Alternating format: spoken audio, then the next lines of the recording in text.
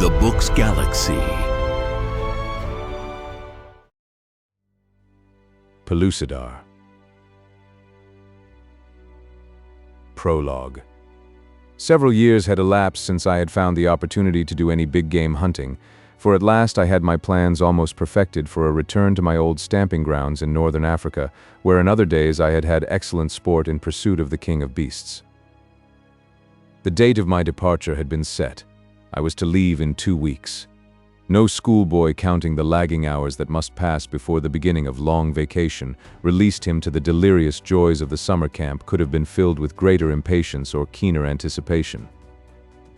And then came a letter that started me for Africa 12 days ahead of my schedule. Often am I in receipt of letters from strangers who have found something in a story of mine to commend or to condemn. My interest in this department of my correspondence is ever fresh. I opened this particular letter with all the zest of pleasurable anticipation with which I had opened so many others. The postmark, Algiers, had aroused my interest and curiosity, especially at this time, since it was Algiers that was presently to witness the termination of my coming sea voyage in search of sport and adventure. Before the reading of that letter was completed, lions and lion hunting had fled my thoughts, and I was in a state of excitement bordering upon frenzy.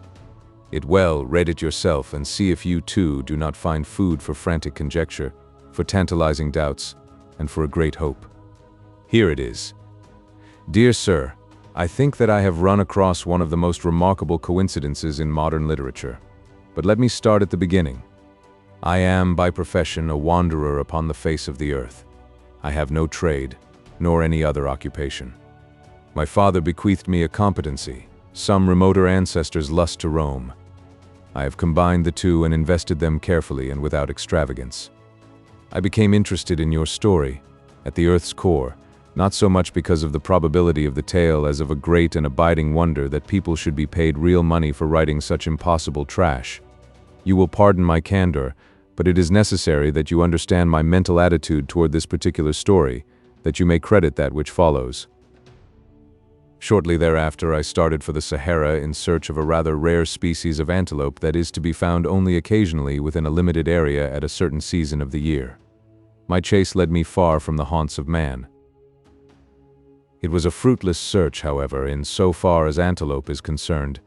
But one night, as I lay courting sleep at the edge of a little cluster of date palms that surround an ancient well in the midst of the arid, shifting sands, I suddenly became conscious of a strange sound coming apparently from the earth beneath my head.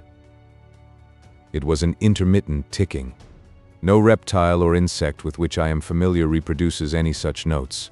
I lay for an hour, listening intently. At last my curiosity got the better of me. I arose, lighted my lamp, and commenced to investigate. My bedding lay upon a rug stretched directly upon the warm sand. The noise appeared to be coming from beneath the rug. I raised it, but found nothing, yet at intervals the sound continued.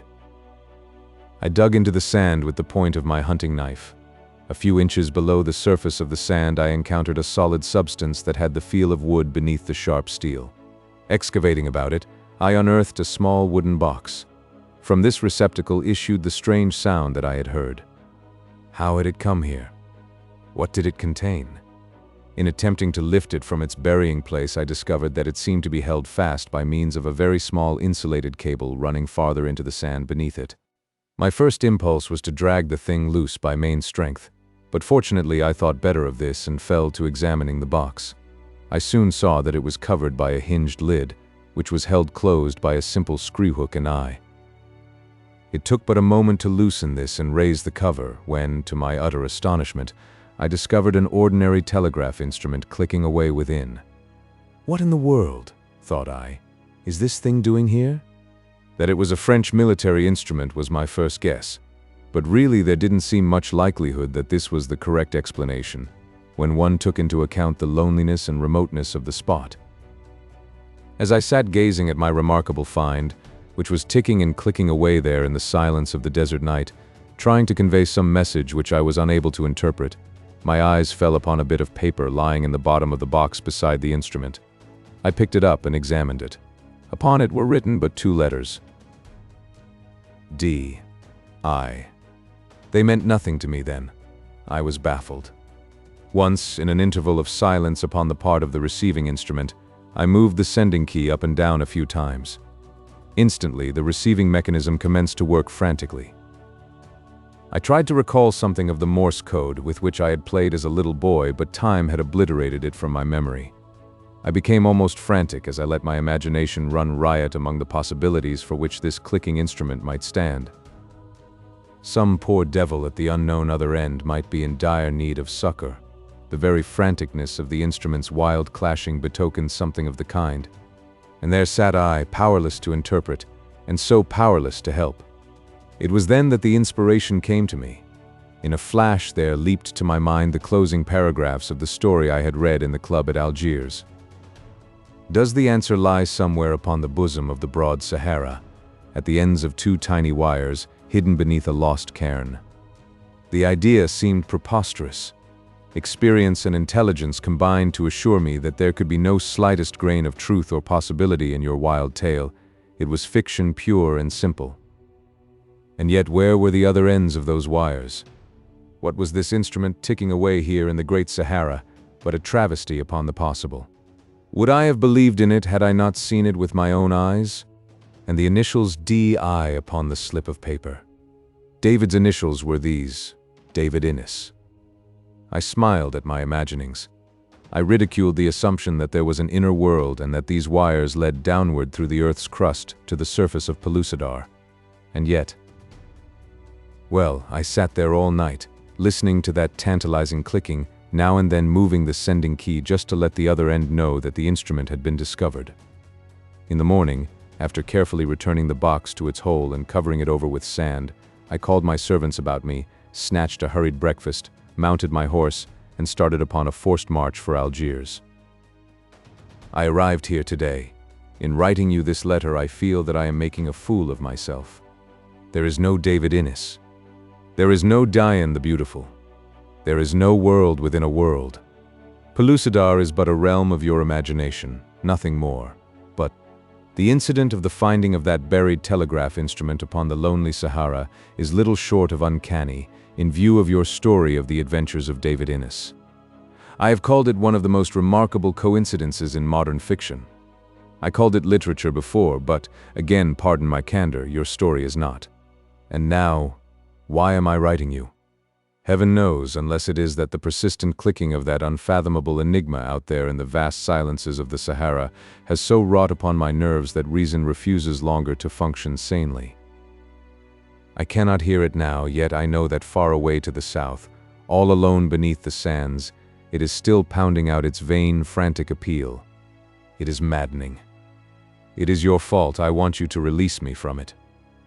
Cable me at once, at my expense, that there was no basis of fact for your story, at the Earth's core. Very respectfully yours, Cogden Nestor, and Club, Algiers, June 1st. 10 minutes after reading this letter, I had cabled Mr. Nestor as follows. Story true. Await me, Algiers. As fast as train and boat would carry me, I sped toward my destination. For all those dragging days, my mind was a whirl of mad conjecture, of frantic hope, of numbing fear. The finding of the telegraph instrument practically assured me that David Innes had driven Perry's iron mole back through the Earth's crust to the buried world of Pellucidar. But what adventures had befallen him since his return? Had he found Diane the Beautiful, his half-savage mate, safe among his friends, or had HOOJA the Sly One succeeded in his nefarious schemes to abduct her? Did Abner Perry, the lovable old inventor and paleontologist, still live? Had the federated tribes of Pellucidar succeeded in overthrowing the mighty Mahars, the dominant race of reptilian monsters, and their fierce, gorilla-like soldiery, the savage Sagoths? I must admit that I was in a state bordering upon nervous prostration when I entered the club in Algiers and inquired for Mr. Nestor. A moment later I was ushered into his presence, to find myself clasping hands with the sort of chap that the world holds only too few of. He was a tall, smooth-faced man of about 30, clean-cut, straight, and strong, and weather-tanned to the hue of a desert Arab. I liked him immensely from the first, and I hoped that after our 3 months together in the desert country, 3 months not entirely lacking in adventure, he found that a man may be a writer of impossible trash and yet have some redeeming qualities. The day following my arrival at Algiers, we left for the south, Nestor having made all arrangements in advance, guessing, as he naturally did, that I could be coming to Africa for but a single purpose: to hasten at once to the buried telegraph instrument and wrest its secret from it. In addition to our native servants, we took along an English telegraph operator named Frank Downes. Nothing of interest enlivened our journey by rail and caravan till we came to the cluster of date palms about the ancient well upon the rim of the Sahara. It was the very spot at which I first had seen David Innes. If he had ever raised a cairn above the telegraph instrument, no sign of it remained now. Had it not been for the chance that caused Cogden Nestor to throw down his sleeping rug directly over the hidden instrument, it might still be clicking there unheard, and this story still unwritten. When we reached the spot and unearthed the little box, the instrument was quiet, nor did repeated attempts upon the part of our telegrapher succeed in winning a response from the other end of the line. After several days of futile endeavor to raise Pellucidar, we had begun to despair. I was as positive that the other end of that little cable protruded through the surface of the inner world as I am that I sit here today in my study, when about midnight of the fourth day I was awakened by the sound of the instrument. Leaping to my feet, I grasped Downes roughly by the neck and dragged him out of his blankets. He didn't need to be told what caused my excitement, for the instant he was awake he too heard the long-hoped-for click, and with a whoop of delight pounced upon the instrument. Nestor was on his feet almost as soon as I. The three of us huddled about that little box as if our lives depended upon the message it had for us. Downes interrupted the clicking with his sending key. The noise of the receiver stopped instantly. "Ask who it is, Downes," I directed. He did so, and while we awaited the Englishman's translation of the reply, I doubt if either Nestor or I breathed. "He says he's David Innes," said Downes. "He wants to know who we are." "Tell him," said I, "and that we want to know how he is and all that has befallen him since I last saw him. For 2 months I talked with David Innes almost every day, and as Downes translated, either Nestor or I took notes. From these, arranged in chronological order, I have set down the following account of the further adventures of David Innes at the Earth's core, practically in his own words. Chapter 1. Lost on Pellucidar. The Arabs of whom I wrote you at the end of my last letter, Innes began, and whom I thought to be enemies intent only upon murdering me, proved to be exceedingly friendly. They were searching for the very band of marauders that had threatened my existence. The huge Rhamphorhynchus-like reptile that I had brought back with me from the inner world, the ugly Mahar that HOOJA the Sly One had substituted for my dear Diane at the moment of my departure, filled them with wonder and with awe. Nor less so did the mighty subterranean prospector which had carried me to Pellucidar and back again, and which lay out in the desert about 2 miles from my camp. With their help I managed to get the unwieldy tons of its great bulk into a vertical position, the nose deep in a hole we had dug in the sand and the rest of it supported by the trunks of date palms cut for the purpose. It was a mighty engineering job with only wild Arabs and their wilder mounts to do the work of an electric crane, but finally it was completed, and I was ready for departure. For some time I hesitated to take the Mahar back with me. She had been docile and quiet ever since she had discovered herself virtually a prisoner aboard the Iron Mole. It had been, of course, impossible for me to communicate with her since she had no auditory organs and I no knowledge of her fourth dimension, sixth sense method of communication. Naturally, I am kind-hearted, and so I found it beyond me to leave even this hateful and repulsive thing alone in a strange and hostile world. The result was that when I entered the Iron Mole, I took her with me. That she knew that we were about to return to Pellucidar was evident, for immediately her manner changed from that of habitual gloom that had pervaded her to an almost human expression of contentment and delight. Our trip through the Earth's crust was but a repetition of my 2 former journeys between the inner and the outer worlds. This time, however, I imagine that we must have maintained a more nearly perpendicular course, for we accomplished the journey in a few minutes less time than upon the occasion of my first journey through the 500-mile crust, just a trifle less than 72 hours after our departure into the sands of the Sahara. We broke through the surface of Pellucidar. Fortune once again favored me by the slightest of margins, for when I opened the door in the prospector's outer jacket I saw that we had missed coming up through the bottom of an ocean by but a few hundred yards. The aspect of the surrounding country was entirely unfamiliar to me, I had no conception of precisely where I was upon the 124 million square miles of Pellucidar's vast land surface. The perpetual midday sun poured down its torrid rays from zenith, as it had done since the beginning of Pellucidarian time, as it would continue to do to the end of it. Before me, across the wide sea, the weird, horizonless seascape folded gently upward to meet the sky until it lost itself to view in the azure depths of distance far above the level of my eyes. How strange it looked! How vastly different from the flat and puny area of the circumscribed vision of the dweller upon the outer crust. I was lost. Though I wandered ceaselessly throughout a lifetime, I might never discover the whereabouts of my former friends of this strange and savage world. Never again might I see dear old Perry, nor Gak the hairy one, nor Dakor the strong one, nor that other infinitely precious one, my sweet and noble mate, Dian the beautiful. But even so, I was glad to tread once more the surface of Pellucidar. Mysterious and terrible, grotesque and savage though she is in many of her aspects, I cannot but love her. Her very savagery appealed to me, for it is the savagery of unspoiled nature. The magnificence of her tropic beauties enthralled me. Her mighty land areas breathed unfettered freedom. Her untracked oceans, whispering of virgin wonders unsullied by the eye of man, beckoned me out upon their restless bosoms. Not for an instant did I regret the world of my nativity. I was in Pellucidar. I was home, and I was content. As I stood dreaming beside the giant thing that had brought me safely through the earth's crust, my traveling companion, the hideous Mahar, emerged from the interior of the prospector and stood beside me. For a long time she remained motionless. What thoughts were passing through the convolutions of her reptilian brain? I do not know. She was a member of the dominant race of Pellucidar.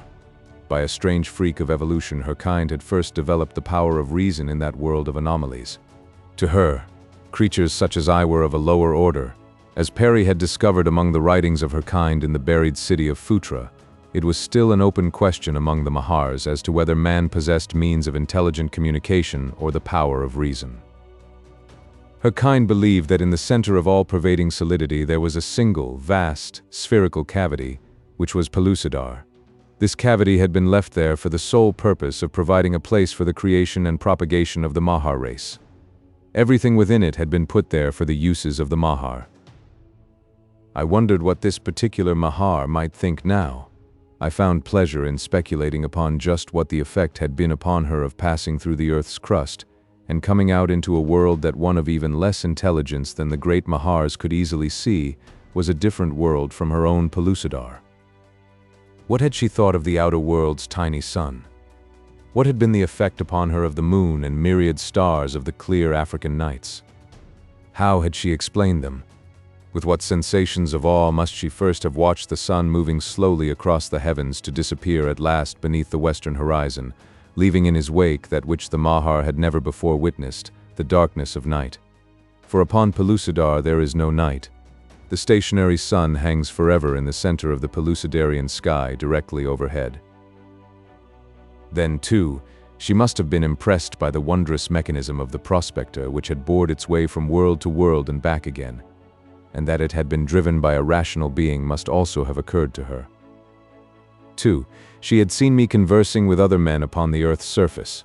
She had seen the arrival of the caravan of books and arms and ammunition, and the balance of the heterogeneous collection which I had crammed into the cabin of the Iron Mole for transportation to Pellucidar. She had seen all these evidences of a civilization and brain power transcending in scientific achievement anything that her race had produced, nor once had she seen a creature of her own kind. There could have been but a single deduction in the mind of the Mahar: there were other worlds than Pellucidar, and the Gilak was a rational being. Now the creature at my side was creeping slowly toward the nearby sea. At my hip hung a long-barreled six-shooter. Somehow I had been unable to find the same sensation of security in the newfangled automatics that had been perfected since my first departure from the outer world, and in my hand was a heavy express rifle. I could have shot the Mahar with ease, for I knew intuitively that she was escaping, but I did not. I felt that if she could return to her own kind with the story of her adventures, the position of the human race within Pellucidar would be advanced immensely at a single stride, for at once man would take his proper place in the considerations of the reptilia. At the edge of the sea, the creature paused and looked back at me. Then she slid sinuously into the surf. For several minutes I saw no more of her as she luxuriated in the cool depths. Then 100 yards from shore she rose, and there for another short while she floated upon the surface. Finally she spread her giant wings, flapped them vigorously a score of times, and rose above the blue sea. A single time she circled far aloft, and then straight as an arrow she sped away. I watched her until the distant haze enveloped her, and she had disappeared. I was alone. My first concern was to discover where within Pellucidar I might be, and in what direction lay the land of the Sarians where Gak the Hairy One ruled. But how was I to guess in which direction lay Sari? And if I set out to search, what then? Could I find my way back to the prospector with its priceless freight of books, firearms, ammunition, scientific instruments, and still more books, its great library of reference works upon every conceivable branch of applied sciences? And if I could not, of what value was all this vast storehouse of potential civilization and progress to be to the world of my adoption? Upon the other hand, if I remained here alone with it, what could I accomplish single-handed? Nothing. But where there was no east, no west, no north, no south, no stars, no moon, and only a stationary midday sun, how was I to find my way back to this spot should ever I get out of sight of it? I didn't know. For a long time I stood buried in deep thought, when it occurred to me to try out one of the compasses I had brought and ascertain if it remained steadily fixed upon an unvarying pole. I re-entered the prospector and fetched a compass without. Moving a considerable distance from the prospector that the needle might not be influenced by its great bulk of iron and steel, I turned the delicate instrument about in every direction. Always and steadily the needle remained rigidly fixed upon a point straight out to sea, apparently pointing toward a large island some 10 or 20 miles distant. This then should be north. I drew my notebook from my pocket and made a careful topographical sketch of the locality within the range of my vision. Due north lay the island, far out upon the shimmering sea. The spot I had chosen for my observations was the top of a large flat boulder which rose 6 or 8 feet above the turf. This spot I called Greenwich. The boulder was the Royal Observatory. I had made a start. I cannot tell you what a sense of relief was imparted to me by the simple fact that there was at least one spot within Pellucidar with a familiar name and a place upon a map. It was with almost childish joy that I made a little circle in my notebook and traced the word Greenwich beside it. Now I felt I might start out upon my search with some assurance of finding my way back again to the prospector. I decided that at first I would travel directly south in the hope that I might in that direction find some familiar landmark. It was as good a direction as any. This much at least might be said of it. Among the many other things I had brought from the outer world were a number of pedometers. I slipped 3 of these into my pockets with the idea that I might arrive at a more or less accurate mean from the registrations of them all. On my map I would register so many paces south, so many east, so many west, and so on. When I was ready to return, I would then do so by any route that I might choose. I also strapped a considerable quantity of ammunition across my shoulders, pocketed some matches, and hooked an aluminum fry pan and a small stew kettle of the same metal to my belt. I was ready to go forth and explore a world, ready to search a land area of 124,110,000 square miles for my friends, my incomparable mate, and good old Perry. And so, after locking the door in the outer shell of the prospector, I set out upon my quest. Due south I traveled, across lovely valleys thick dotted with grazing herds. Through dense primeval forests I forced my way and up the slopes of mighty mountains searching for a pass to their farther sides. Ibex and musk sheep fell before my good old revolver, so that I lacked not for food in the higher altitudes. The forests and the plains gave plentifully of fruits and wild birds, antelope, aurochsen, and elk. Occasionally, for the larger game animals and the gigantic beasts of prey, I used my express rifle, but for the most part the revolver filled all my needs. There were times, too, when faced by a mighty cave bear, a saber-toothed tiger, or huge Felis spelaea, black-maned and terrible, even my powerful rifle seemed pitifully inadequate, but fortune favored me so that I passed unscathed through adventures that even the recollection of causes the short hairs to bristle at the nape of my neck. How long I wandered toward the south I do not know, for shortly after I left the prospector something went wrong with my watch, and I was again at the mercy of the baffling timelessness of Pellucidar, forging steadily ahead beneath the great, motionless sun which hangs eternally at noon. I ate many times, however, so that days must have elapsed, possibly months, with no familiar landscape rewarding my eager eyes. I saw no men nor signs of men, nor is this strange, for Pellucidar in its land area is immense, while the human race there is very young and consequently far from numerous. Doubtless upon that long search mine was the first human foot to touch the soil in many places, mine the first human eye to rest upon the gorgeous wonders of the landscape. It was a staggering thought. I could not but dwell upon it often as I made my lonely way through this virgin world. Then, quite suddenly, one day I stepped out of the peace of manless primality into the presence of man, and peace was gone. It happened thus. I had been following a ravine downward out of a chain of lofty hills, and had paused at its mouth to view the lovely little valley that lay before me. At one side was tangled wood, while straight ahead a river wound peacefully along parallel to the cliffs in which the hills terminated at the valley's edge. Presently, as I stood enjoying the lovely scene, as insatiate for nature's wonders as if I had not looked upon similar landscapes countless times, a sound of shouting broke from the direction of the woods. That the harsh, discordant notes rose from the throats of men I could not doubt. I slipped behind a large boulder near the mouth of the ravine and waited. I could hear the crashing of underbrush in the forest, and I guessed that whoever came quickly, pursued and pursuers, doubtless. In a short time some hunted animal would break into view, and a moment later a score of half-naked savages would come leaping after, with spears or club or great stone knives. I had seen the thing so many times during my life within Pellucidar that I felt that I could anticipate to a nicety precisely what I was about to witness. I hoped that the hunters would prove friendly and be able to direct me toward Sari. Even as I was thinking these thoughts, the quarry emerged from the forest. But it was no terrified four-footed beast. Instead, what I saw was an old man, a terrified old man. Staggering feebly and hopelessly from what must have been some very terrible fate, if one could judge from the horrified expressions he continually cast behind him toward the wood, he came stumbling on in my direction.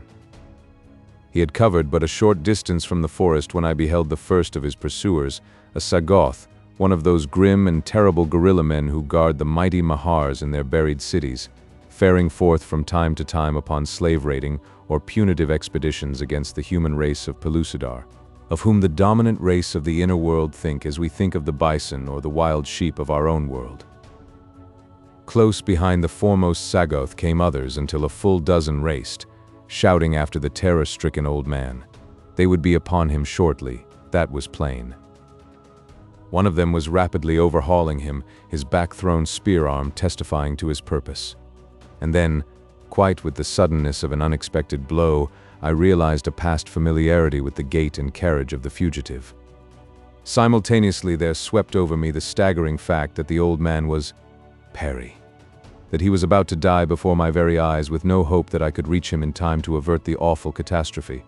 For to me it meant a real catastrophe. Perry was my best friend. Diane, of course, I looked upon as more than friend. She was my mate, a part of me. I had entirely forgotten the rifle in my hand and the revolvers at my belt. One does not readily synchronize his thoughts with the Stone Age and the 20th century simultaneously. Now, from past habit, I still thought in the Stone Age, and in my thoughts of the Stone Age there were no thoughts of firearms. The fellow was almost upon Perry when the feel of the gun in my hand awoke me from the lethargy of terror that had gripped me. From behind my boulder I threw up the heavy express rifle, a mighty engine of destruction that might bring down a cave bear or a mammoth at a single shot, and let drive at the Sagoth's broad, hairy breast.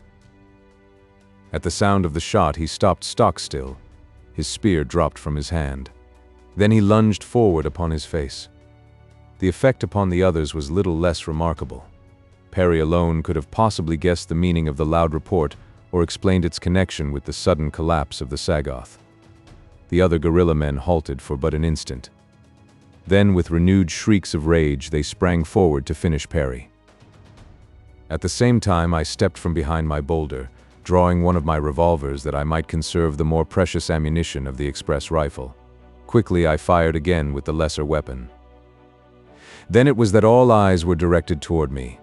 Another Sagoth fell to the bullet from the revolver, but it did not stop his companions. They were out for revenge as well as blood now, and they meant to have both. As I ran forward toward Perry, I fired 4 more shots, dropping 3 of our antagonists. Then at last the remaining 7 wavered. It was too much for them, this roaring death that leaped, invisible, upon them from a great distance. As they hesitated, I reached Perry's side. I have never seen such an expression upon any man's face as that upon Perry's when he recognized me. I have no words wherewith to describe it. There was not time to talk then, scarce for a greeting. I thrust the full loaded revolver into his hand, fired the last shot in my own, and reloaded. There were but 6 Sagoths left then. They started toward us once more, though I could see that they were terrified probably as much by the noise of the guns as by their effects. They never reached us. Halfway, the 3 that remained turned and fled, and we let them go. The last we saw of them, they were disappearing into the tangled undergrowth of the forest. And then Perry turned and threw his arms about my neck, and burying his old face upon my shoulder, wept like a child. Chapter 2. Traveling with Terror. We made camp there beside the peaceful river. There Perry told me all that had befallen him since I had departed for the outer crust. It seemed that HOOJA had made it appear that I had intentionally left Dian behind, and that I did not purpose ever returning to Pellucidar. He told them that I was of another world, and that I had tired of this and of its inhabitants. To Dian he had explained that I had a mate in the world to which I was returning, that I had never intended taking Dian the Beautiful back with me, and that she had seen the last of me. Shortly afterward, Dian had disappeared from the camp, nor had Perry seen or heard aught of her since. He had no conception of the time that had elapsed since I had departed, but guessed that many years had dragged their slow way into the past. HOOJA, too, had disappeared very soon after Dian had left. The Sarians, under Gak the Hairy One, and the Amazites under Dakor the Strong One, Dian's brother, had fallen out over my supposed defection, for Gak would not believe that I had thus treacherously deceived and deserted them. The result had been that these 2 powerful tribes had fallen upon one another with the new weapons that Perry and I had taught them to make and to use.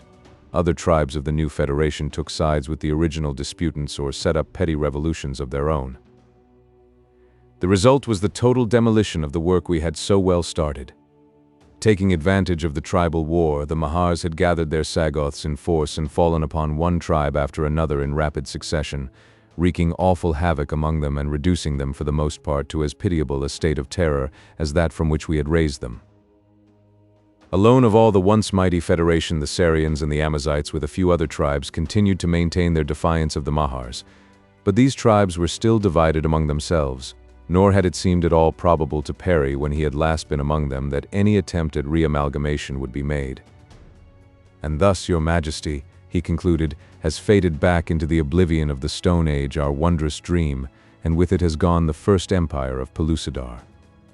We both had to smile at the use of my royal title, yet I was indeed still Emperor of Pellucidar, and someday I meant to rebuild what the vile act of the treacherous HOOJA had torn down.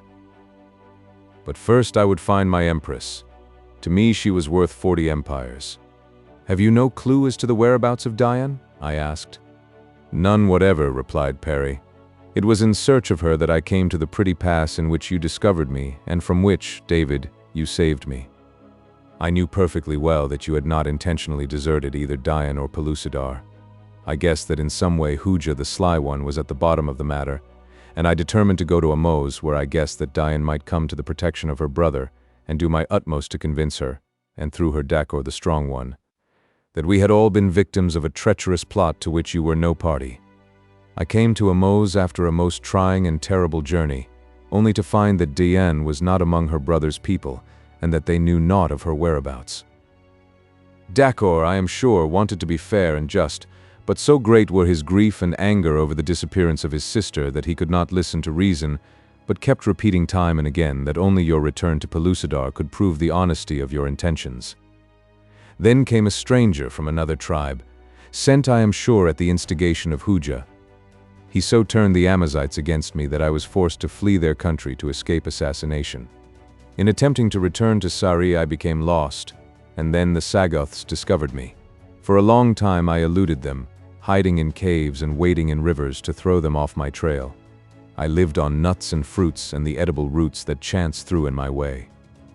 I traveled on in what directions I could not even guess, and at last I could elude them no longer, and the end came as I had long foreseen that it would come, except that I had not foreseen that you would be there to save me. We rested in our camp until Perry had regained sufficient strength to travel again. We planned much, rebuilding all our shattered air castles, but above all we planned most to find Diane. I could not believe that she was dead, yet where she might be in this savage world, and under what frightful conditions she might be living, I could not guess. When Perry was rested, we returned to the prospector, where he fitted himself out fully like a civilized human being, underclothing, socks, shoes, khaki jacket and breeches, and good, substantial puttees. When I had come upon him, he was clothed in rough sadak sandals, a G-string and a tunic fashioned from the shaggy hide of a thag. Now he wore real clothing again for the first time since the ape folk had stripped us of our apparel that long-gone day that had witnessed our advent within Pellucidar. With a bandolier of cartridges across his shoulder, 2 6-shooters at his hips, and a rifle in his hand, he was a much rejuvenated Perry. Indeed, he was quite a different person altogether from the rather shaky old man who had entered the prospector with me 10 or 11 years before, for the trial trip that had plunged us into such wondrous adventures and into such a strange and hitherto undreamed of world. Now he was straight and active. His muscles, almost atrophied from disuse in his former life, had filled out. He was still an old man, of course, but instead of appearing 10 years older than he really was, as he had when we left the outer world, he now appeared about 10 years younger. The wild, free life of Pellucidar had worked wonders for him. Well, it must need have done so or killed him, for a man of Perry's former physical condition could not long have survived the dangers and rigors of the inner world. Perry had been greatly interested in my map and in the Royal Observatory at Greenwich. By use of the pedometers, we had retraced our way to the prospector with ease and accuracy. Now that we were ready to set out again, we decided to follow a different route on the chance that it might lead us into more familiar territory. I shall not weary you with a repetition of the countless adventures of our long search.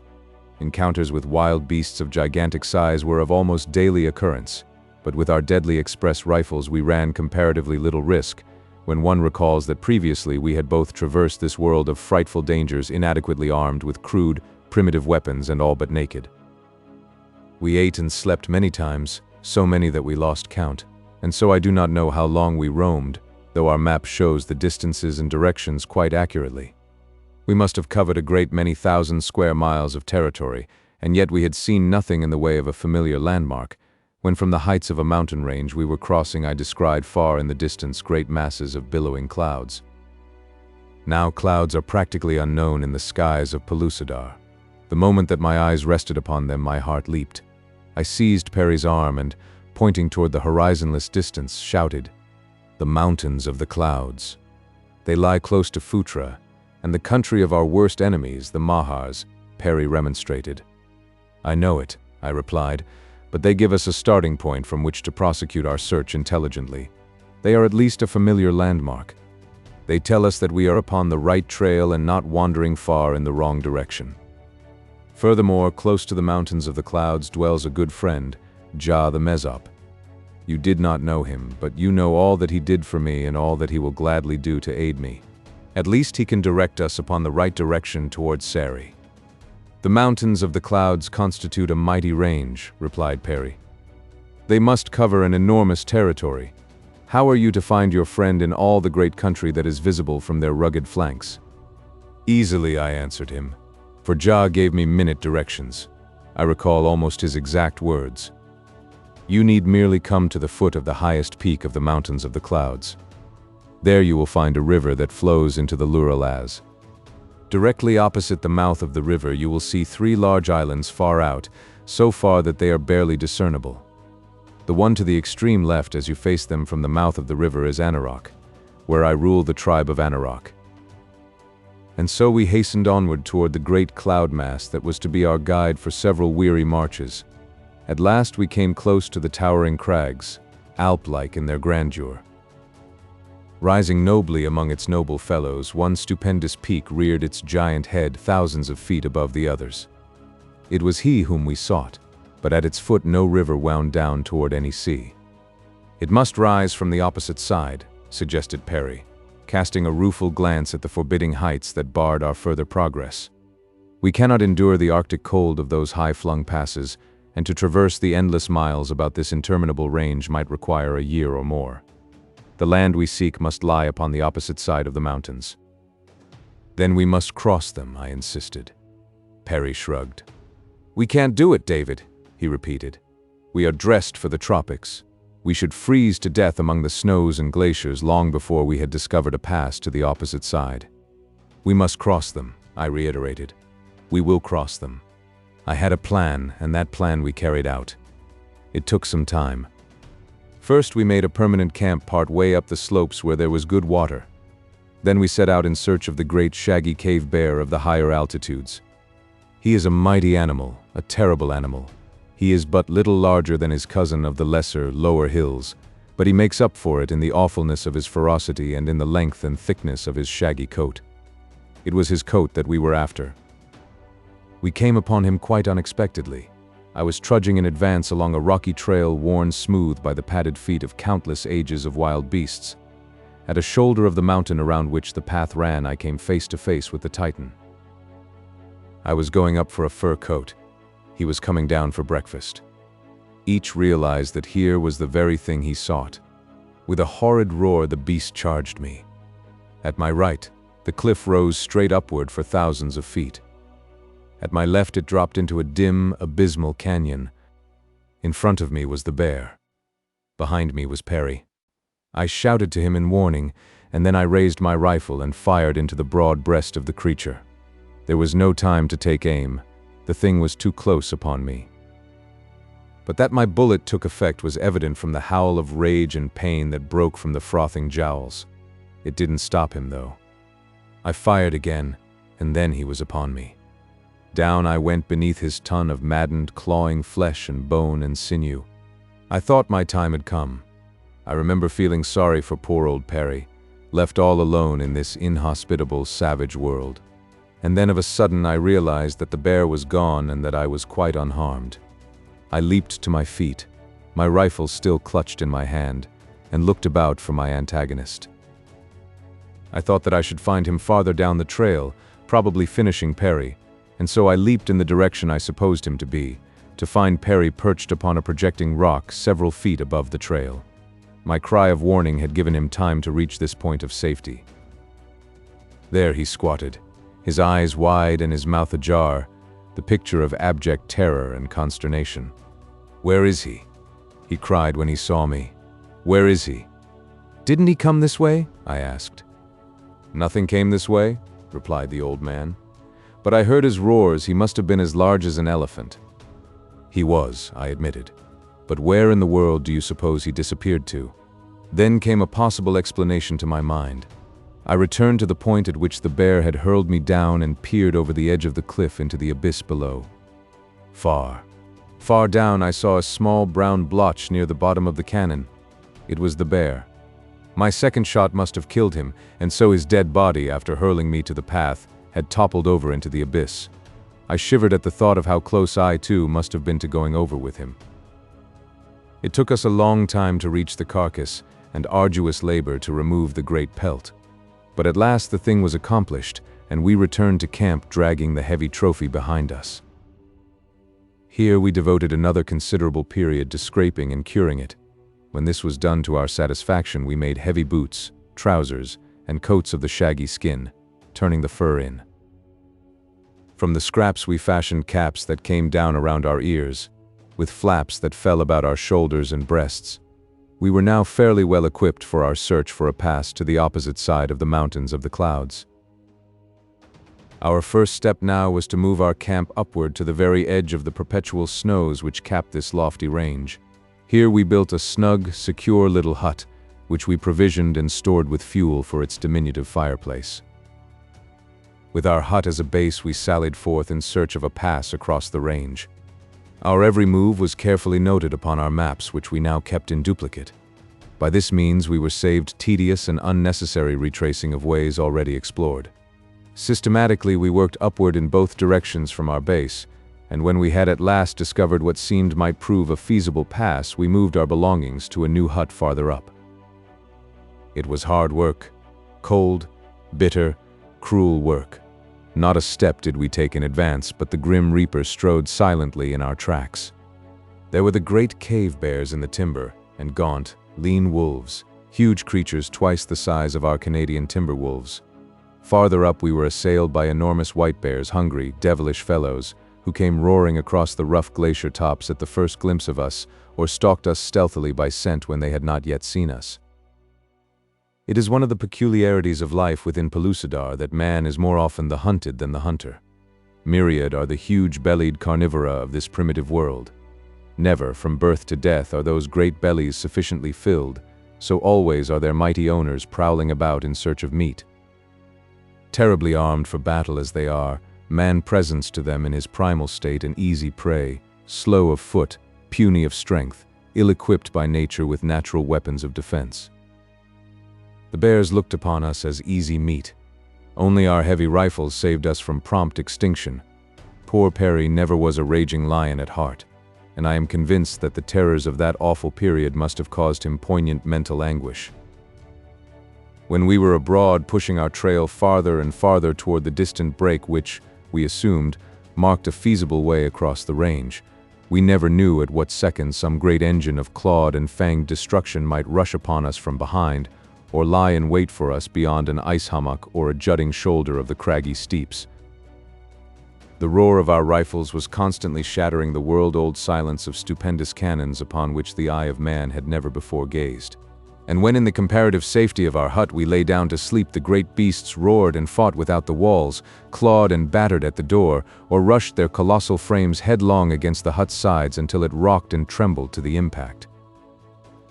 Yes, it was a gay life. Perry had got to taking stock of our ammunition each time we returned to the hut. It became something of an obsession with him.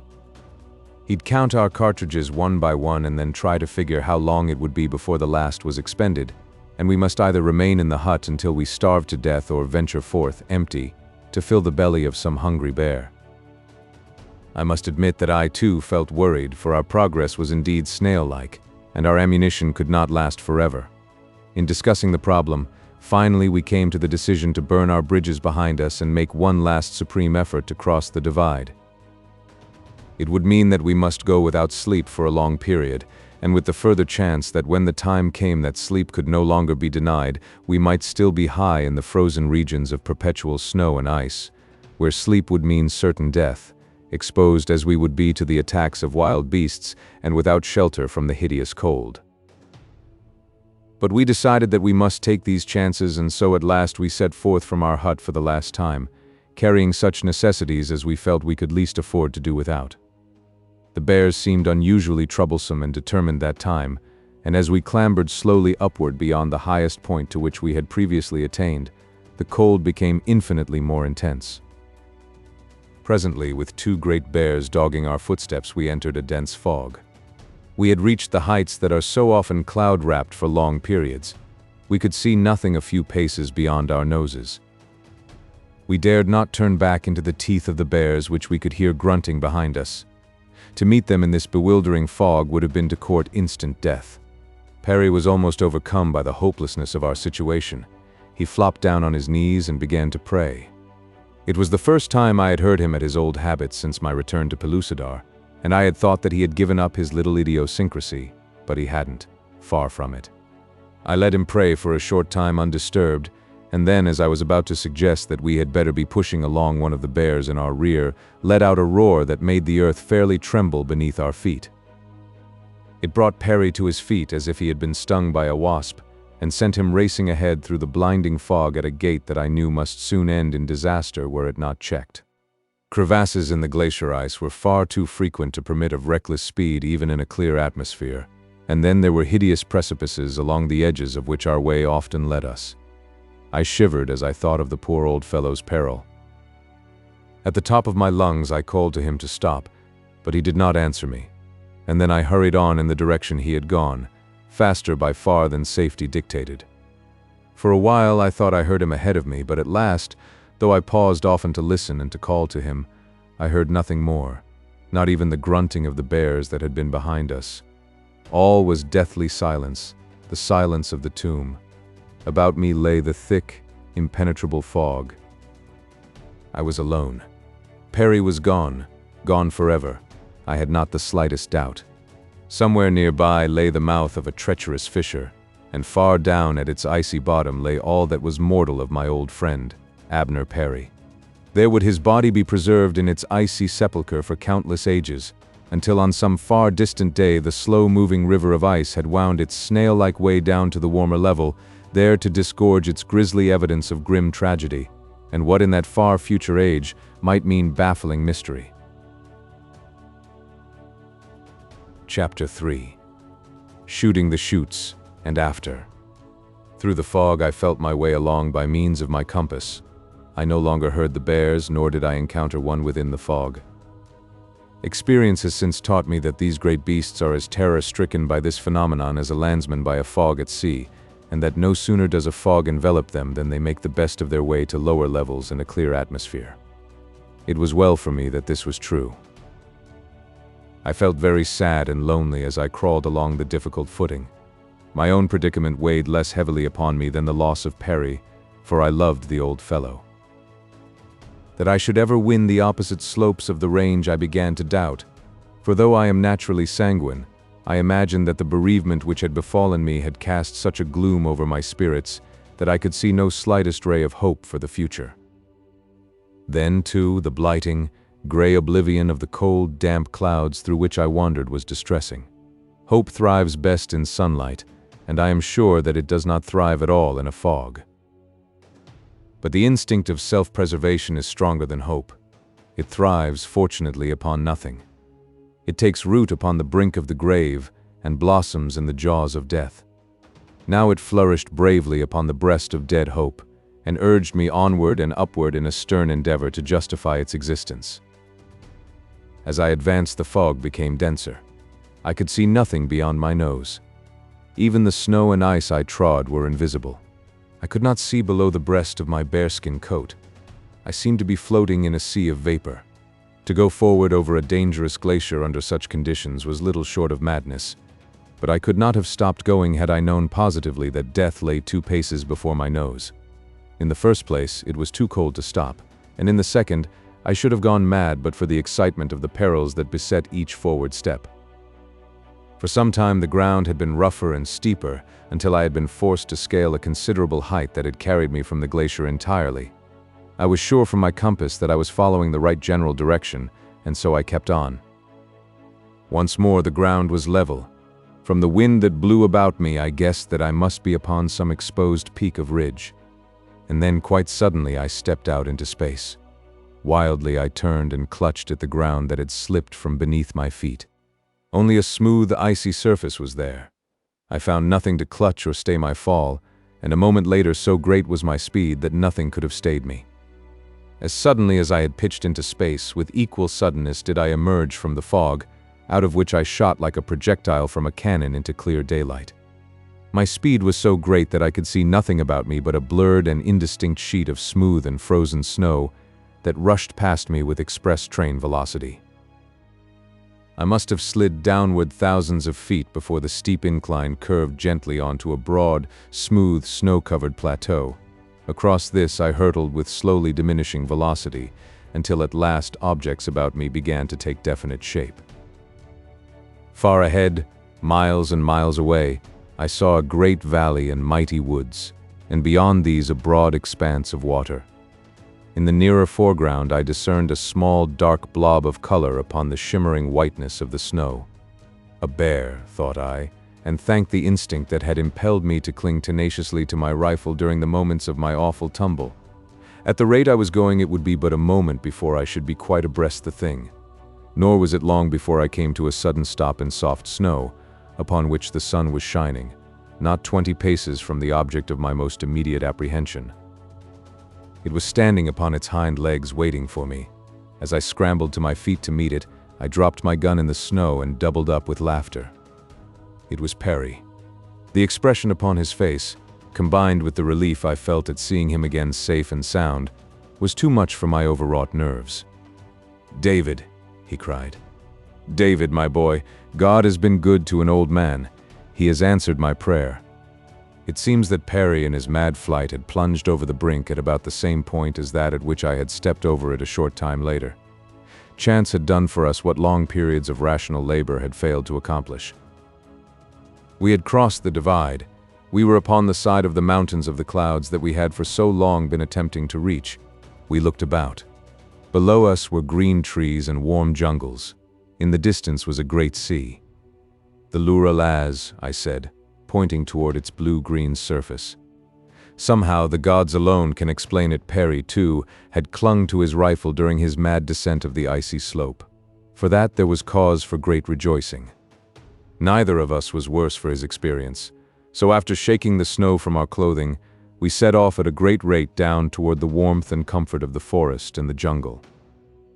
The going was easy by comparison with the awful obstacles we had had to encounter upon the opposite side of the divide.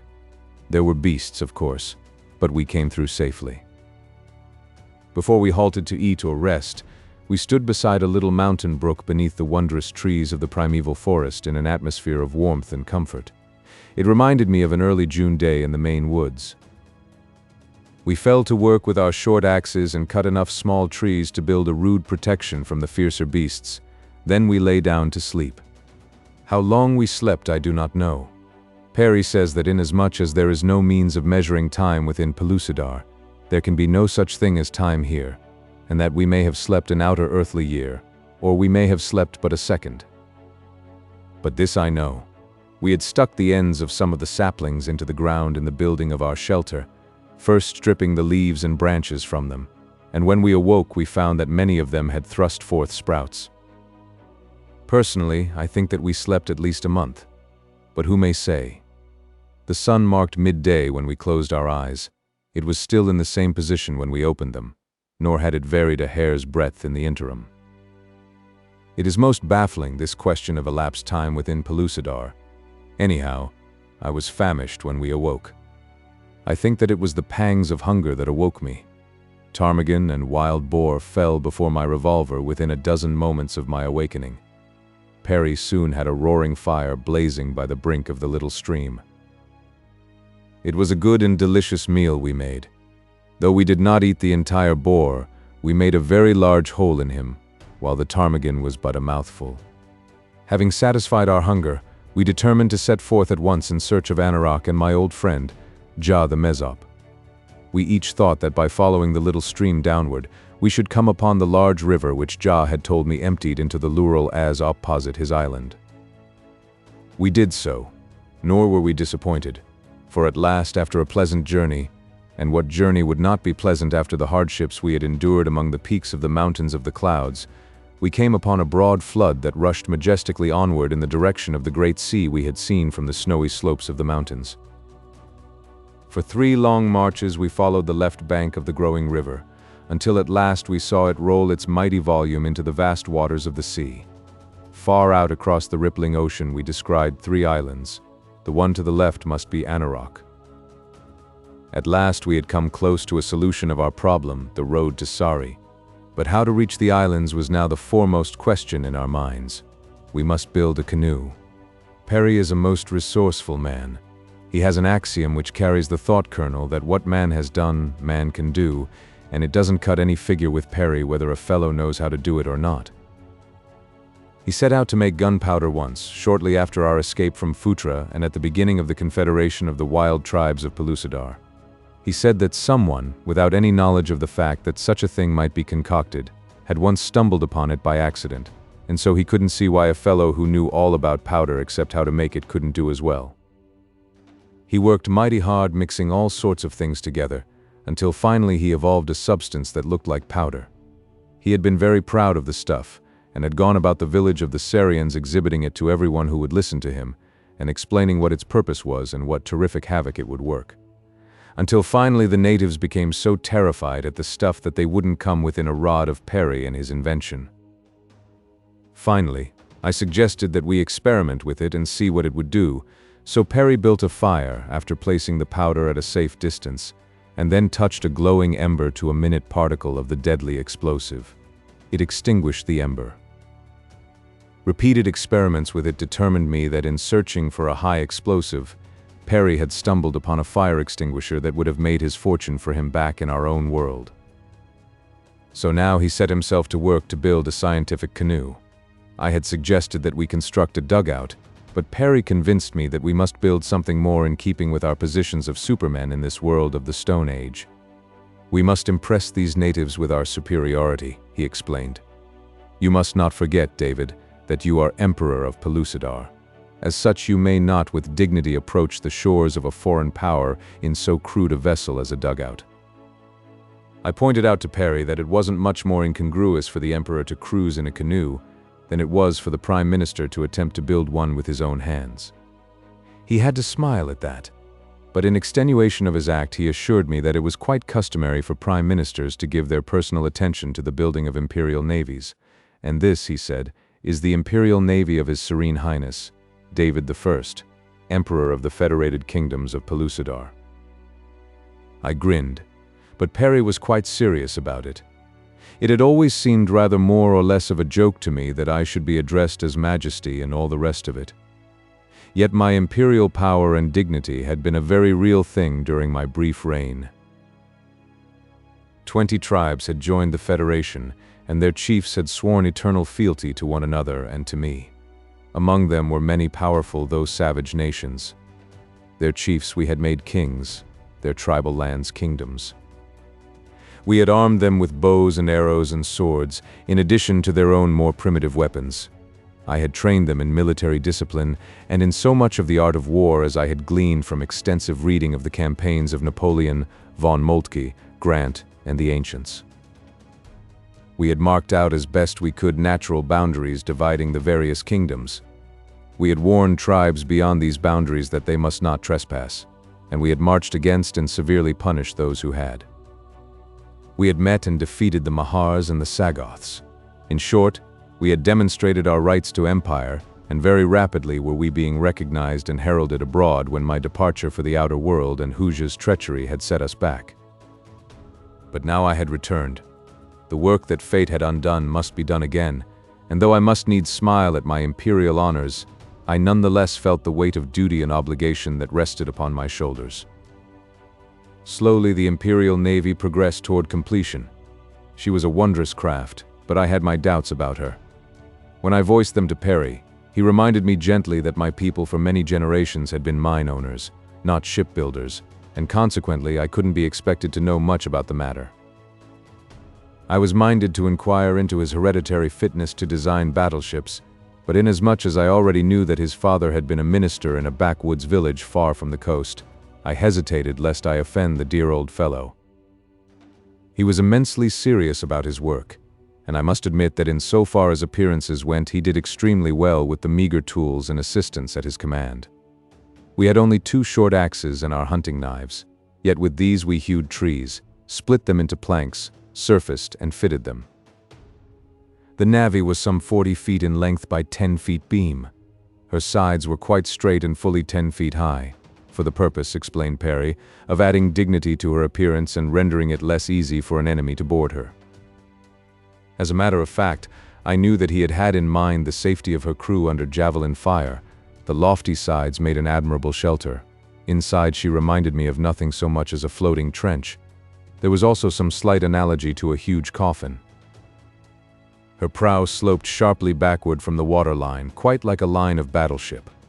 Perry had designed her more for moral effect upon an enemy, I think, than for any real harm she might inflict, and so those parts which were to show were the most imposing. Below the waterline she was practically non-existent. She should have had considerable draft, but, as the enemy couldn't have seen it, Perry decided to do away with it, and so made her flat-bottomed. It was this that caused my doubts about her. There was another little idiosyncrasy of design that escaped us both until she was about ready to launch. There was no method of propulsion.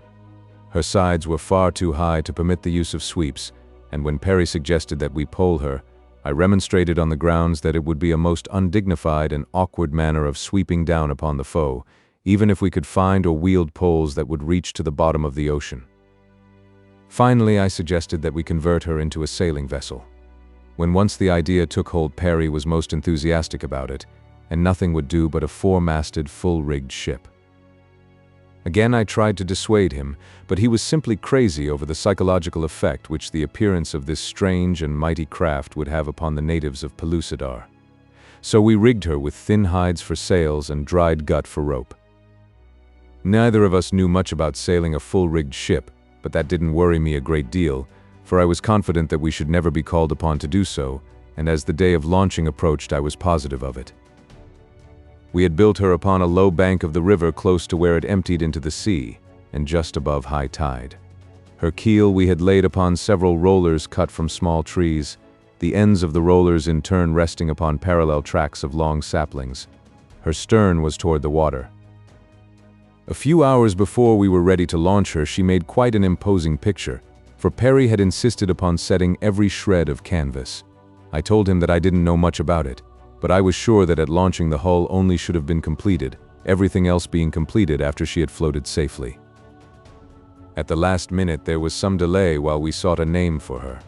I wanted her christened the Perry in honor both of her designer and that other great naval genius of another world, Captain Oliver Hazard Perry, of the United States Navy.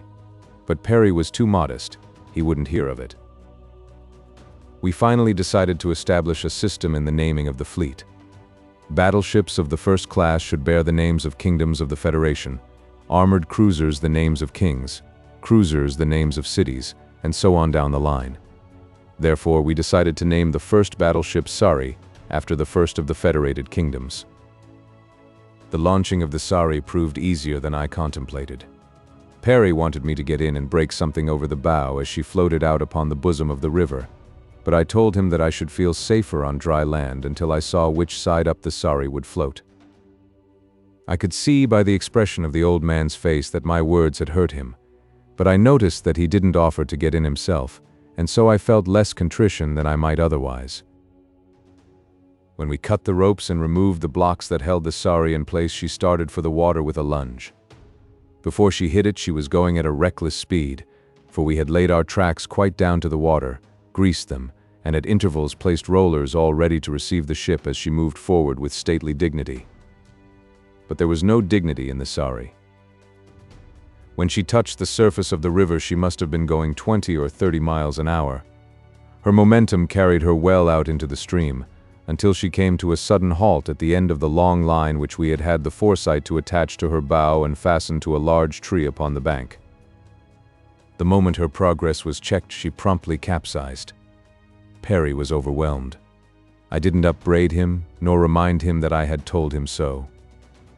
His grief was so genuine and so apparent that I didn't have the heart to reproach him, even were I inclined to that particular sort of meanness.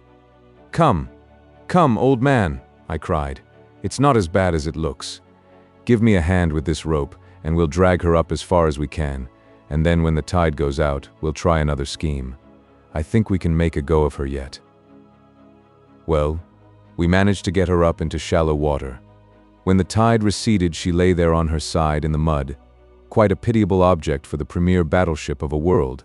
The terror of the seas was the way Perry had occasionally described her. We had to work fast, but before the tide came in again, we had stripped her of her sails and masts, righted her, and filled her about a quarter full of rock ballast. If she didn't stick too fast in the mud, I was sure that she would float this time right side up. I can tell you that it was with palpitating hearts that we sat upon the riverbank and watched that tide come slowly in. The tides of Pellucidar don't amount to much by comparison with our higher tides of the outer world, but I knew that it ought to prove ample to float the Sari. Nor was I mistaken. Finally, we had the satisfaction of seeing the vessel rise out of the mud and float slowly upstream with the tide. As the water rose, we pulled her in quite close to the bank and clambered aboard. She rested safely now upon an even keel, nor did she leak, for she was well caulked with fiber and terry pitch. We rigged up a single short mast and light sail, fastened planking down over the ballast to form a deck, worked her out into midstream with a couple of sweeps, and dropped our primitive stone anchor to await the turn of the tide that would bear us out to sea. While we waited, we devoted the time to the construction of an upper deck, since the one immediately above the ballast was some 7 feet from the gunwale. The second deck was 4 feet above this. In it was a large, commodious hatch leading to the lower deck. The sides of the ship rose 3 feet above the upper deck, forming an excellent breastwork, which we loopholed at intervals that we might lie prone and fire upon an enemy. Though we were sailing out upon a peaceful mission in search of my friend Ja, we knew that we might meet with people of some other island who would prove unfriendly. At last the tide turned. We weighed anchor. Slowly we drifted down the great river toward the sea.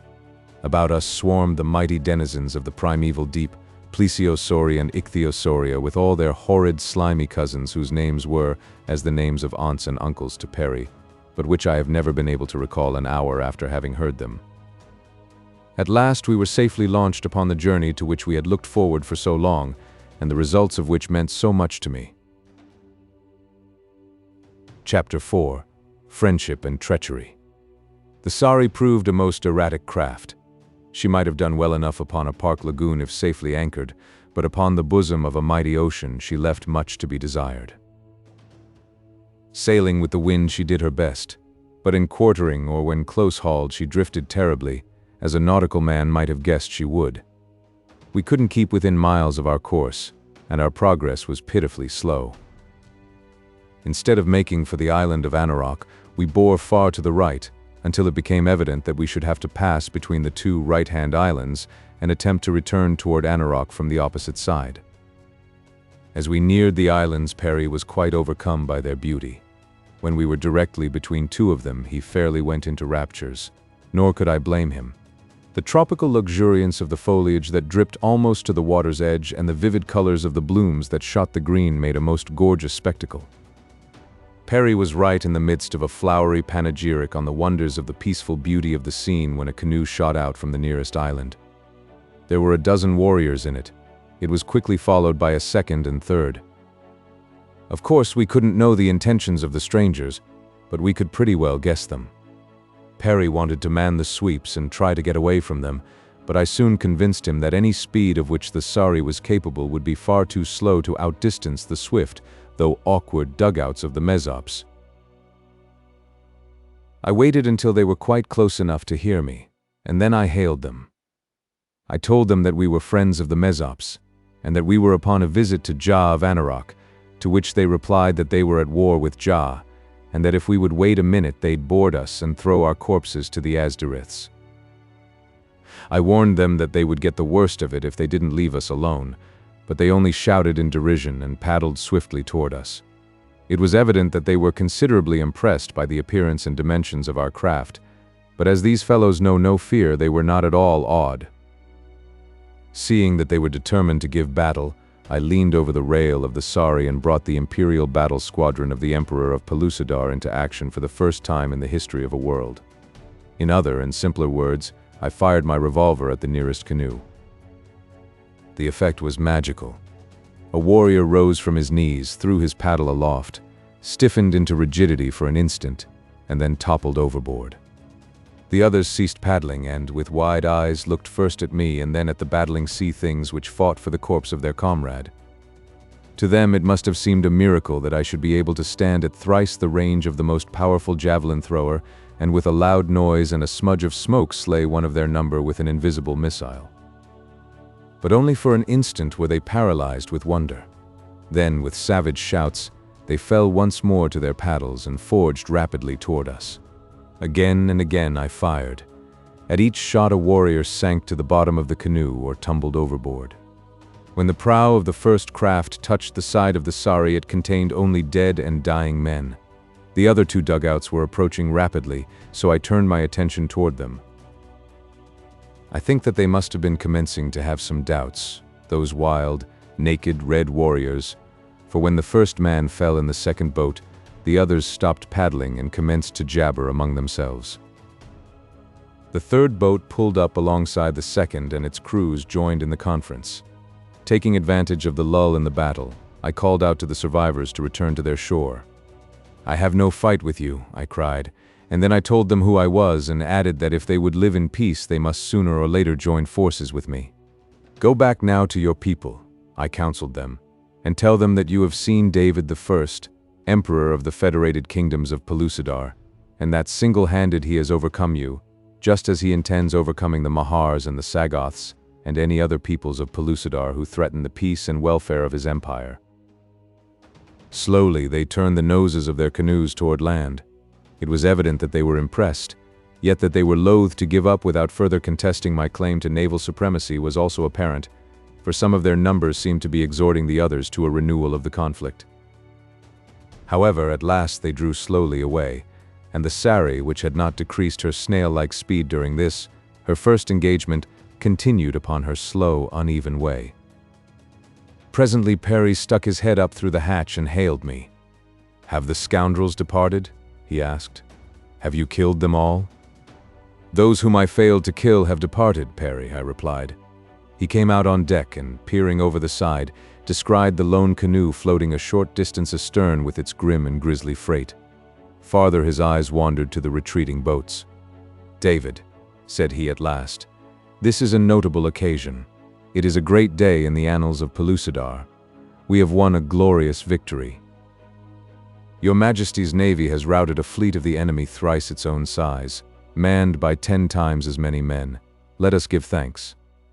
I could scarce restrain a smile at Perry's use of the pronoun we, yet I was glad to share the rejoicing with him, as I shall always be glad to share everything with the dear old fellow. Perry is the only male coward I have ever known whom I could respect and love. He was not created for fighting, but I think that if the occasion should ever arise where it became necessary, he would give his life cheerfully for me. Yes, I know it. It took us a long time to work around the islands and draw in close to Anarok.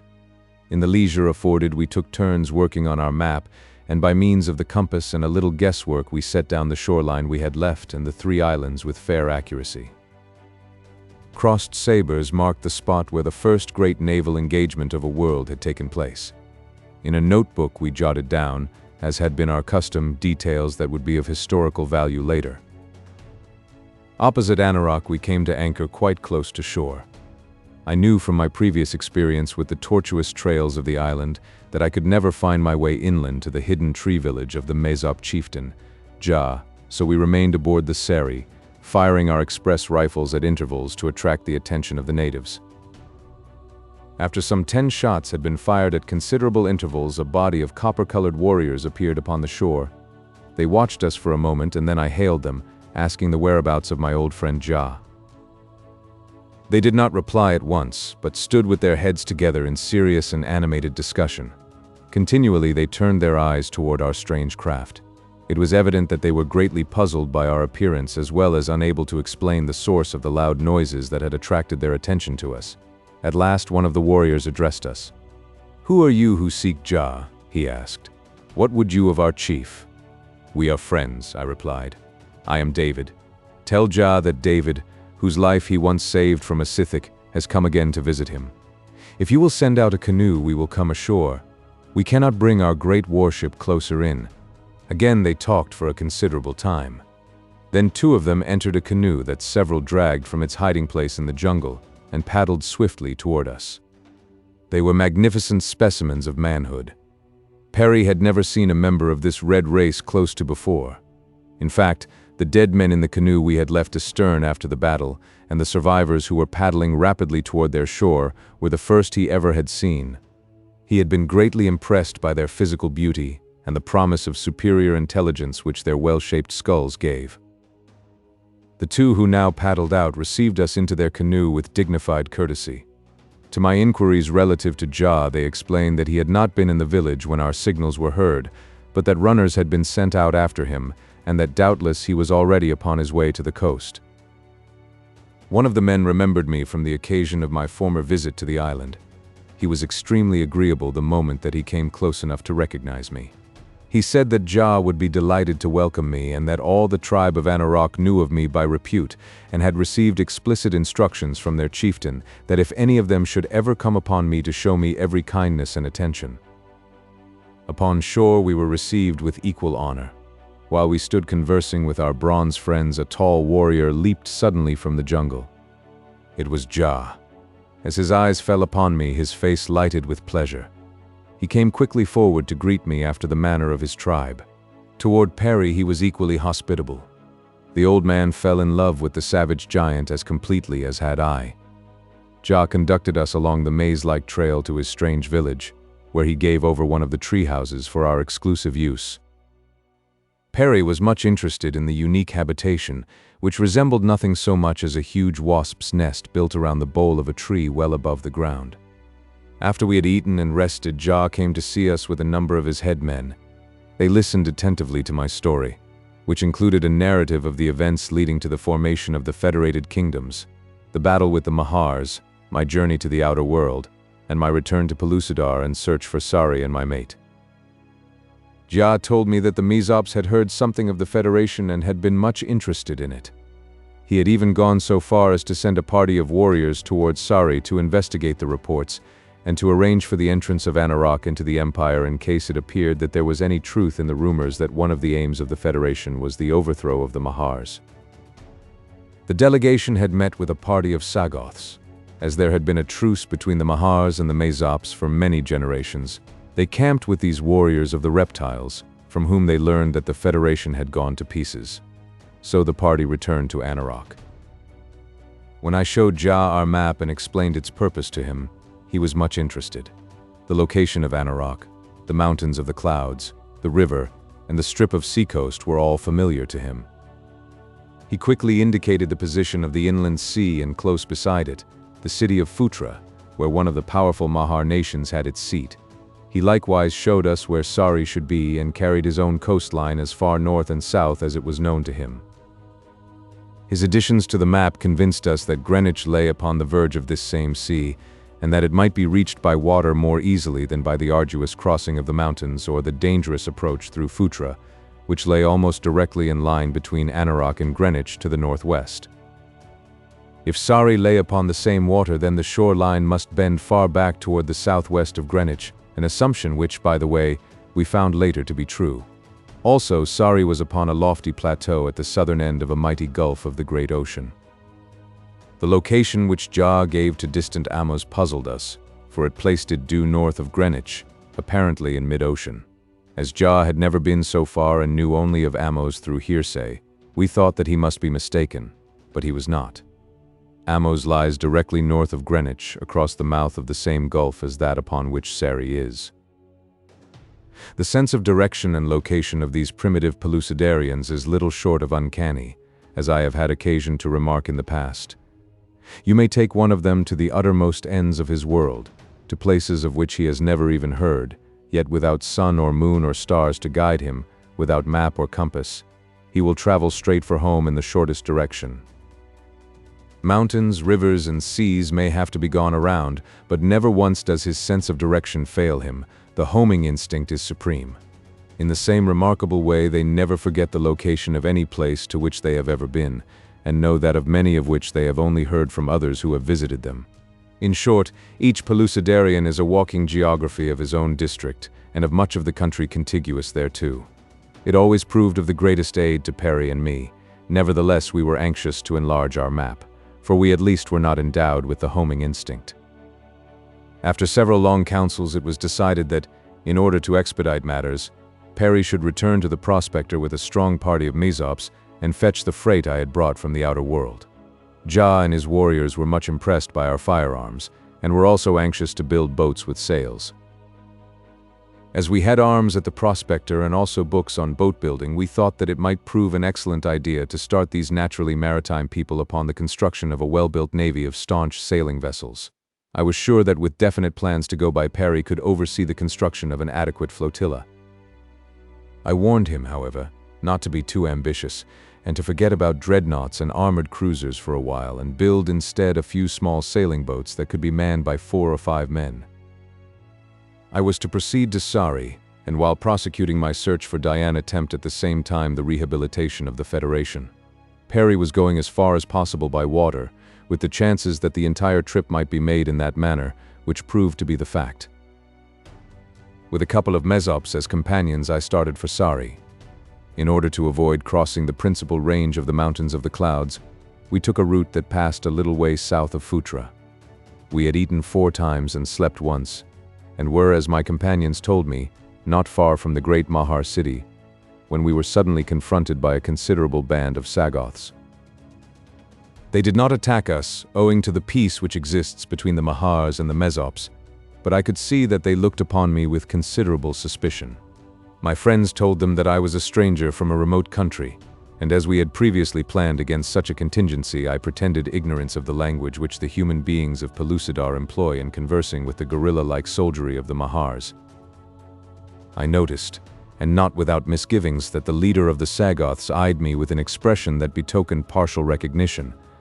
I was sure that he had seen me before during the period of my incarceration in Phutra, and that he was trying to recall my identity. It worried me not a little. I was extremely thankful when we bade them adieu and continued upon our journey. Several times during the next few marches I became acutely conscious of the sensation of being watched by unseen eyes, but I did not speak of my suspicions to my companions. Later I had reason to regret my reticence for... Well, this is how it happened. We had killed an antelope, and after eating our fill I had lain down to sleep. The Pellucidarians, who seem seldom if ever to require sleep, joined me in this instance, for we had had a very trying march along the northern foothills of the Mountains of the Clouds, and now with their bellies filled with meat they seemed ready for slumber. When I awoke it was with a start to find a couple of huge Sagoths astride me. They pinioned my arms and legs, and later chained my wrists behind my back. Then they let me up. I saw my companions. The brave fellows lay dead where they had slept, javelined to death without a chance at self-defense. I was furious. I threatened the Sagoth leader with all sorts of dire reprisals, but when he heard me speak the hybrid language that is the medium of communication between his kind and the human race of the inner world, he only grinned, as much as to say, "I thought so." They had not taken my revolvers or ammunition away from me because they did not know what they were, but my heavy rifle I had lost. They simply left it where it had lain beside me. So low in the scale of intelligence are they, that they had not sufficient interest in this strange object even to fetch it along with them. I knew from the direction of our march that they were taking me to Phutra. Once there, I did not need much of an imagination to picture what my fate would be. It was the arena and a wild thag or fierce tarag for me, unless the Mahars elected to take me to the pits. In that case, my end would be no more certain, though infinitely more horrible and painful, for in the pits I should be subjected to cruel vivisection. From what I had once seen of their methods in the pits of Phutra, I knew them to be the opposite of merciful, whereas in the arena I should be quickly dispatched by some savage beast. Arrived at the underground city, I was taken immediately before a slimy Mahar. When the creature had received the report of the Sagoth, its cold eyes glistened with malice and hatred as they were turned balefully upon me. I knew then that my identity had been guessed. With a show of excitement that I had never before seen evinced by a member of the dominant race of Pellucidar, the Mahar hustled me away, heavily guarded, through the main avenue of the city to one of the principal buildings. Here we were ushered into a great hall where presently many Mahars gathered. In utter silence they conversed, for they have no oral speech since they are without auditory nerves. Their method of communication Perry has likened to the projection of a sixth sense into a fourth dimension, where it becomes cognizable to the sixth sense of their audience. Be that as it may, however, it was evident that I was the subject of discussion, and from the hateful looks bestowed upon me not a particularly pleasant subject. How long I waited for their decision I do not know, but it must have been a very long time. Finally one of the Sagoths addressed me. He was acting as interpreter for his masters. "The Mahars will spare your life," he said, "and release you on one condition." "And what is that condition?" I asked, though I could guess its terms. "That you return to them that which you stole from the pits of Phutra when you killed the 4 Mahars and escaped," he replied. I had thought that that would be it. The great secret upon which depended the continuance of the Mahar race was safely hid where only Diane and I knew. I ventured to imagine that they would have given me much more than my liberty to have it safely in their keeping again. But after that, what? Would they keep their promises? I doubted it.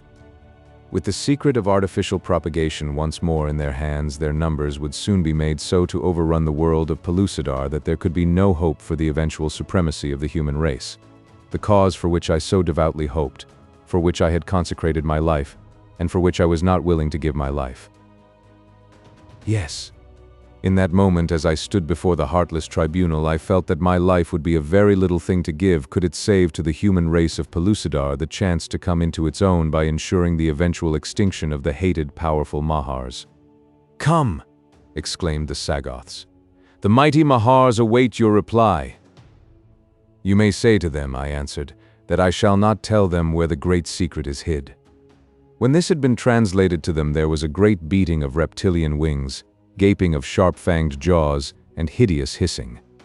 I thought that they were about to fall upon me on the spot, and so I laid my hands upon my revolvers.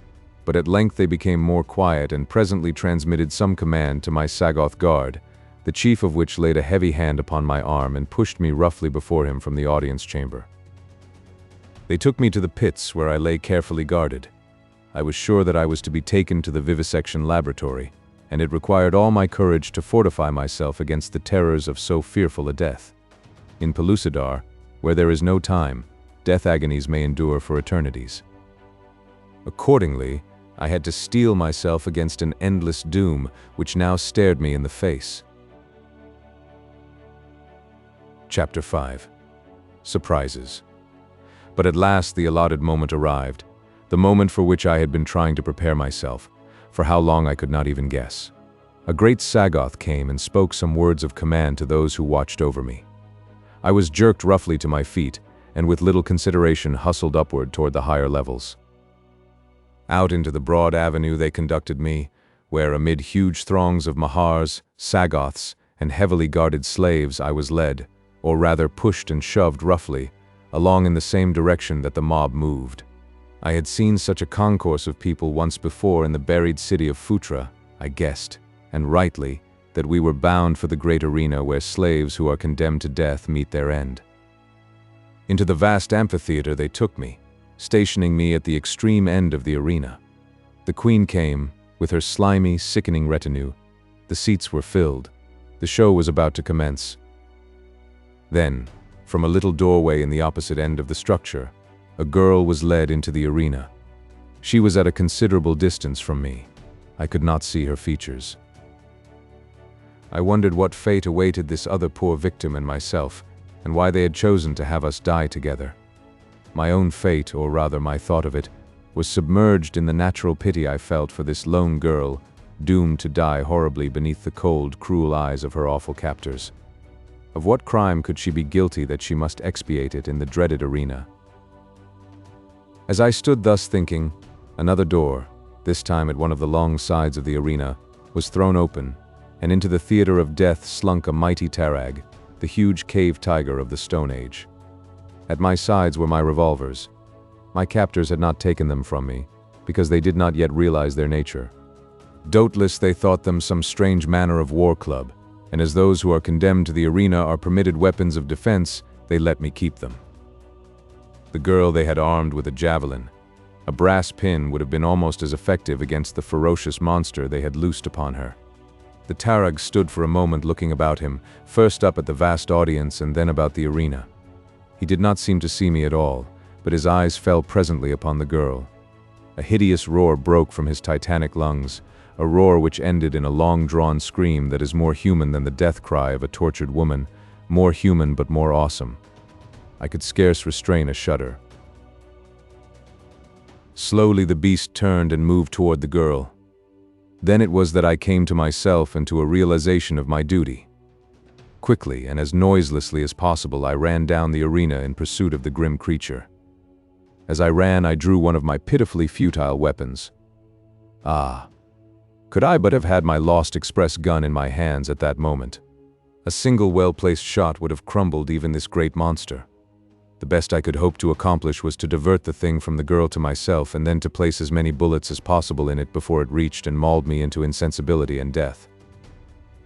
There is a certain unwritten law of the arena that vouchsafes freedom and immunity to the victor, be he beast or human being, both of whom, by the way, are all the same to the Mahar. That is, they were accustomed to look upon man as a lower animal before Perry and I broke through the Pellucidarian crust, but I imagine that they were beginning to alter their views a trifle and to realize that in the Gilak, their word for human being, they had a highly organized reasoning being to contend with. Be that as it may, the chances were that the Tarag alone would profit by the law of the arena. A few more of his long strides, a prodigious leap, and he would be upon the girl. I raised a revolver and fired. The bullet struck him in the left hind leg. It couldn't have damaged him much, but the report of the shot brought him around, facing me. I think the snarling visage of a huge, enraged, saber-toothed tiger is one of the most terrible sights in the world, especially if he be snarling at you and there be nothing between the two of you but bare sand. Even as he faced me, a little cry from the girl carried my eyes beyond the brute to her face. Hers was fastened upon me with an expression of incredulity that baffles description. There was both hope and horror in them too. "Diane!" I cried. "My heavens, Diane!" I saw her lips form the name David, as with raised javelin she rushed forward upon the Tarag. She was a tigress then, a primitive savage female defending her loved one. Before she could reach the beast with her puny weapon, I fired again at the point where the Tarag's neck met his left shoulder. If I could get a bullet through there, it might reach his heart.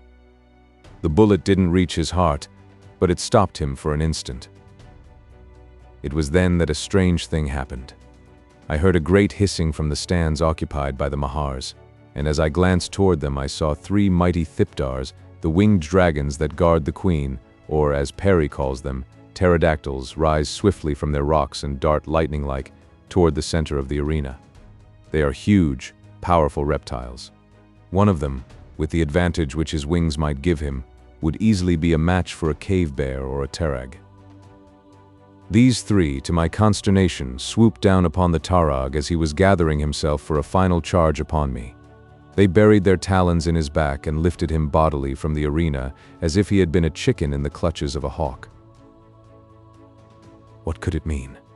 I was baffled for an explanation, but with the Tarag gone, I lost no time in hastening to Diane's side. With a little cry of delight, she threw herself into my arms. So lost were we in the ecstasy of reunion that neither of us to this day can tell what became of the Tarag. The first thing we were aware of was the presence of a body of Sagoths about us. Gruffly, they commanded us to follow them. They led us from the arena and back through the streets of Phutra to the audience chamber in which I had been tried and sentenced. Here we found ourselves facing the same cold, cruel tribunal. Again, a Sagoth acted as interpreter. He explained that our lives had been spared because at the last moment Tualsa had returned to Phutra, and seeing me in the arena had prevailed upon the queen to spare my life. "Who is Tualsa?" I asked. "A Mahar whose last male ancestor was, ages ago, the last of the male rulers among the Mahars," he replied. "Why should she wish to have my life spared?" He shrugged his shoulders and then repeated my question to the Mahar spokesman. When the latter had explained in the strange sign language that passes for speech between the Mahars and their fighting men, the Sagoth turned again to me. "For a long time you had Tualsa in your power," he explained. "You might easily have killed her or abandoned her in a strange world, but you did neither. You did not harm her, and you brought her back with you to Pellucidar and set her free to return to Phutra.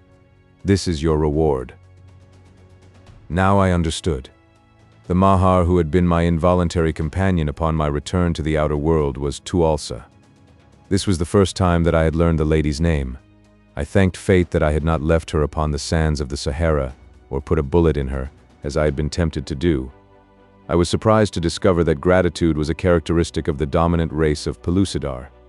I could never think of them as aught but cold-blooded, brainless reptiles, though Perry had devoted much time in explaining to me that owing to a strange freak of evolution among all the genera of the inner world, this species of the reptilia had advanced to a position quite analogous to that which man holds upon the outer crust.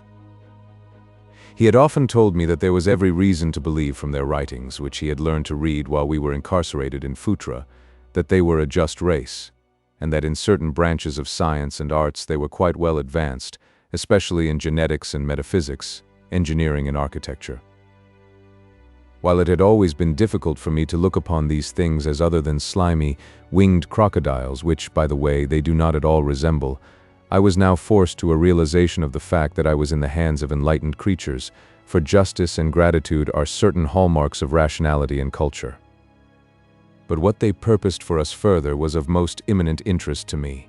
They might save us from the tarag and yet not free us. They looked upon us yet, to some extent I knew, as creatures of a lower order, and so as we are unable to place ourselves in the position of the brutes we enslave, thinking that they are happier in bondage than in the free fulfillment of the purposes for which nature intended them, the Mahars too might consider our welfare better conserved in captivity than among the dangers of the savage freedom we craved. Naturally, I was next impelled to inquire their further intent. To my question, put through the Sagoth interpreter, I received the reply that having spared my life they considered that Tuelse's debt of gratitude was cancelled. They still had against me, however, the crime of which I had been guilty, the unforgivable crime of stealing the great secret. They, therefore, intended holding Diane and me prisoners until the manuscript was returned to them. They would, they said, send an escort of Sagoths with me to fetch the precious document from its hiding place, keeping Diane at Phutra as a hostage, and releasing us both the moment that the document was safely restored to their queen. There was no doubt but that they had the upper hand. However, there was so much more at stake than the liberty or even the lives of Diane and myself, that I did not deem it expedient to accept their offer without giving the matter careful thought. Without the great secret, this maleless race must eventually become extinct. For ages they had fertilized their eggs by an artificial process, the secret of which lay hidden in the little cave of a far-off valley where Diane and I had spent our honeymoon. I was none too sure that I could find the valley again, nor that I cared to. So long as the powerful reptilian race of Pellucidar continued to propagate, just so long would the position of man within the inner world be jeopardized. There could not be two dominant races. I said as much to Diane. "You used to tell me," she replied, "of the wonderful things you could accomplish with the inventions of your own world. Now you have returned with all that is necessary to place this great power in the hands of the men of Pellucidar. You told me of great engines of destruction which would cast a bursting ball of metal among our enemies, killing hundreds of them at one time. You told me of mighty fortresses of stone which 1,000 men armed with big and little engines such as these could hold forever against 1,000,000 Sagoths. You told me of great canoes which moved across the water without paddles, and which spat death from holes in their sides. All these may now belong to the men of Pellucidar. Why should we fear the Mahars? Let them breed. Let their numbers increase by thousands. They will be helpless before the power of the Emperor of Pellucidar. But if you remain a prisoner in Phutra, what may we accomplish? What could the men of Pellucidar do without you to lead them? They would fight among themselves, and while they fought the Mahars would fall upon them, and even though the Mahar race should die out, of what value would the emancipation of the human race be to them without the knowledge, which you alone may wield, to guide them toward the wonderful civilization of which you have told me so much that I long for its comforts and luxuries as I never before longed for anything? No, David. The Mahars cannot harm us if you are at liberty. Let them have their secret that you and I may return to our people and lead them to the conquest of all Pellucidar." It was plain that Diane was ambitious, and that her ambition had not dulled her reasoning faculties. She was right. Nothing could be gained by remaining bottled up in Phutra for the rest of our lives. It was true that Perry might do much with the contents of the Prospector, or Iron Mole, in which I had brought down the implements of outer-world civilization. But Perry was a man of peace. He could never weld the warring factions of the disrupted Federation. He could never win new tribes to the Empire. He would fiddle around manufacturing gunpowder and trying to improve upon it until someone blew him up with his own invention. He wasn't practical. He never would get anywhere without a balance wheel, without someone to direct his energies. Perry needed me and I needed him. If we were going to do anything for Pellucidar, we must be free to do it together. The outcome of it all was that I agreed to the Mahar's proposition. They promised that Diane would be well treated and protected from every indignity during my absence. So I set out with 100 Sagoths in search of the little valley which I had stumbled upon by accident, and which I might and might not find again. We traveled directly towards Sari. Stopping at the camp where I had been captured, I recovered my express rifle, for which I was very thankful. I found it lying where I had left it when I had been overpowered in my sleep by the Sagoths who had captured me and slain my Mesop companions. On the way I added materially to my map, an occupation which did not elicit from the Sagoths even a shadow of interest. I felt that the human race of Pellucidar had little to fear from these guerrilla men. They were fighters, that was all. We might even use them later ourselves in this same capacity. They had not sufficient brain power to constitute a menace to the advancement of the human race. As we neared the spot where I hoped to find the little valley, I became more and more confident of success. Every landmark was familiar to me, and I was sure now that I knew the exact location of the cave. It was at about this time that I sighted a number of the half-naked warriors of the human race of Pellucidar. They were marching across our front. At sight of us, they halted. That there would be a fight I could not doubt. These Sagoths would never permit an opportunity for the capture of slaves for their Mahar masters to escape them. I saw that the men were armed with bows and arrows, long lances and swords, so I guessed that they must have been members of the Federation, for only my people had been thus equipped. Before Perry and I came, the men of Pellucidar had only the crudest weapons wherewith to slay one another. The Sagoths, too, were evidently expecting battle. With savage shouts, they rushed forward toward the human warriors. Then a strange thing happened. The leader of the human beings stepped forward with upraised hands. The Sagoths ceased their war cries and advanced slowly to meet him. There was a long parley during which I could see that I was often the subject of their discourse. The Sagoths' leader pointed in the direction in which I had told him the valley lay. Evidently, he was explaining the nature of our expedition to the leader of the warriors. It was all a puzzle to me. What human being could be upon such excellent terms with the guerrilla men? I couldn't imagine. I tried to get a good look at the fellow, but the Sagoths had left me in the rear with a guard when they had advanced to battle, and the distance was too great for me to recognize the features of any of the human beings. Finally, the parley was concluded and the men continued on their way while the Sagoths returned to where I stood with my guard. It was time for eating, so we stopped where we were and made our meal. The Sagoths didn't tell me who it was they had met, and I did not ask, though I must confess that I was quite curious. They permitted me to sleep at this halt. Afterward, we took up the last leg of our journey. I found the valley without difficulty and led my guard directly to the cave. At its mouth, the Sagoths halted, and I entered alone. I noticed as I felt about the floor in the dim light that there was a pile of fresh-turned rubble there. Presently, my hands came to the spot where the great secret had been buried. There was a cavity where I had carefully smoothed the earth over the hiding place of the document. The manuscript was gone. Frantically, I searched the whole interior of the cave several times over, but without other result than a complete confirmation of my worst fears. Someone had been here ahead of me and stolen the great secret. The one thing within Pellucidar which might free Diane and me was gone, nor was it likely that I should ever learn its whereabouts. If a Mahar had found it, which was quite improbable, the chances were that the dominant race would never divulge the fact that they had recovered the precious document.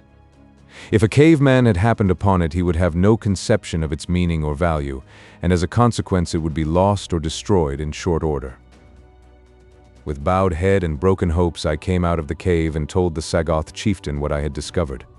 It didn't mean much to the fellow, who doubtless had but little better idea of the contents of the document I had been sent to fetch to his masters than would the caveman who in all probability had discovered it. The Sagoth knew only that I had failed in my mission, so he took advantage of the fact to make the return journey to Phutra as disagreeable as possible. I did not rebel, though I had with me the means to destroy them all. I did not dare rebel because of the consequences to Diane. I intended demanding her release on the grounds that she was in no way guilty of the theft, and that my failure to recover the document had not lessened the value of the good faith I had had in offering to do so. The Mahars might keep me in slavery if they chose, but Diane should be returned safely to her people. I was full of my scheme when we entered Phutra, and I was conducted directly to the great audience chamber. The Mahars listened to the report of the Sagoth chieftain, and so difficult is it to judge their emotions from their almost expressionless countenance, that I was at a loss to know how terrible might be their wrath as they learned that their great secret, upon which rested the fate of their race, might now be irretrievably lost. Presently I could see that she who presided was communicating something to the Sagoth interpreter. Doubtless something to be transmitted to me which might give me a forewarning of the fate which lay in store for me. One thing I had decided definitely. If they would not free Diane, I should turn loose upon Phutra with my little arsenal. Alone I might even win to freedom, and if I could learn where Diane was imprisoned, it would be worth the attempt to free her. My thoughts were interrupted by the interpreter. "The mighty Mahars," he said, "are unable to reconcile your statement that the document is lost with your action in sending it to them by a special messenger. They wish to know if you have so soon forgotten the truth or if you are merely ignoring it." "I sent them no document," I cried. "Ask them what they mean. They say," he went on after conversing with the Mahar for a moment, "that just before your return to Phutra, HOOJA the Sly One came, bringing the great secret with him. He said that you had sent him ahead with it, asking him to deliver it and return to Sari where you would await him, bringing the girl with him." "Diane?" I gasped.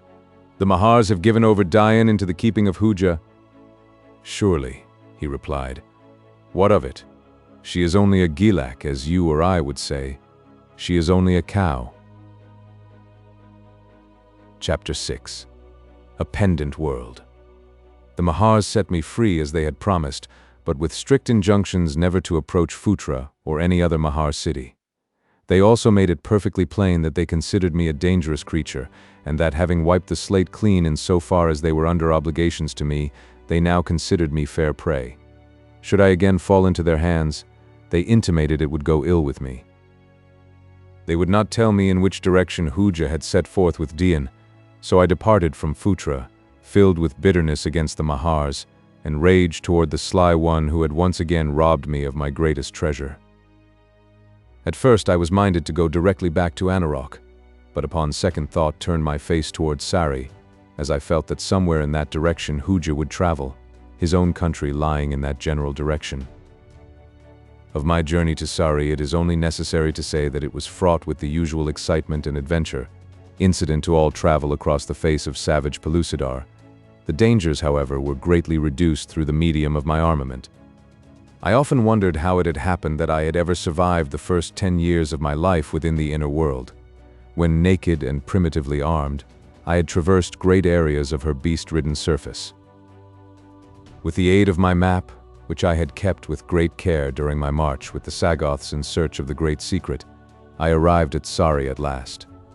As I topped the lofty plateau in whose rocky cliffs the principal tribe of Sarians find their cave homes, a great hue and cry arose from those who first discovered me. Like wasps from their nests, the hairy warriors poured from their caves. The bows with their poison-tipped arrows, which I had taught them to fashion and to use, were raised against me.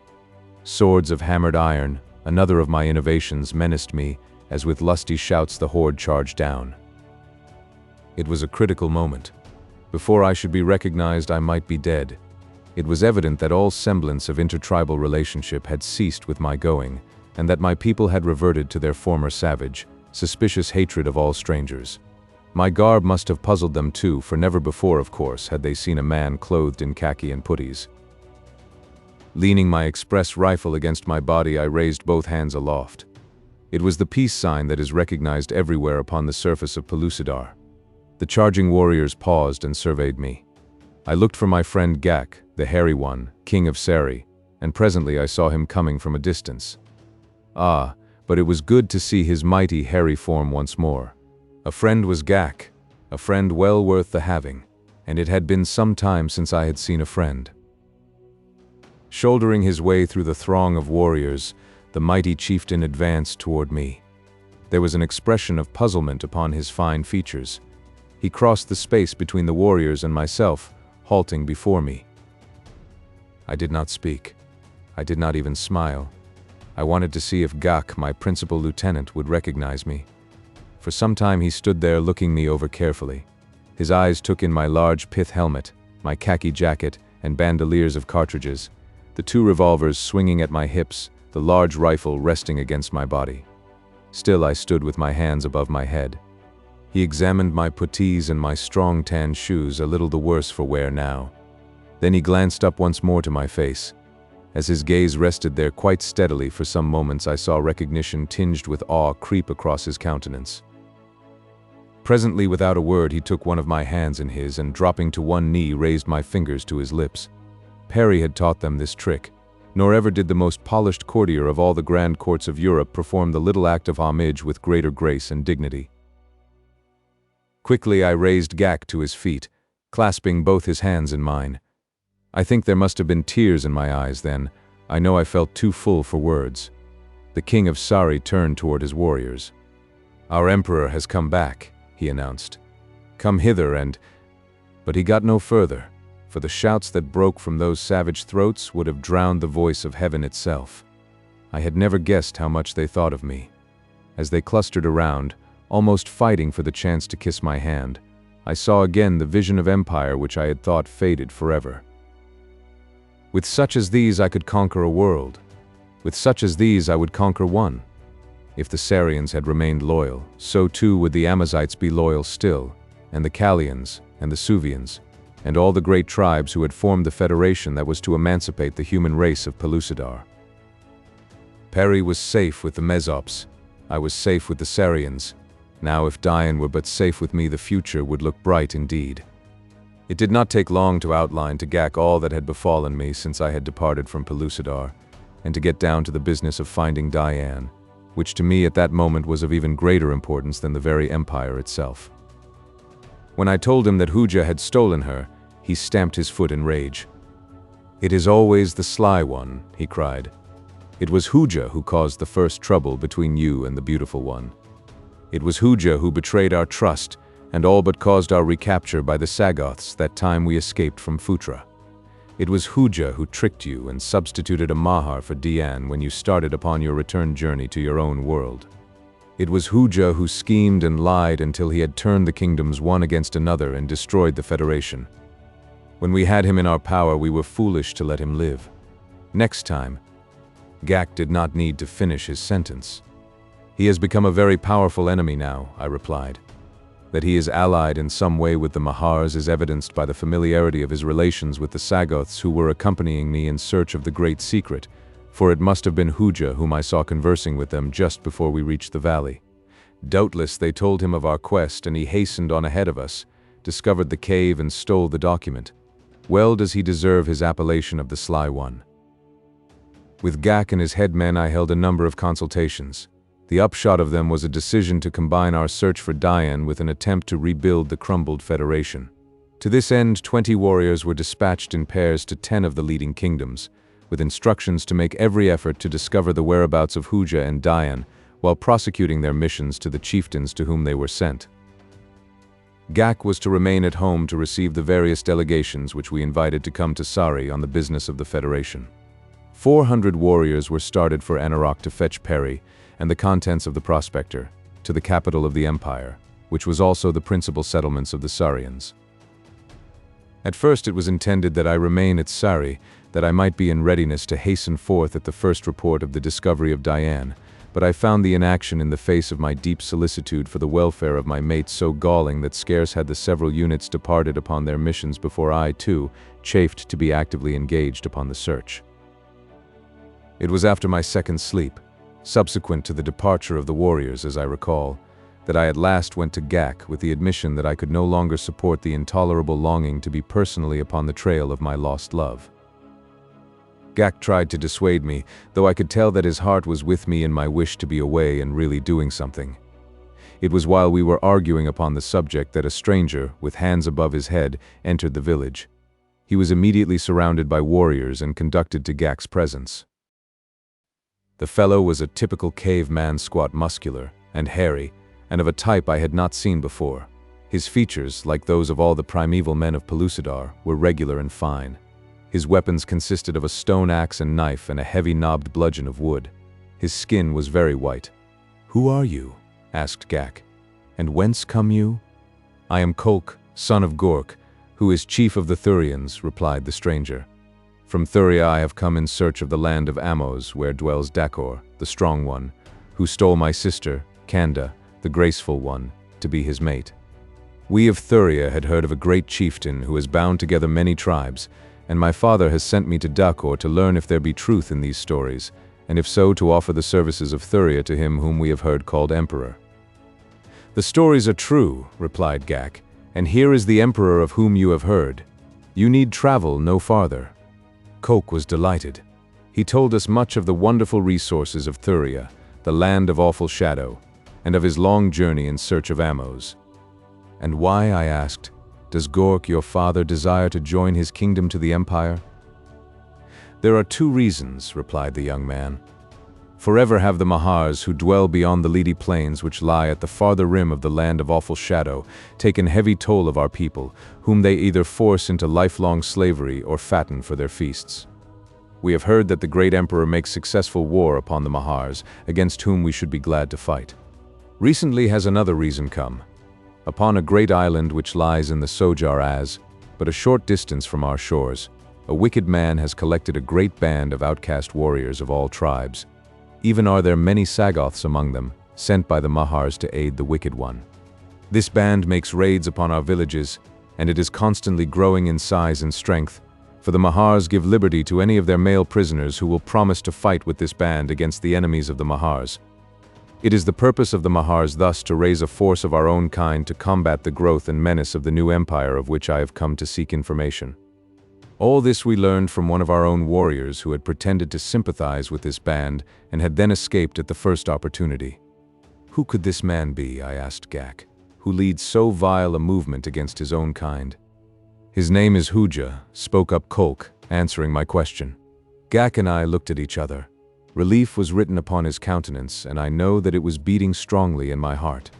At last we had discovered a tangible clue to the whereabouts of HOOJA, and with the clue a guide. But when I broached the subject to Kolk, he demurred. He had come a long way, he explained, to see his sister and to confer with Dakor. Moreover, he had instructions from his father which he could not ignore lightly. But even so, he would return with me and show me the way to the island of the Thurian shore, if by doing so we might accomplish anything. "But we cannot," he urged. "HOOJA is powerful. He has thousands of warriors.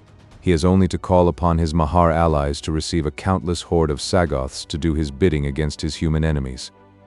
Let us wait until you may gather an equal horde from the kingdoms of your empire. Then we may march against HOOJA with some show of success. But first must you lure him to the mainland, for who among you knows how to construct the strange things that carry HOOJA and his band back and forth across the water? We are not island people. We do not go upon the water. We know nothing of such things. I couldn't persuade him to do more than direct me upon the way. I showed him my map, which now included a great area of country extending from Anarok upon the east to Sari upon the west, and from the river south of the mountains of the clouds north to Amos.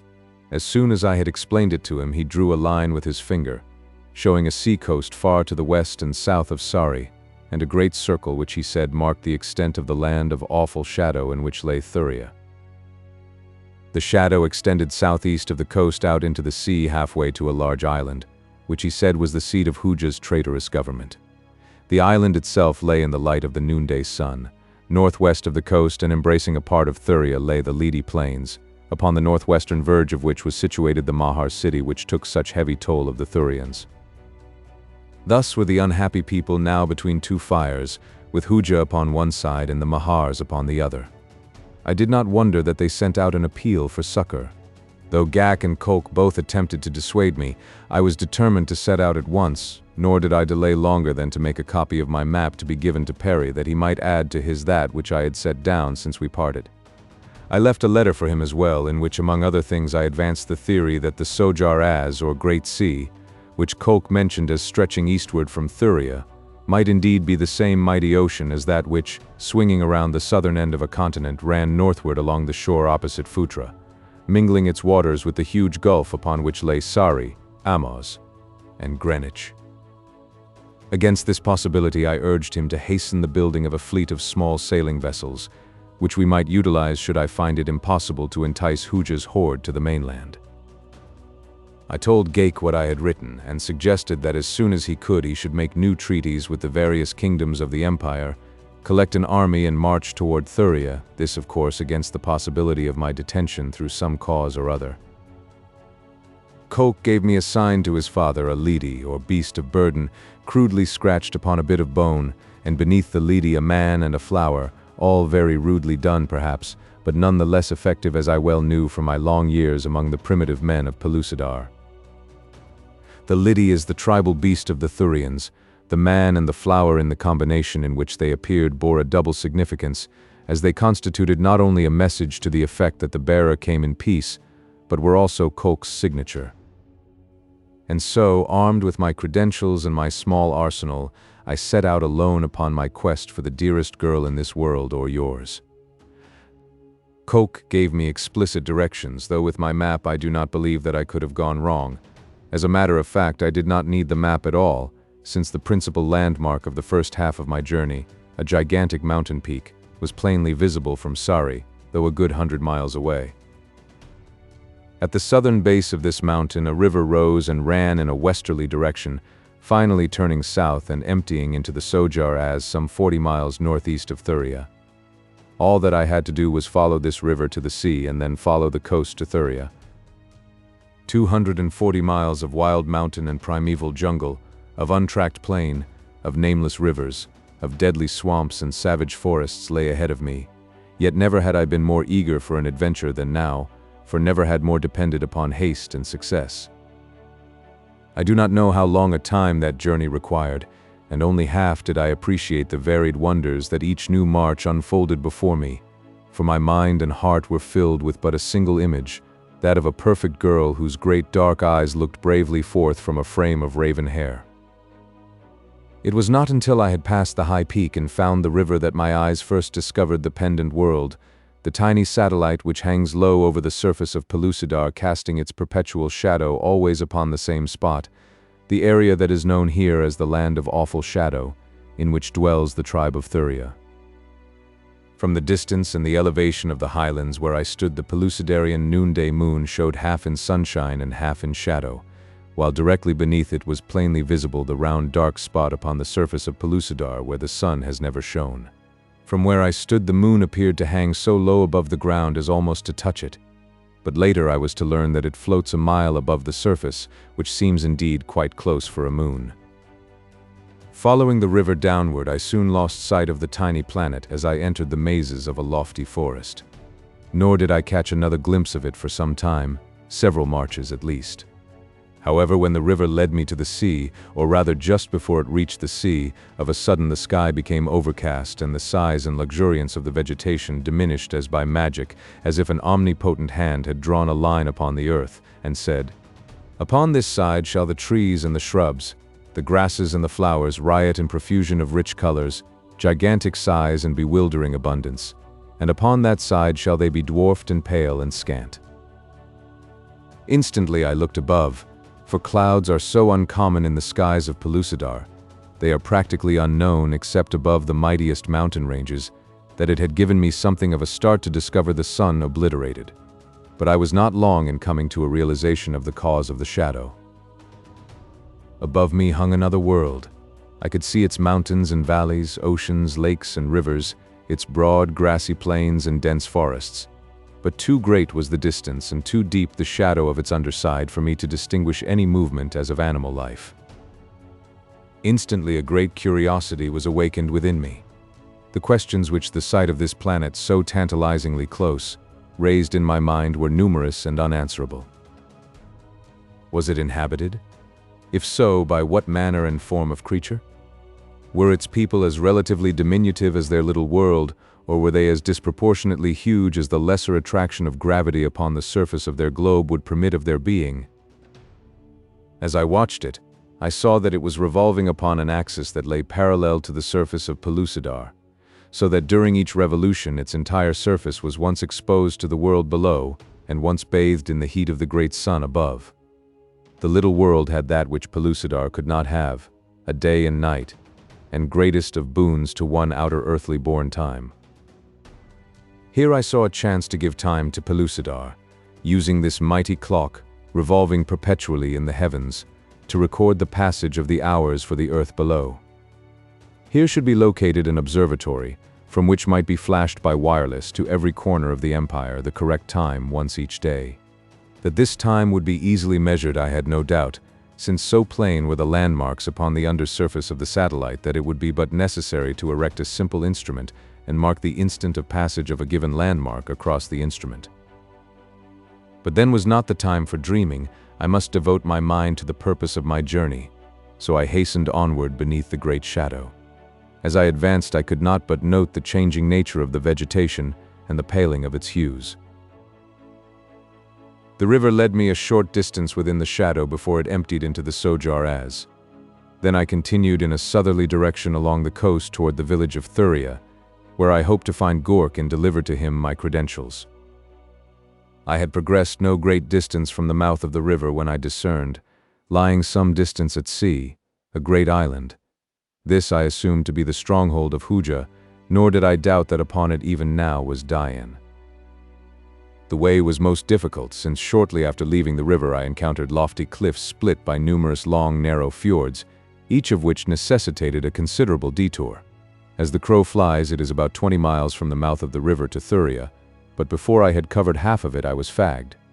There was no familiar fruit or vegetable growing upon the rocky soil of the cliff tops, and I would have fared ill for food had not a hair-broken cover almost beneath my nose. I carried bow and arrows to conserve my ammunition supply, but so quick was the little animal that I had no time to draw and fit a shaft. In fact, my dinner was 100 yards away, and going like the proverbial bat when I dropped my 6-shooter on it. It was a pretty shot, and when coupled with a good dinner made me quite contented with myself. After eating, I lay down and slept. When I awoke, I was scarcely so self-satisfied, for I had not more than opened my eyes before I became aware of the presence, barely 100 yards from me, of a pack of some 20 huge wolf dogs, the things which Perry insisted upon calling hyenodons, and almost simultaneously I discovered that while I slept my revolvers, rifle, bow, arrows, and knife had been stolen from me. And the wolf dog pack was preparing to rush me. Chapter 7. From Plight to Plight. I have never been much of a runner. I hate running. But if ever a sprinter broke into smithereens all world's records, it was I that day when I fled before those hideous beasts along the narrow spit of rocky cliff between two narrow fjords toward the HOOJA'S. Just as I reached the verge of the cliff, the foremost of the brutes was upon me. He leaped and closed his massive jaws upon my shoulder. The momentum of his flying body, added to that of my own, carried the two of us over the cliff. It was a hideous fall. The cliff was almost perpendicular. At its foot broke the sea against a solid wall of rock. We struck the cliff face once in our descent and then plunged into the salt sea. With the impact with the water, the hyenodon released his hold upon my shoulder. As I came sputtering to the surface, I looked about for some tiny foot or hand hold where I might cling for a moment of rest and recuperation. The cliff itself offered me nothing, so I swam toward the mouth of the fjord. At the far end, I could see that erosion from above had washed down sufficient rubble to form a narrow ribbon of beach. Toward this I swam with all my strength. Not once did I look behind me, since every unnecessary movement in swimming detracts so much from one's endurance and speed. Not until I had drawn myself safely out upon the beach did I turn my eyes back toward the sea for the hyenodon. He was swimming slowly and apparently painfully toward the beach upon which I stood. I watched him for a long time, wondering why it was that such a dog-like animal was not a better swimmer. As he neared me, I realized that he was weakening rapidly. I had gathered a handful of stones to be ready for his assault when he landed, but in a moment I let them fall from my hands. It was evident that the brute either was no swimmer or else was severely injured, for by now he was making practically no headway. Indeed, it was with quite apparent difficulty that he kept his nose above the surface of the sea. He was not more than 50 yards from shore when he went under. I watched the spot where he had disappeared, and in a moment I saw his head reappear. The look of dumb misery in his eyes struck a chord in my breast, for I love dogs. I forgot that he was a vicious, primordial wolf thing, a man-eater, a scourge, and a terror. I saw only the sad eyes that looked like the eyes of Raja, my dead collie of the outer world. I did not stop to weigh and consider. In other words, I did not stop to think, which I believe must be the way of men who do things in contradistinction to those who think much and do nothing. Instead, I leaped back into the water and swam out toward the drowning beast. At first he showed his teeth at my approach, but just before I reached him he went under for the second time, so that I had to dive to get him. I grabbed him by the scruff of the neck, and though he weighed as much as a Shetland pony, I managed to drag him to shore and well up upon the beach. Here I found that one of his forelegs was broken. The crash against the cliff face must have done it. By this time all the fight was out of him, so that when I had gathered a few tiny branches from some of the stunted trees that grew in the crevices of the cliff, and returned to him, he permitted me to set his broken leg and bind it in splints. I had to tear part of my shirt into bits to obtain a bandage, but at last the job was done. Then I sat stroking the savage head and talking to the beast in the man-dog talk with which you are familiar, if you ever owned and loved a dog. When he is well, I thought, he probably will turn upon me and attempt to devour me, and against that eventuality I gathered together a pile of rocks and set to work to fashion a stone knife. We were bottled up at the head of the fjord as completely as if we had been behind prison bars. Before us spread the HOOJA'S, and elsewhere about us rose unscalable cliffs. Fortunately, a little rivulet trickled down the side of the rocky wall, giving us ample supply of fresh water, some of which I kept constantly beside the hyaenodon in a huge, bowl-shaped shell, of which there were countless numbers among the rubble of the beach. For food we subsisted upon shellfish and an occasional bird that I succeeded in knocking over with a rock, for long practice as a pitcher on prep school and varsity nines had made me an excellent shot with a hand-thrown missile. It was not long before the hyaenodon's leg was sufficiently mended to permit him to rise and hobble about on 3 legs. I shall never forget with what intent interest I watched his first attempt. Close at my hand lay my pile of rocks. Slowly the beast came to his 3 good feet. He stretched himself, lowered his head, and lapped water from the drinking shell at his side, turned and looked at me, and then hobbled off toward the cliffs. Thrice he traversed the entire extent of our prison, seeking, I imagine, a loophole for escape, but finding none he returned in my direction. Slowly he came quite close to me, sniffed at my shoes, my puttees, my hands, and then limped off a few feet and lay down again. Now that he was able to get around, I was a little uncertain as to the wisdom of my impulsive mercy. How could I sleep with that ferocious thing prowling about the narrow confines of our prison? Should I close my eyes, it might be to open them again to the feel of those mighty jaws at my throat. To say the least, I was uncomfortable. I have had too much experience with dumb animals to bank very strongly on any sense of gratitude which may be attributed to them by inexperienced sentimentalists. I believe that some animals love their masters, but I doubt very much if their affection is the outcome of gratitude, a characteristic that is so rare as to be only occasionally traceable in the seemingly unselfish acts of man himself. But finally I was forced to sleep. Tired nature would be put off no longer. I simply fell asleep, willy-nilly, as I sat looking out to sea. I had been very uncomfortable since my ducking in the ocean, for though I could see the sunlight on the water halfway toward the island and upon the island itself, no ray of it fell upon us. We were well within the land of awful shadow.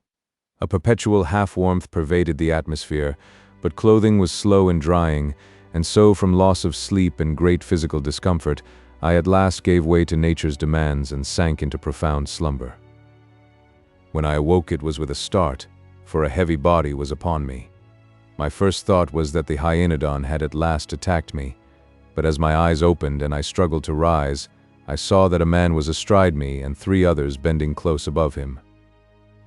I am no weakling and never have been. My experience in the hard life of the inner world has turned my thews to steel. Even such giants as Gak the Hairy One have praised my strength, but to it is added another quality which they lack: science. The man upon me held me down awkwardly, leaving me many openings, one of which I was not slow in taking advantage of, so that almost before the fellow knew that I was awake I was upon my feet with my arms over his shoulders and about his waist, and had hurled him heavily over my head to the hard rubble of the beach, where he lay quite still. In the instant that I arose, I had seen the hyaenodon lying asleep beside a boulder a few yards away. So nearly was he the color of the rock that he was scarcely discernible. Evidently the newcomers had not seen him. I had not more than freed myself from one of my antagonists before the other 3 were upon me. They did not work silently now, but charged me with savage cries, a mistake upon their part. The fact that they did not draw their weapons against me convinced me that they desired to take me alive, but I fought as desperately as if death loomed immediate and sure. The battle was short, for scarce had their first wild whoop reverberated through the rocky fjord, and they had closed upon me, then a hairy mass of demoniacal rage hurtled among us. It was the hyaenodon. In an instant he had pulled down one of the men, and with a single shake, terrier-like, had broken his neck. Then he was upon another. In their efforts to vanquish the wolf dog, the savages forgot all about me, thus giving me an instant in which to snatch a knife from the loin-string of him who had first fallen and account for another of them. Almost simultaneously, the hyaenodon pulled down the remaining enemy, crushing his skull with a single bite of those fearsome jaws. The battle was over unless the beast considered me fair prey too. I waited, ready for him with knife and bludgeon, also filched from a dead foeman, but he paid no attention to me, falling to work instead to devour one of the corpses. The beast had been handicapped but little by his splinted leg, but having eaten he lay down and commenced to gnaw at the bandage. I was sitting some little distance away devouring shellfish, of which, by the way, I was becoming exceedingly tired. Presently the hyaenodon arose and came toward me. I did not move. He stopped in front of me and deliberately raised his bandaged leg and pawed my knee. His act was as intelligible as words. He wished the bandage removed. I took the great paw in one hand and with the other hand untied and unwound the bandage, removed the splints and felt of the injured member. As far as I could judge, the bone was completely knit. The joint was stiff. When I bent it a little, the brute winced, but he neither growled nor tried to pull away. Very slowly and gently I rubbed the joint and applied pressure to it for a few moments. Then I set it down upon the ground. The hyaenodon walked around me a few times, and then lay down at my side, his body touching mine. I laid my hand upon his head. He did not move. Slowly I scratched about his ears and neck and down beneath the fierce jaws. The only sign he gave was to raise his chin a trifle that I might better caress him. That was enough. From that moment I have never again felt suspicion of Raja, as I immediately named him. Somehow all sense of loneliness vanished too. I had a dog. I had never guessed precisely what it was that was lacking to life in Pellucidar, but now I knew it was the total absence of domestic animals. Man here had not yet reached the point where he might take the time from slaughter and escaping slaughter to make friends with any of the brute creation. I must qualify this statement a trifle and say that this was true of those tribes with which I was most familiar. The Thurians do domesticate the colossal Lidi, traversing the great Lidi plains upon the backs of these grotesque and stupendous monsters, and possibly there may also be other far distant peoples within the great world who have tamed others of the wild things of jungle, plain, or mountain. The Thurians practice agriculture in a crude sort of way. It is my opinion that this is one of the earliest steps from savagery to civilization. The taming of wild beasts and their domestication follows. Perry argues that wild dogs were first domesticated for hunting purposes, but I do not agree with him. I believe that if their domestication were not purely the result of an accident, as, for example, my taming of the hyaenodon, it came about through the desire of tribes who had previously domesticated flocks and herds to have some strong, ferocious beast to guard their roaming property. However, I lean rather more strongly to the theory of accident. As I sat there upon the beach of the little fjord eating my unpalatable shellfish, I commenced to wonder how it had been that the four savages had been able to reach me, though I had been unable to escape from my natural prison. I glanced about in all directions, searching for an explanation. At last my eyes fell upon the bow of a small dugout protruding scarce a foot from behind a large boulder lying half in the water at the edge of the beach. At my discovery I leaped to my feet so suddenly that it brought Raja growling and bristling upon all fours in an instant. For the moment I had forgotten him, but his savage rumbling did not cause me any uneasiness. He glanced quickly about in all directions as if searching for the cause of my excitement. Then, as I walked rapidly down toward the dugout, he slunk silently after me. The dugout was similar in many respects to those which I had seen in use by the Mesops. In it were 4 paddles. I was much delighted, as it promptly offered me the escape I had been craving. I pushed it out into water that would float it, stepped in and called to Raja to enter. At first he did not seem to understand what I wished of him, but after I had paddled out a few yards he plunged through the surf and swam after me. When he had come alongside I grasped the scruff of his neck, and after a considerable struggle, in which I several times came near to overturning the canoe, I managed to drag him aboard, where he shook himself vigorously and squatted down before me. After emerging from the fjord, I paddled southward along the coast, where presently the lofty cliffs gave way to lower and more level country. It was here somewhere that I should come upon the principal village of the Thurians. When, after a time, I saw in the distance what I took to be huts in a clearing near the shore, I drew quickly into land, for though I had been furnished credentials by Kolk, I was not sufficiently familiar with the tribal characteristics of these people to know whether I should receive a friendly welcome or not, and in case I should not, I wanted to be sure of having a canoe hidden safely away so that I might undertake the trip to the island, in any event, provided, of course, that I escaped the Thurians should they prove belligerent. At the point where I landed, the shore was quite low. A forest of pale, scrubby ferns ran down almost to the beach. Here I dragged up the dugout, hiding it well within the vegetation, and with some loose rocks built a cairn upon the beach to mark my cache. Then I turned my steps toward the Thurian village. As I proceeded, I began to speculate upon the possible actions of Raja when we should enter the presence of other men than myself. The brute was padding softly at my side, his sensitive nose constantly at twitch and his fierce eyes moving restlessly from side to side. Nothing would ever take Raja unawares.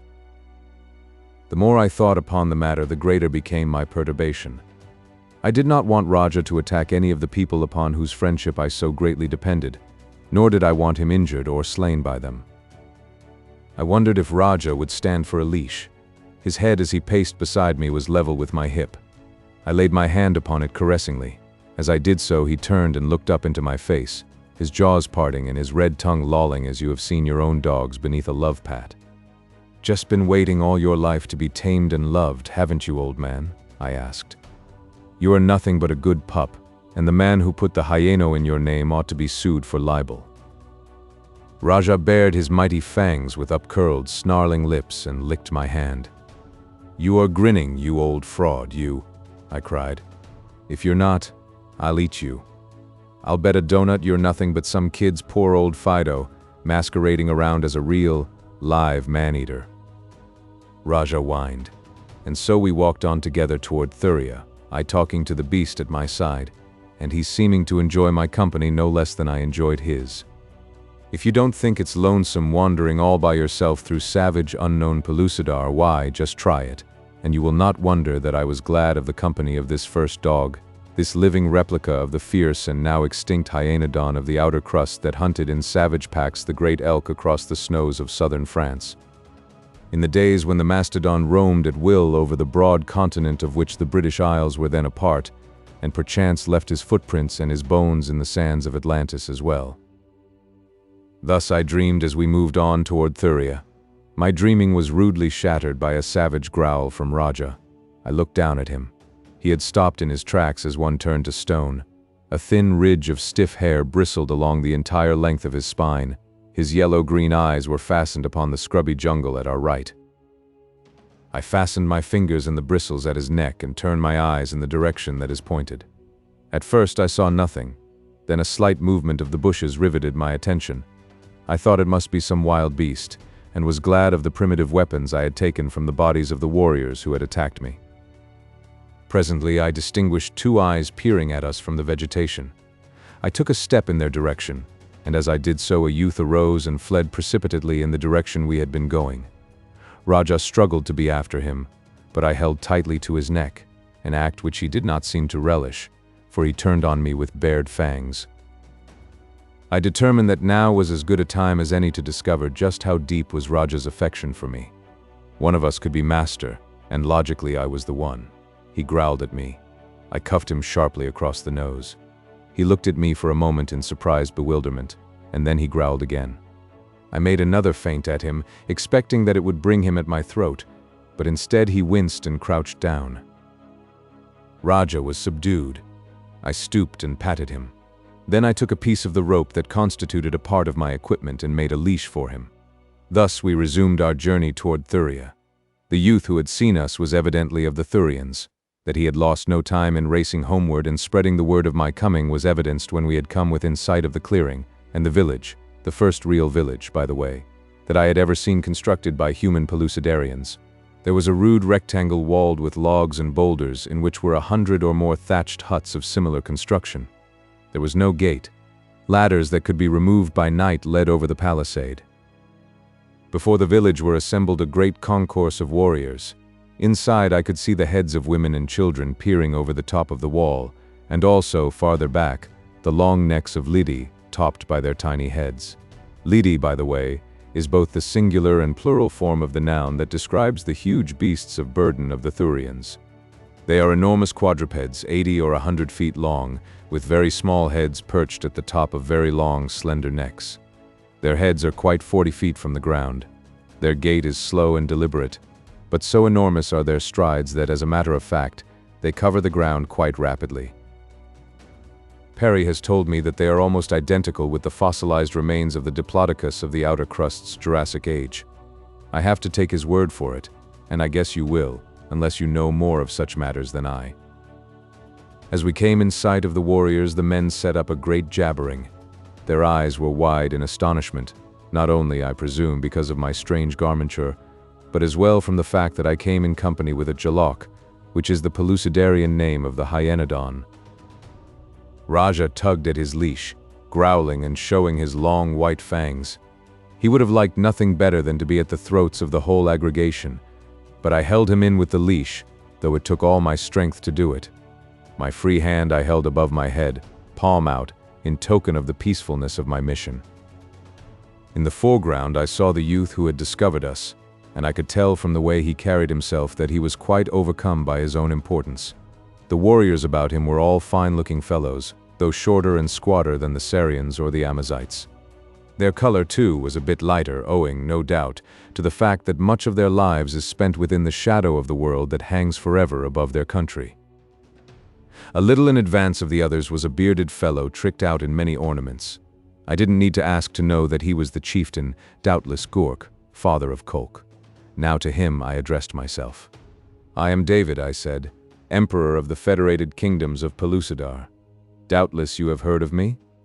He nodded his head affirmatively. "I come from Sari," I continued, "where I just met Kolk, the son of Gork. I bear a token from Kolk to his father, which will prove that I am a friend." Again the warrior nodded. "I am Gork," he said. "Where is the token?" "Here," I replied, and fished into the game bag where I had placed it. Gork and his people waited in silence. My hand searched the inside of the bag. It was empty. The token had been stolen with my arms. Chapter 8. Captive. When Gork and his people saw that I had no token, they commenced to taunt me. "You do not come from Kolk, but from the Sly One," they cried. "He has sent you from the island to spy upon us. Go away, or we will set upon you and kill you." I explained that all my belongings had been stolen from me, and that the robber must have taken the token too, but they didn't believe me. As proof that I was one of HOOJA'S people, they pointed to my weapons, which they said were ornamented like those of the island clan. Further, they said that no good man went in company with a Jaluk, and that by this line of reasoning I certainly was a bad man. I saw that they were not naturally a warlike tribe, for they preferred that I leave in peace rather than force them to attack me, whereas the Sarians would have killed a suspicious stranger first and inquired into his purposes later. I think Raja sensed their antagonism, for he kept tugging at his leash and growling ominously. They were a bit in awe of him, and kept at a safe distance. It was evident that they could not comprehend why it was that this savage brute did not turn upon me and rend me. I wasted a long time there trying to persuade Gork to accept me at my own valuation, but he was too canny. The best he would do was to give us food, which he did, and direct me as to the safest portion of the island upon which to attempt a landing. Though even as he told me, I am sure that he thought my request for information but a blind to deceive him as to my true knowledge of the insular stronghold. At last I turned away from them rather disheartened, for I had hoped to be able to enlist a considerable force of them in an attempt to rush HOOJA'S horde and rescue Diane. Back along the beach toward the hidden canoe we made our way. By the time we came to the cairn I was dog-tired. Throwing myself upon the sand I soon slept, and with Raja stretched out beside me I felt a far greater security than I had enjoyed for a long time. I awoke much refreshed to find Raja's eyes glued upon me. The moment I opened mine he rose, stretched himself, and without a backward glance plunged into the jungle. For several minutes I could hear him crashing through the brush. Then all was silent. I wondered if he had left me to return to his fierce pack. A feeling of loneliness overwhelmed me. With a sigh, I turned to the work of dragging the canoe down to the sea. As I entered the jungle where the dugout lay, a hare darted from beneath the boat's side, and a well-aimed cast of my javelin brought it down. I was hungry. I had not realized it before, so I sat upon the edge of the canoe and devoured my repast. The last remnants gone, I again busied myself with preparations for my expedition to the island. I did not know for certain that Diane was there, but I surmised as much. Nor could I guess what obstacles might confront me in an effort to rescue her. For a time I loitered about after I had the canoe at the water's edge, hoping against hope that Raja would return. But he did not, so I shoved the awkward craft through the surf and leaped into it. I was still a little downcast by the desertion of my newfound friend, though I tried to assure myself that it was nothing but what I might have expected. The savage brute had served me well in the short time that we had been together, and had repaid his debt of gratitude to me, since he had saved my life, or at least my liberty, no less certainly than I had saved his life when he was injured and drowning. The trip across the water to the island was uneventful. I was mighty glad to be in the sunshine again when I passed out of the shadow of the dead world about halfway between the mainland and the island. The hot rays of the noonday sun did a great deal toward raising my spirits and dispelling the mental gloom in which I had been shrouded almost continually since entering the land of awful shadow. There is nothing more dispiriting to me than absence of sunshine. I had paddled to the southwestern point, which GORE said he believed to be the least frequented portion of the island, as he had never seen boats put off from there. I found a shallow reef running far out into the sea and rather precipitous cliffs running almost to the surf. It was a nasty place to land, and I realized now why it was not used by the natives. But at last I managed, after a good wetting, to beach my canoe and scale the cliffs. The country beyond them appeared more open and park-like than I had anticipated, since from the mainland the entire coast that is visible seems densely clothed with tropical jungle. This jungle, as I could see from the vantage point of the clifftop, formed but a relatively narrow strip between the sea and the more open forest and meadow of the interior. Farther back there was a range of low but apparently very rocky hills, and here and there all about were visible flat-topped masses of rock, small mountains in fact, which reminded me of pictures I had seen of landscapes in New Mexico. Altogether, the country was very much broken and very beautiful. From where I stood, I counted no less than a dozen streams winding down from among the table buttes and emptying into a pretty river which flowed away in a northeasterly direction toward the opposite end of the island. As I let my eyes roam over the scene, I suddenly became aware of figures moving upon the flat top of a far distant butte. Whether they were beast or human, though, I could not make out, but at least they were alive, so I determined to prosecute my search for HOOJA'S stronghold in the general direction of this butte. To descend to the valley required no great effort. As I swung along through the lush grass and the fragrant flowers, my cudgel swinging in my hand and my javelin looped across my shoulders with its aurochs hide strap, I felt equal to any emergency, ready for any danger. I had covered quite a little distance, and I was passing through a strip of wood which lay at the foot of one of the flat-topped hills, when I became conscious of the sensation of being watched.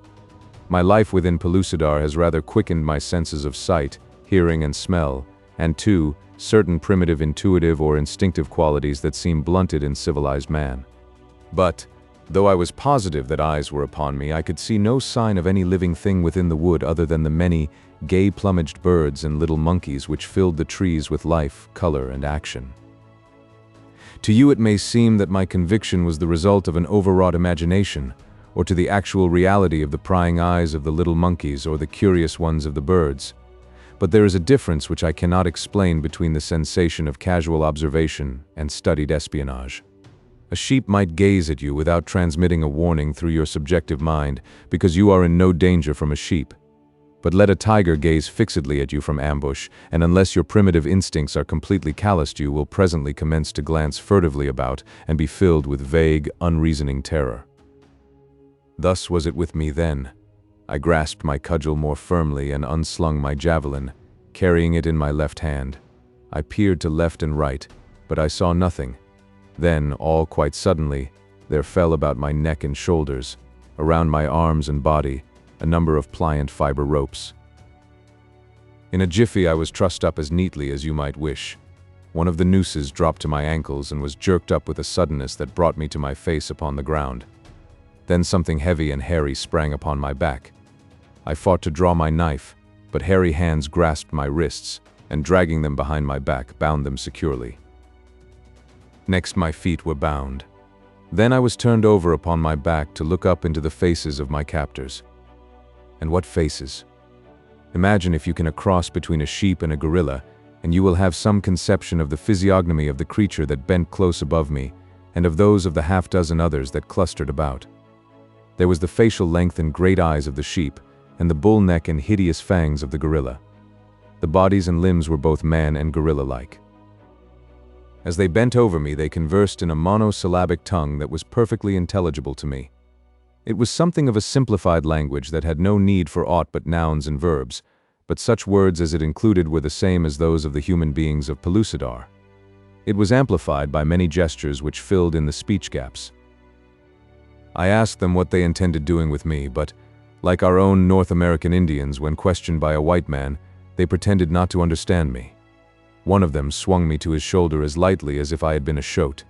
He was a huge creature, as were his fellows, standing fully 7 feet upon his short legs and weighing considerably more than 1/4 of a ton. 2 went ahead of my bearer and 3 behind. In this order we cut to the right through the forest to the foot of the hill, where precipitous cliffs appeared to bar our farther progress in this direction. But my escort never paused.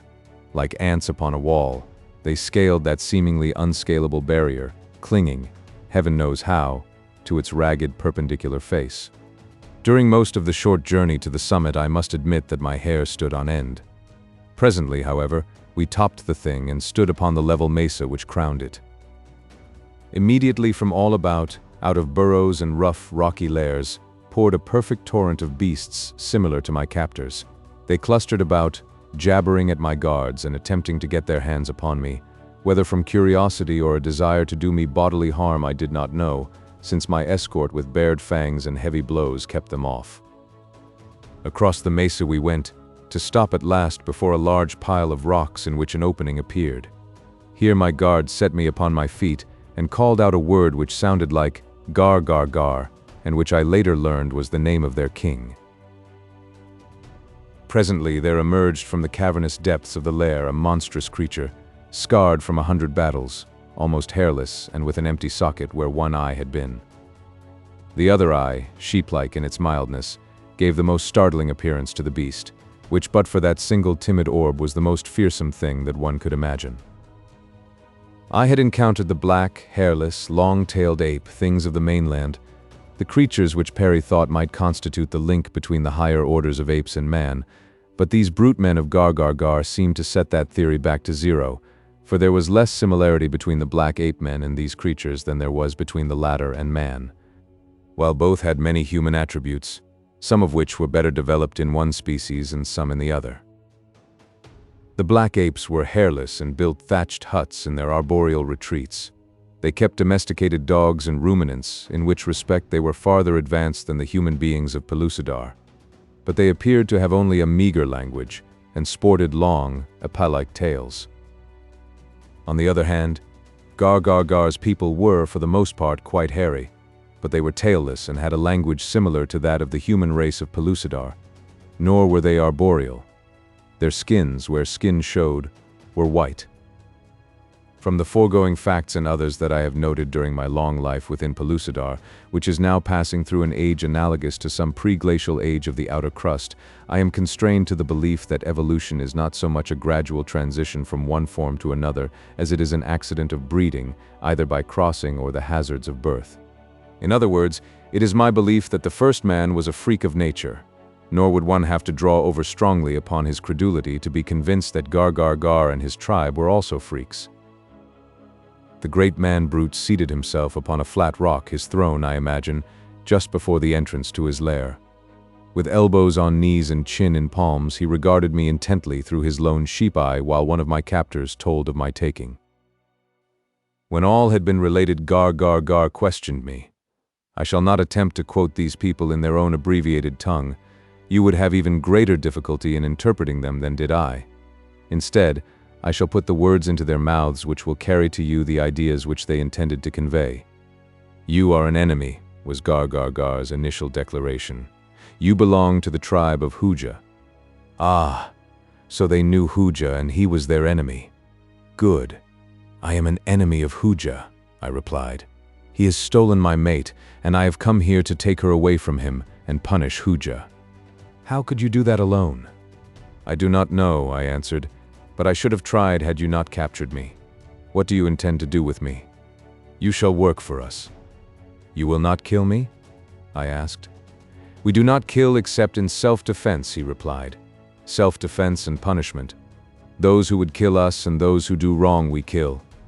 If we knew you were one of HOOJA'S people, we might kill you, for all HOOJA'S people are bad people. But you say you are an enemy of HOOJA. You may not speak the truth, but until we learn that you have lied, we shall not kill you. You shall work. If you hate HOOJA, I suggested, why not let me, who hate him too, go and punish him? For some time Gar sat in thought. Then he raised his head and addressed my guard. Take him to his work, he ordered. His tone was final. As if to emphasize it, he turned and entered his burrow. My guard conducted me farther into the mesa, where we came presently to a tiny depression or valley, at one end of which gushed a warm spring. The view that opened before me was the most surprising that I have ever seen. In the hollow, which must have covered several hundred acres, were numerous fields of growing things, and working all about with crude implements or with no implements at all other than their bare hands were many of the brute men engaged in the first agriculture that I had seen within Pellucidar. They put me to work cultivating in a patch of melons. I never was a farmer nor particularly keen for this sort of work, and I am free to confess that time never had dragged so heavily as it did during the hour or the year I spent there at that work. How long it really was I do not know, of course, but it was all too long. The creatures that worked about me were quite simple and friendly. One of them proved to be a son of Gar. He had broken some minor tribal law and was working out his sentence in the fields. He told me that his tribe had lived upon this hilltop always, and that there were other tribes like them dwelling upon other hilltops. They had no wars and had always lived in peace and harmony, menaced only by the larger carnivora of the island, until my kind had come under a creature called HOOJA, and attacked and killed them when they chanced to descend from their natural fortresses to visit their fellows upon other lofty mesas. Now they were afraid, but some day they would go in a body and fall upon HOOJA and his people and slay them all.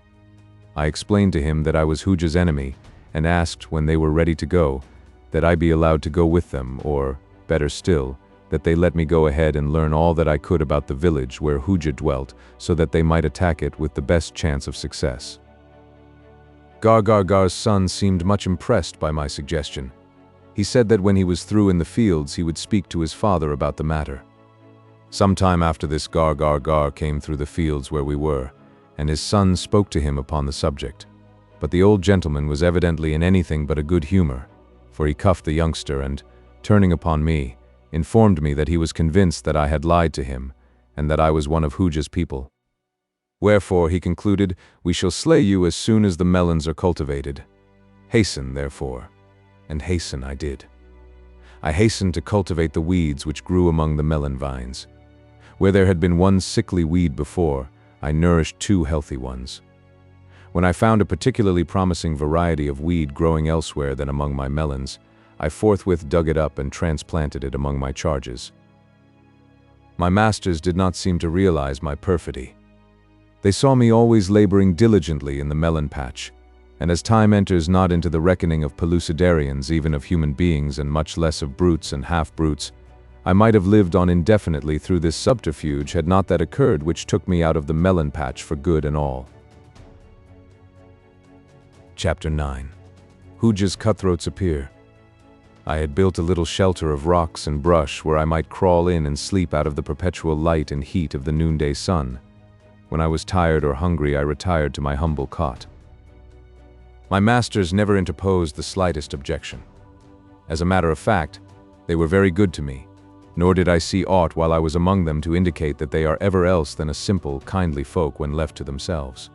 Their awe-inspiring size, terrific strength, mighty fighting fangs, and hideous appearance are but the attributes necessary to the successful waging of their constant battle for survival, and well do they employ them when the need arises. The only flesh they eat is that of herbivorous animals and birds. When they hunt the mighty thag, the prehistoric boss of the outer crust, a single male, with his fiber rope, will catch and kill the greatest of the bulls. Well, as I was about to say, I had this little shelter at the edge of my melon patch. Here I was resting from my labors on a certain occasion when I heard a great hubbub in the village, which lay about a quarter of a mile away. Presently a male came racing toward the field, shouting excitedly. As he approached, I came from my shelter to learn what all the commotion might be about, for the monotony of my existence in the melon patch must have fostered that trait of my curiosity from which it had always been my secret boast: I am peculiarly free. The other workers also ran forward to meet the messenger, who quickly unburdened himself of his information, and as quickly turned and scampered back toward the village. When running, these beastmen often go upon all fours. Thus they leap over obstacles that would slow up a human being, and upon the level attain a speed that would make a thoroughbred look to his laurels. The result in this instance was that before I had more than assimilated the gist of the word which had been brought to the fields, I was alone, watching my co-workers speeding villageward. I was alone. It was the first time since my capture that no beastman had been within sight of me. I was alone, and all my captors were in the village at the opposite edge of the mesa, repelling an attack of HOOJA'S horde. It seemed from the messenger's tale that 2 of Gar's great males had been set upon by a half-dozen of HOOJA'S cutthroats, while the former were peaceably returning from the thag hunt. The 2 had returned to the village unscratched, while but a single one of HOOJA'S half-dozen had escaped to report the outcome of the battle to their leader. Now HOOJA was coming to punish Gar's people. With his large force armed with the bows and arrows that HOOJA had learned for me to make, with long lances and sharp knives, I feared that even the mighty strength of the beastmen could avail them but little. At last had come the opportunity for which I waited. I was free to make for the far end of the mesa, find my way to the valley below, and while the 2 forces were engaged in their struggle, continue my search for HOOJA'S village, which I had learned from the beastmen lay farther on down the river that I had been following when taken prisoner. As I turned to make for the mesa's rim, the sounds of battle came plainly to my ears. The hoarse shouts of men mingled with the half-beastly roars and growls of the brute folk. Did I take advantage of my opportunity? I did not. Instead, lured by the din of strife and by the desire to deliver a stroke, however feeble, against hated HOOJA, I wheeled and ran directly toward the village. When I reached the edge of the plateau, such a scene met my astonished gaze as never before had startled it, for the unique battle methods of the half-brutes were rather the most remarkable I had ever witnessed. Along the very edge of the cliff top stood a thin line of mighty males, the best rope throwers of the tribe. A few feet behind these, the rest of the males, with the exception of about 20, formed a second line. Still farther in the rear, all the women and young children were clustered into a single group under the protection of the remaining 20 fighting males and all the old males. But it was the work of the first 2 lines that interested me. The forces of HOOJA, a great horde of savage Sagoths and primeval cavemen, were working their way up the steep cliff face, their agility but slightly less than that of my captors who had clambered so nimbly aloft, even he who was burdened by my weight. As the attackers came on, they paused occasionally wherever a projection gave them sufficient foothold and launched arrows and spears at the defenders above them. During the entire battle, both sides hurled taunts and insults at one another, the human beings naturally excelling the brutes in the coarseness and vileness of their vilification and invective. The firing line of the brute men wielded no weapon other than their long fiber nooses. When a foeman came within range of them, a noose would settle unerringly about him and he would be dragged, fighting and yelling, to the cliff top, unless, as occasionally occurred, he was quick enough to draw his knife and cut the rope above him, in which event he usually plunged downward to a no less certain death than that which awaited him above.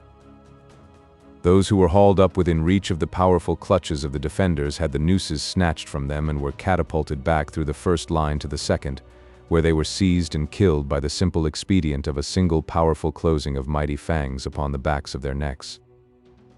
But the arrows of the invaders were taking a much heavier toll than the nooses of the defenders, and I foresaw that it was but a matter of time before HOOJA'S forces must conquer, unless the brute men changed their tactics, or the cavemen tired of the battle.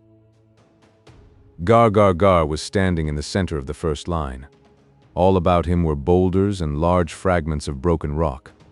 I approached him and without a word toppled a large mass of rock over the edge of the cliff. It fell directly upon the head of an archer, crushing him to instant death and carrying his mangled corpse with it to the bottom of the declivity, and on its way brushing 3 more of the attackers into the hereafter. Gar turned toward me in surprise. For an instant he appeared to doubt the sincerity of my motives. I felt that perhaps my time had come when he reached for me with one of his giant paws, but I dodged him and running a few paces to the right hurled down another missile. It too did its allotted work of destruction. Then I picked up smaller fragments and with all the control and accuracy for which I had earned justly deserved fame in my collegiate days, I rained down a hail of death upon those beneath me. Gar was coming toward me again. I pointed to the litter of rubble upon the cliff top. "Hurl these down upon the enemy," I cried to him. "Tell your warriors to throw rocks down upon them." At my words, the others of the first line, who had been interested spectators of my tactics, seized upon great boulders or bits of rock, whichever came first to their hands, and, without waiting for a command from Gar, deluged the terrified cavemen with a perfect avalanche of stone. In less than no time the cliff face was stripped of enemies and the village of Gar was saved. Gar was standing beside me when the last of the cavemen disappeared in rapid flight down the valley. He was looking at me intently. "Those were your people," he said. "Why did you kill them?" "They were not my people," I returned. "I have told you that before, but you would not believe me. Will you believe me now when I tell you that I hate HOOJA and his tribe as much as you do? Will you believe me when I tell you that I wish to be the friend of Gar? For some time he stood there beside me, scratching his head. Evidently it was no less difficult for him to readjust his preconceived conclusions than it is for most human beings. But finally the idea percolated, which it might never have done had he been a man, or I might qualify that statement by saying had he been some men. Finally he spoke. "Gilak," he said, "you have made Gar ashamed. He would have killed you. How can he reward you?" "Set me free," I replied quickly. "You are free," he said. "You may go down when you wish, or you may stay with us. If you go, you may always return. We are your friends." Naturally, I elected to go. I explained all over again to Gar the nature of my mission. He listened attentively. After I had done, he offered to send some of his people with me to guide me to HOOJA'S village. I was not slow in accepting his offer. First, however, we must eat. The hunters upon whom HOOJA'S men had fallen had brought back the meat of a great thag. There would be a feast to commemorate the victory, a feast and dancing. I had never witnessed a tribal function of the brute folk, though I had often heard strange sounds coming from the village, where I had not been allowed since my capture.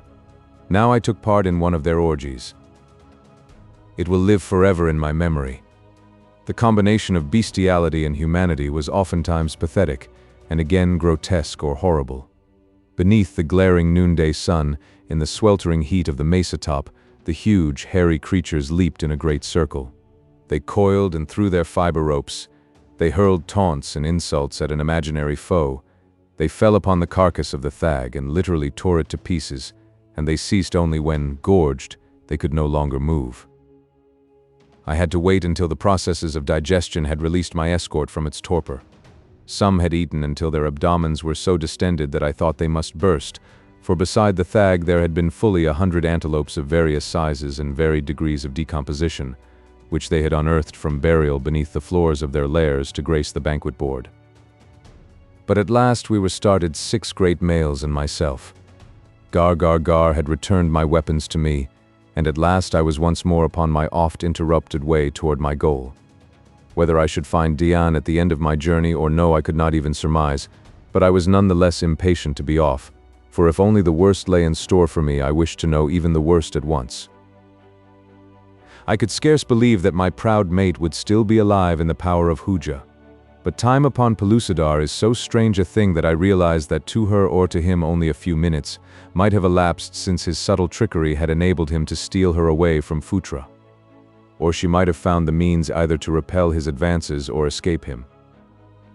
As we descended the cliff, we disturbed a great pack of large hyena-like beasts, Hyena spelaeus, Perry calls them, who were busy among the corpses of the cavemen fallen in battle. The ugly creatures were far from the cowardly things that our own hyenas are reputed to be. They stood their ground with bared fangs as we approached them. But as I was later to learn, so formidable are the brute folk that there are few even of the larger carnivora that will not make way for them when they go abroad. So the hyenas moved a little from our line of march, closing in again upon their feasts when we had passed. We made our way steadily down the rim of the beautiful river which flows the length of the island, coming at last to a wood rather denser than any that I had before encountered in this country. Well within this forest my escort halted. "There," they said, and pointed ahead. "We are to go no farther." Thus, having guided me to my destination, they left me. Ahead of me, through the trees, I could see what appeared to be the foot of a steep hill. Toward this I made my way. The forest ran to the very base of a cliff, in the face of which were the mouths of many caves. They appeared untenanted, but I decided to watch for a while before venturing farther. A large tree, densely foliaged, offered a splendid vantage point from which to spy upon the cliff, so I clambered among its branches where, securely hidden, I could watch what transpired about the caves. It seemed that I had scarcely settled myself in a comfortable position before a party of cavemen emerged from one of the smaller apertures in the cliff face, about 50 feet from the base. They descended into the forest and disappeared. Soon after came several others from the same cave, and after them, at a short interval, a score of women and children who came into the wood to gather fruit. There were several warriors with them, a guard, I presume. After this came other parties and 2 or 3 groups who passed out of the forest and up the cliff face to enter the same cave. I could not understand it. All who came out had emerged from the same cave. All who returned re-entered it.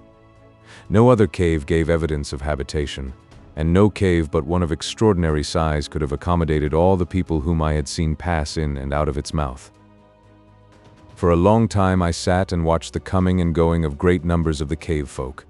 Not once did one leave the cliff by any other opening save that from which I had seen the first party come, nor did any re-enter the cliff through another aperture. What a cave it must be, I thought, that houses an entire tribe. But dissatisfied of the truth of my surmise, I climbed higher among the branches of the tree that I might get a better view of other portions of the cliff. High above the ground I reached a point whence I could see the summit of the hill. Evidently it was a flat-topped butte similar to that on which dwelt the tribe of Gar. As I sat gazing at it, a figure appeared at the very edge. It was that of a young girl in whose hair was a gorgeous bloom plucked from some flowering tree of the forest. I had seen her pass beneath me but a short while before and enter the small cave that had swallowed all of the returning tribesmen. The mystery was solved. The cave was but the mouth of a passage that led upward through the cliff to the summit of the hill. It served merely as an avenue from their lofty citadel to the valley below. No sooner had the truth flashed upon me than the realization came that I must seek some other means of reaching the village, for to pass unobserved through this well-traveled thoroughfare would be impossible. At the moment there was no one in sight below me, so I slid quickly from my arboreal watchtower to the ground and moved rapidly away to the right with the intention of circling the hill if necessary, until I had found an unwatched spot where I might have some slight chance of scaling the heights and reaching the top unseen. I kept close to the edge of the forest, in the very midst of which the hill seemed to rise. Though I carefully scanned the cliff as I traversed its base, I saw no sign of any other entrance than that to which my guides had led me. After some little time, the roar of the sea broke upon my ears. Shortly after I came upon the broad ocean which breaks at this point at the very foot of the great hill where HOOJA had found safe refuge for himself and his villains. I was just about to clamber along the jagged rocks which lie at the base of the cliff next to the sea, in search of some foothold to the top, when I chanced to see a canoe rounding the end of the island. I threw myself down behind a large boulder where I could watch the dugout and its occupants without myself being seen. They paddled toward me for a while and then, about 100 yards from me, they turned straight in toward the foot of the frowning cliffs. From where I was, it seemed that they were bent upon self-destruction, since the roar of the breakers beating upon the perpendicular rock face appeared to offer only death to anyone who might venture within their relentless clutch. A mass of rock would soon hide them from my view, but so keen was the excitement of the instant that I could not refrain from crawling forward to a point whence I could watch the dashing of the small craft to pieces on the jagged rocks that loomed before her, although I risked discovery from above to accomplish my design. When I had reached a point where I could again see the dugout, I was just in time to see it glide unharmed between two needle-pointed sentinels of granite and float quietly upon the unruffled bosom of a tiny cove. Again I crouched behind a boulder to observe what would next transpire, nor did I have long to wait. The dugout, which contained but 2 men, was drawn close to the rocky wall. A fiber rope, one end of which was tied to the boat, was made fast about a projection of the cliff face. Then the 2 men commenced the ascent of the almost perpendicular wall toward the summit several hundred feet above. I looked on in amazement, for, splendid climbers though the cavemen of Pellucidar are, I never before had seen so remarkable a feat performed. Upwardly they moved without a pause, to disappear at last over the summit. When I felt reasonably sure that they had gone for a while, at least I crawled from my hiding place, and at the risk of a broken neck leaped and scrambled to the spot where their canoe was moored. If they had scaled that cliff, I could, and if I couldn't, I should die in the attempt. But when I turned to the accomplishment of the task, I found it easier than I had imagined it would be, since I immediately discovered that shallow hand and footholds had been scooped in the cliff's rocky face, forming a crude ladder from the base to the summit. At last I reached the top, and very glad I was too. Cautiously I raised my head until my eyes were above the cliff crest. Before me spread a rough mesa, liberally sprinkled with large boulders. There was no village in sight nor any living creature. I drew myself to level ground and stood erect. A few trees grew among the boulders. Very carefully I advanced from tree to tree and boulder to boulder toward the inland end of the mesa. I stopped often to listen and look cautiously about me in every direction. How I wished that I had my revolvers and rifle. I would not have to worm my way like a scared cat toward HOOJA'S village, nor did I relish doing so now. But Diane's life might hinge upon the success of my venture, and so I could not afford to take chances. To have met suddenly with discovery and had a score or more of armed warriors upon me might have been very grand and heroic, but it would have immediately put an end to all my earthly activities, nor have accomplished aught in the service of Diane. Well, I must have traveled nearly a mile across that mesa without seeing a sign of anyone, when all of a sudden, as I crept around the edge of a boulder, I ran plump into a man, down on all fours like myself, crawling toward me. Chapter 10. The Raid on the Cave Prison. His head was turned over his shoulder as I first saw him. He was looking back toward the village. As I leaped for him, his eyes fell upon me. Never in my life have I seen a more surprised mortal than this poor caveman. Before he could utter a single scream of warning or alarm, I had my fingers on his throat and had dragged him behind the boulder, where I proceeded to sit upon him while I figured out what I had best do with him. He struggled a little at first, but finally lay still, and so I released the pressure of my fingers at his windpipe, for which I imagine he was quite thankful. I know that I should have been. I hated to kill him in cold blood, but what else I was to do with him I could not see, for to turn him loose would have been merely to have the entire village aroused and down upon me in a moment. The fellow lay looking up at me with the surprise still deeply written on his countenance. At last, all of a sudden, a look of recognition entered his eyes. "I have seen you before," he said. "I saw you in the arena at the Mahar's city of Phutra when the Thipdars dragged the Tarag from you and your mate. I never understood that. Afterward, they put me in the arena with 2 warriors from Gombul." He smiled in recollection. "It would have been the same had there been 10 warriors from Gombul. I slew them, winning my freedom. Look." He half turned his left shoulder toward me, exhibiting the newly healed scar of the Mahar's branded mark. "Then," he continued, "as I was returning to my people, I met some of them fleeing. They told me that one called HOOJA, the Sly One, had come and seized our village, putting our people into slavery. So I hurried hither to learn the truth, and sure enough, here I found HOOJA and his wicked men living in my village, and my father's people but slaves among them. I was discovered and captured, but HOOJA did not kill me. I am the chief's son, and through me he hoped to win my father's warriors back to the village to help him in a great war he says that he will soon commence. Among his prisoners is Dian the Beautiful One, whose brother Dakor the Strong One, chief of Amos, once saved my life when he came to Thuria to steal a mate. I helped him capture her, and we are good friends. So when I learned that Dian the Beautiful One was HOOJA'S prisoner, I told him that I would not aid him if he harmed her. Recently, one of HOOJA'S warriors overheard me talking with another prisoner. We were planning to combine all the prisoners, seize weapons, and when most of HOOJA'S warriors were away, slay the rest and retake our hilltop. Had we done so, we could have held it, for there are only two entrances, the narrow tunnel at one end and the steep path up the cliffs at the other. But when HOOJA heard what we had planned, he was very angry and ordered that I die. They bound me hand and foot and placed me in a cave until all the warriors should return to witness my death. But while they were away, I heard someone calling me in a muffled voice which seemed to come from the wall of the cave. When I replied, the voice, which was a woman's, told me that she had overheard all that had passed between me and those who had brought me thither, and that she was Dakor's sister and would find a way to help me. Presently, a little hole appeared in the wall at the point from which the voice had come. After a time, I saw a woman's hand digging with a bit of stone. Dakor's sister made a hole in the wall between the cave where I lay bound and that in which she had been confined, and soon she was by my side and had cut my bonds. We talked then, and I offered to make the attempt to take her away and back to the land of Sari, where she told me she would be able to learn the whereabouts of her mate. Just now I was going to the other end of the island to see if a boat lay there, and if the way was clear for our escape. Most of the boats are always away now, for a great many of HOOJA'S men and nearly all the slaves are upon the island of trees, where HOOJA is having many boats built to carry his warriors across the water to the mouth of a great river, which he discovered while he was returning from Phutra, a vast river that empties into the sea there. The speaker pointed toward the northeast. It is wide and smooth and slow-running almost to the land of Sari, he added. And where is Dian, the Beautiful One, now? I asked.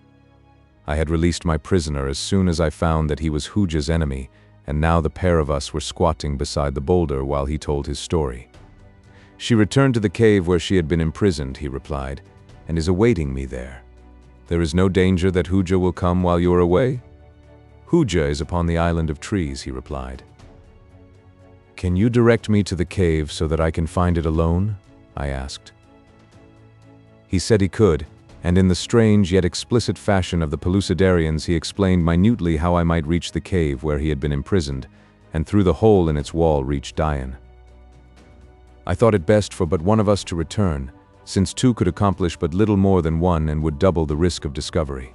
In the meantime, he could make his way to the sea and guard the boat, which I told him lay there at the foot of the cliff. I told him to await us at the cliff top, and if Dian came alone, to do his best to get away with her and take her to Sari, as I thought it quite possible that, in case of detection and pursuit, it might be necessary for me to hold off HOOJA'S people while Dian made her way alone to where my new friend was to await her. I impressed upon him the fact that he might have to resort to trickery or even to force to get Dian to leave me, but I made him promise that he would sacrifice everything, even his life, in an attempt to rescue Dakor's sister. Then we parted, he to take up his position where he could watch the boat and await Dian, I to crawl cautiously on toward the caves. I had no difficulty in following the directions given me by Juag, the name by which Dakor's friend said he was called. There was the leaning tree, my first point he told me to look for after rounding the boulder where we had met. After that I crawled to the balanced rock, a huge boulder resting upon a tiny base no larger than the palm of your hand. From here I had my first view of the village of caves. A low bluff ran diagonally across one end of the mesa, and in the face of this bluff were the mouths of many caves. Zigzag trails led up to them, and narrow ledges scooped from the face of the soft rock connected those upon the same level. The cave in which Juag had been confined was at the extreme end of the cliff nearest me. By taking advantage of the bluff itself, I could approach within a few feet of the aperture without being visible from any other cave. There were few people about at the time. Most of these were congregated at the foot of the far end of the bluff, where they were so engrossed in excited conversation that I felt but little fear of detection. However, I exercised the greatest care in approaching the cliff. After watching for a while until I caught an instant when every head was turned away from me, I darted, rabbit-like, into the cave. Like many of the man-made caves of Pellucidar, this one consisted of 3 chambers, one behind another, and all unlit except for what sunlight filtered in through the external opening. The result was gradually increasing darkness as one passed into each succeeding chamber. In the last of the 3 I could just distinguish objects, and that was all. As I was groping around the walls for the hole that should lead into the cave where Diane was imprisoned, I heard a man's voice quite close to me. The speaker had evidently but just entered, for he spoke in a loud tone, demanding the whereabouts of one whom he had come in search of. "Where are you, woman?" he cried. "HOOJA has sent for you." And then a woman's voice answered him. "And what does HOOJA want of me?" The voice was Diane's. I groped in the direction of the sounds, feeling for the hole. "He wishes you brought to the island of trees," replied the man, "for he is ready to take you as his mate." "I will not go," said Diane. "I will die first. I am sent to bring you, and bring you I shall." I could hear him crossing the cave toward her. Frantically, I clawed the wall of the cave in which I was in an effort to find the elusive aperture that would lead me to Diane's side. I heard the sound of a scuffle in the next cave. Then my fingers sank into loose rock and earth in the side of the cave. In an instant, I realized why I had been unable to find the opening while I had been lightly feeling the surface of the walls. Diane had blocked up the hole she had made lest it arouse suspicion and lead to an early discovery of HOOJA'S escape. Plunging my weight against the crumbling mass, I sent it crashing into the adjoining cavern. With it came I, David, Emperor of Pellucidar. I doubt if any other potentate in a world's history ever made a more undignified entrance. I landed headfirst on all 4s, but I came quickly and was on my feet before the man in the dark guessed what had happened. He saw me, though, when I arose and, sensing that no friend came thus precipitately, turned to meet me even as I charged him. I had my stone knife in my hand and he had his. In the darkness of the cave there was little opportunity for a display of science, though even at that I ventured to say that we fought a very pretty duel. Before I came to Pellucidar, I do not recall that I ever had seen a stone knife, and I am sure that I never fought with a knife of any description, but now I do not have to take my hat off to any of them when it comes to wielding that primitive yet wicked weapon. I could just see Diane in the darkness, but I knew that she could not see my features or recognize me, and I enjoyed in anticipation, even while I was fighting for her life and mine, her dear joy when she should discover that it was I who was her deliverer. My opponent was large, but he also was active and no mean knife man. He caught me once fairly in the shoulder. I carry the scar yet, and shall carry it to the grave. And then he did a foolish thing, for as I leaped back to gain a second in which to calm the shock of the wound, he rushed after me and tried to clinch. He rather neglected his knife for the moment in his greater desire to get his hands on me. Seeing the opening, I swung my left fist fairly to the point of his jaw. Down he went. Before ever he could scramble up again, I was on him and had buried my knife in his heart. Then I stood up and there was Diane facing me and peering at me through the dense gloom. "You are not HOOJA!" she exclaimed. "Who are you?" I took a step toward her, my arms outstretched. "It is I, Diane," I said. "It is David." At the sound of my voice, she gave a little cry in which tears were mingled. A pathetic little cry that told me all without words how far hope had gone from her, and then she ran forward and threw herself in my arms. I covered her perfect lips and her beautiful face with kisses, and stroked her thick black hair, and told her again and again what she already knew, what she had known for years, that I loved her better than all else which 2 worlds had to offer. We couldn't devote much time, though, to the happiness of lovemaking, for we were in the midst of enemies who might discover us at any moment. I drew her into the adjoining cave. Thence we made our way to the mouth of the cave that had given me entrance to the cliff. Here I reconnoitered for a moment, and seeing the coast clear, ran swiftly forth with Diane at my side. We dodged around the cliff end, then paused for an instant, listening. No sound reached our ears to indicate that any had seen us, and we moved cautiously onward along the way by which I had come. As we went, Diane told me that her captors had informed her how close I had come in search of her, even to the land of awful shadow, and how one of HOOJA'S men who knew me had discovered me asleep and robbed me of all my possessions. And then how HOOJA had sent 4 others to find me and take me prisoner. But these men, she said, had not yet returned, or at least she had not heard of their return. "Nor will you ever," I responded, "for they have gone to that place whence none ever returns." I then related my adventure with these four. We had come almost to the cliff edge where Zhuag should be awaiting us when we saw two men walking rapidly toward the same spot from another direction. They did not see us, nor did they see Zhuag, whom I now discovered hiding behind a low bush close to the verge of the precipice which drops into the sea at this point. As quickly as possible, without exposing ourselves too much to the enemy, we hastened forward that we might reach Zhuag as quickly as they. But they noticed him first and immediately charged him, for one of them had been his guard, and they had both been sent to search for him, his escape having been discovered between the time he left the cave and the time when I reached it. Evidently they had wasted precious moments looking for him in other portions of the mesa. When I saw that the two of them were rushing him, I called out to attract their attention to the fact that they had more than a single man to cope with. They paused at the sound of my voice and looked about. When they discovered Diane and me, they exchanged a few words, and one of them continued toward Zhuag while the other turned upon us.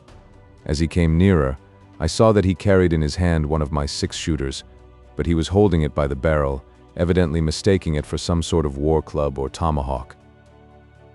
I could scarce refrain a grin when I thought of the wasted possibilities of that deadly revolver in the hands of an untutored warrior of the Stone Age. Had he but reversed it and pulled the trigger, he might still be alive. Maybe he is, for all I know, since I did not kill him then. When he was about 20 feet from me, I flung my javelin with a quick movement that I had learned from Gak.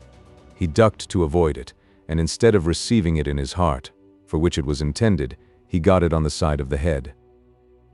Down he went all in a heap. Then I glanced toward Zhuag. He was having a most exciting time. The fellow pitted against Zhuag was a veritable giant. He was hacking and hewing away at the poor slave with a villainous-looking knife that might have been designed for butchering mastodons. Step by step, he was forcing Zhuag back toward the edge of the cliff with a fiendish cunning that permitted his adversary no chance to sidestep the terrible consequences of retreat in this direction. I saw quickly that in another moment Zhuag must deliberately hurl himself to death over the precipice, or be pushed over by his foeman. And as I saw Zhuag's predicament, I saw, too, in the same instant, a way to relieve him. Leaping quickly to the side of the fellow I had just felled, I snatched up my fallen revolver. It was a desperate chance to take, and I realized it in the instant that I threw the gun up from my hip and pulled the trigger. There was no time to aim. Zhuag was upon the very brink of the chasm. His relentless foe was pushing him hard, beating at him furiously with the heavy knife. And then the revolver spoke loud and sharp.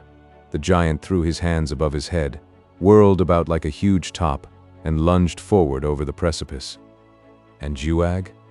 He cast a single affrighted glance in my direction. Never before, of course, had he heard the report of a firearm, and with a howl of dismay he, too, turned and plunged headforemost from sight.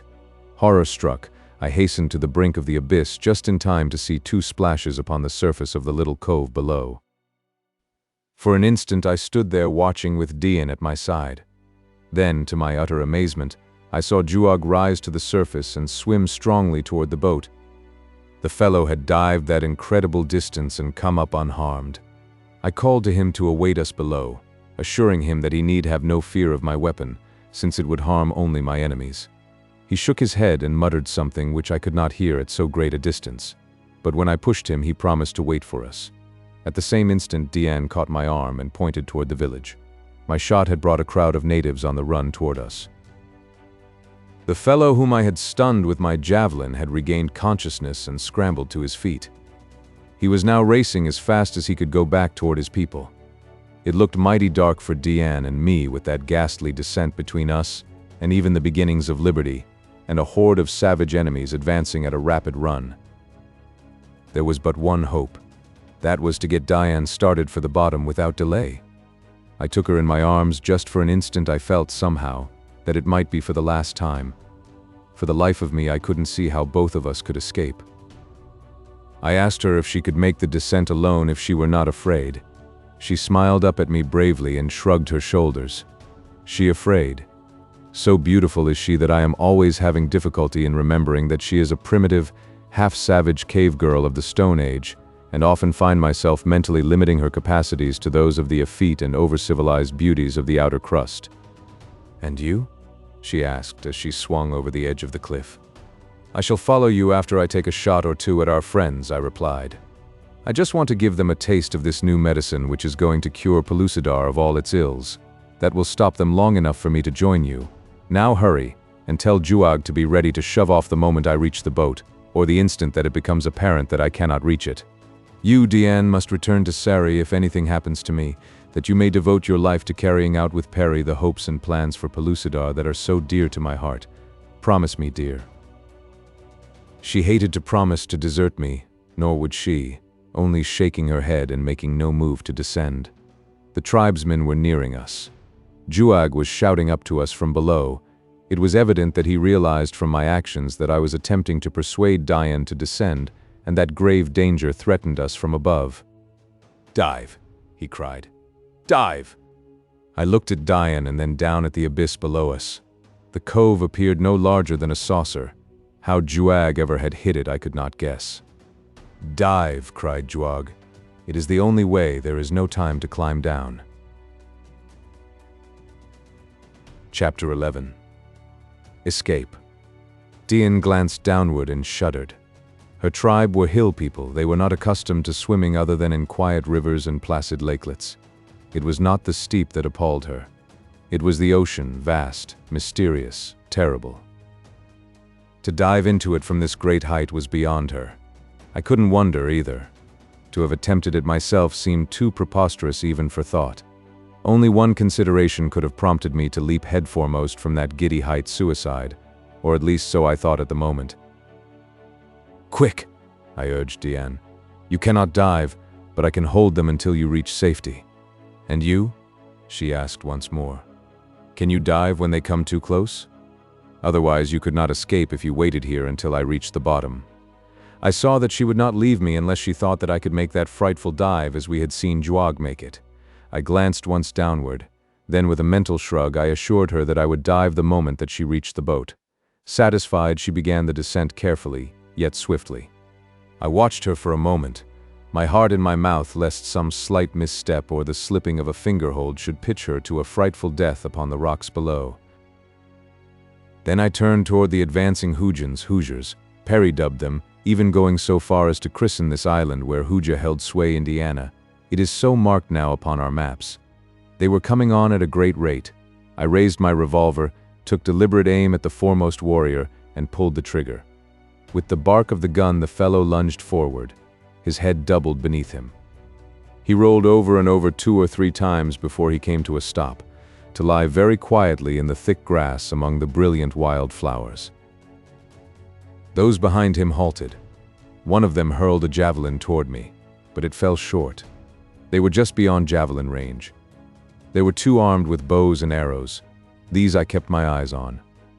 All of them appeared awestruck and frightened by the sound and effect of the firearm. They kept looking from the corpse to me and jabbering among themselves. I took advantage of the lull in hostilities to throw a quick glance over the edge toward Diane. She was halfway down the cliff and progressing finely. Then I turned back toward the enemy. One of the bowmen was fitting an arrow to his bow. I raised my hand. "Stop!" I cried. "Whoever shoots at me or advances toward me I shall kill as I killed him." I pointed at the dead man. The fellow lowered his bow. Again there was animated discussion. I could see that those who were not armed with bows were urging something upon the 2 who were. At last the majority appeared to prevail, for simultaneously the 2 archers raised their weapons. At the same instant I fired at one of them, dropping him in his tracks. The other, however, launched his missile, but the report of my gun had given him such a start that the arrow flew wild above my head. A second after, and he, too, was sprawled upon the sward with a round hole between his eyes. It had been a rather good shot. I glanced over the edge again. Diane was almost at the bottom. I could see Juag standing just beneath her with his hands upstretched to assist her. A sullen roar from the warriors recalled my attention toward them. They stood shaking their fists at me and yelling insults. From the direction of the village I saw a single warrior coming to join them. He was a huge fellow, and when he strode among them I could tell by his bearing and their deference toward him that he was a chieftain. He listened to all they had to tell of the happenings of the last few minutes. Then, with a command and a roar, he started for me with the whole pack at his heels. All they had needed had arrived, namely, a brave leader. I had 2 unfired cartridges in the chambers of my gun. I let the big warrior have one of them, thinking that his death would stop them all. But I guess they were worked up to such a frenzy of rage by this time that nothing would have stopped them. At any rate, they only yelled the louder as he fell and increased their speed toward me. I dropped another with my remaining cartridge. Then they were upon me, or almost. I thought of my promise to Diane. The awful abyss was behind me, a big devil with a huge bludgeon in front of me. I grasped my 6-shooter by the barrel and hurled it squarely in his face with all my strength. Then, without waiting to learn the effect of my throw, I wheeled, ran the few steps to the edge, and leaped as far out over that frightful chasm as I could. I know something of diving, and all that I know I put into that dive, which I was positive would be my last. For a couple of 100 feet I fell in horizontal position. The momentum I gained was terrific. I could feel the air almost as a solid body, so swiftly I hurtled through it. Then my position gradually changed to the vertical, and with hands outstretched I slipped through the air, cleaving it like a flying arrow. Just before I struck the water, a perfect shower of javelins fell all about. My enemies had rushed to the brink and hurled their weapons after me. By a miracle I was untouched. In the final instant I saw that I had cleared the rocks and was going to strike the water fairly. Then I was in and plumbing the depths. I suppose I didn't really go very far down, but it seemed to me that I should never stop. When at last I dared curve my hands upward and divert my progress toward the surface, I thought that I should explode for air before I ever saw the sun again except through a swirl of water. But at last my head popped above the waves, and I filled my lungs with air. Before me was the boat, from which Juag and Diane were clambering. I couldn't understand why they were deserting it now when we were about to set out for the mainland in it, but when I reached its side I understood. 2 heavy javelins, missing Diane and Juag by but a hair's breadth, had sunk deep into the bottom of the dugout in a straight line with the grain of the wood, and split her almost in 2 from stem to stern. She was useless. Juag was leaning over a nearby rock, his hand outstretched to aid me in clambering to his side, nor did I lose any time in availing myself of his proffered assistance. An occasional javelin was still dropping perilously close to us, so we hastened to draw as close as possible to the cliffside, where we were comparatively safe from the missiles. Here we held a brief conference in which it was decided that our only hope now lay in making for the opposite end of the island as quickly as we could, and utilizing the boat that I had hidden there, to continue our journey to the mainland. Gathering up 3 of the least damaged javelins that had fallen about us, we set out upon our journey, keeping well toward the south side of the island, which Juag said was less frequented by the HOOJA'S than the central portion where the river ran. I think that this ruse must have thrown our pursuers off our track, since we saw nothing of them nor heard any sound of pursuit during the greater portion of our march the length of the island. But the way Juag had chosen was rough and roundabout, so that we consumed 1 or 2 more marches in covering the distance than if we had followed the river. This it was which proved our undoing. Those who sought us must have sent a party up the river immediately after we escaped, for when we came at last onto the river trail not far from our destination, there can be no doubt but that we were seen by HOOJA'S who were just ahead of us on the stream. The result was that as we were passing through a clump of bush, a score of warriors leaped out upon us, and before we could scarce strike a blow in defense, had disarmed and bound us. For a time thereafter I seemed to be entirely bereft of hope. I could see no ray of promise in the future, only immediate death for Juag and me, which didn't concern me much in the face of what lay in store for Diane. Poor child. What an awful life she had led. From the moment that I had first seen her chained in the slave caravan of the Mahars until now, a prisoner of a no less cruel creature, I could recall but a few brief intervals of peace and quiet in her tempestuous existence. Before I had known her, Jubal the Ugly One had pursued her across a savage world to make her his mate. She had eluded him, and finally I had slain him, but terror and privations and exposure to fierce beasts had haunted her footsteps during all her lonely flight from him. And when I had returned to the outer world, the old trials had recommenced with HOOJA in Jubal's role. I could almost have wished for death to vouchsafe her that peace which fate seemed to deny her in this life. I spoke to her on the subject, suggesting that we expire together. "Do not fear, David," she replied. "I shall end my life before ever HOOJA can harm me, but first I shall see that HOOJA dies." She drew from her breast a little leathern thong, to the end of which was fastened a tiny pouch. "What have you there?" I asked. "Do you recall that time you stepped upon the thing you call viper in your world?" she asked. I nodded.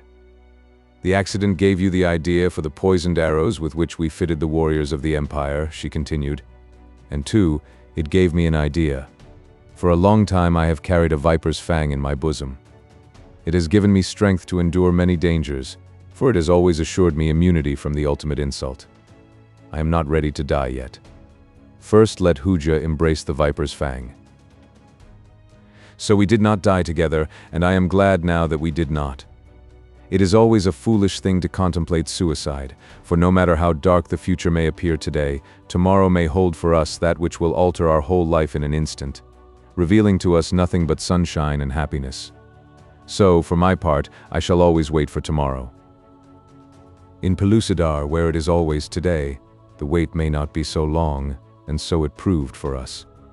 As we were passing a lofty, flat-topped hill through a park-like wood, a perfect network of fiber ropes fell suddenly about our guard, enmeshing them. A moment later, a horde of our friends, the hairy gorilla men, with the mild eyes and long faces of sheep, leaped among them. It was a very interesting fight.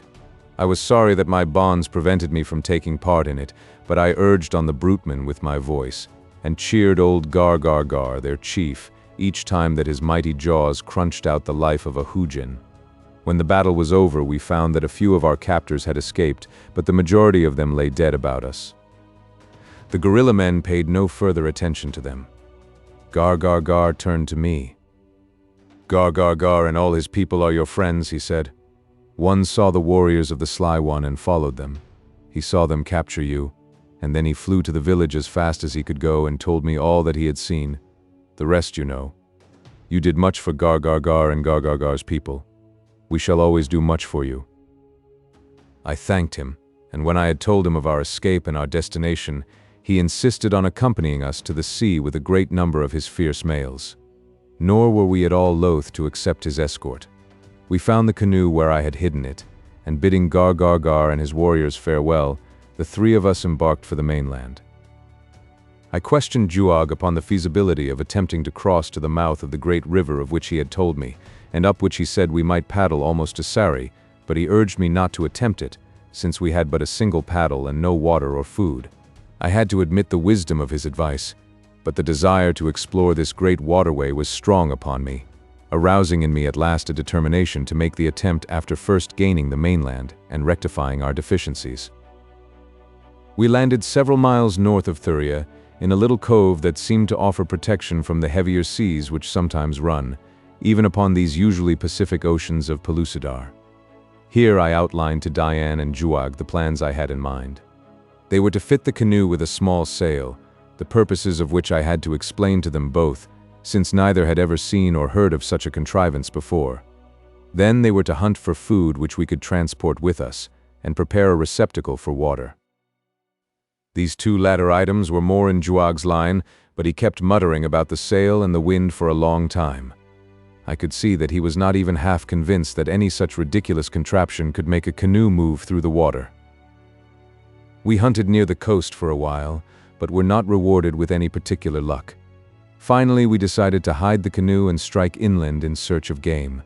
At Juag's suggestion, we dug a hole in the sand at the upper edge of the beach and buried the craft, smoothing the surface over nicely and throwing aside the excess material we had excavated.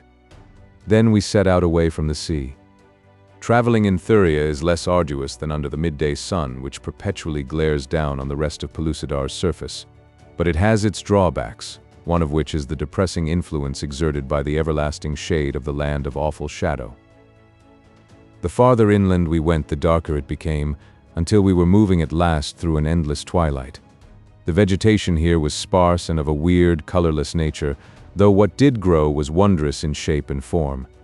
Often we saw huge lidi, or beasts of burden, striding across the dim landscape, browsing upon the grotesque vegetation or drinking from the slow and sullen rivers that run down from the Lidi plains to empty into the sea in Thuria. What we sought was either a thag, a sort of gigantic elk, or one of the larger species of antelope, the flesh of either of which dries nicely in the sun. The bladder of the thag would make a fine water bottle, and its skin, I figured, would be a good sail. We traveled a considerable distance inland, entirely crossing the land of awful shadow and emerging at last upon that portion of the Lidi plains which lies in the pleasant sunlight. Above us the pendant world revolved upon its axis, filling me especially, and Diane to an almost equal state with wonder and insatiable curiosity as to what strange forms of life existed among the hills and valleys and along the seas and rivers, which we could plainly see. Before us stretched the horizonless expanses of vast Pellucidar, the Lidi plains rolling up about us, while hanging high in the heavens to the northwest of us I thought I discerned the many towers which marked the entrances to the distant Mahar city, whose inhabitants preyed upon the Thurians. HOOJA'S suggested that we travel to the northeast, where, he said, upon the verge of the plain we would find a wooded country in which game should be plentiful. Acting upon his advice, we came at last to a forest jungle, through which wound innumerable game paths. In the depths of this forbidding wood we came upon the fresh spoor of thag.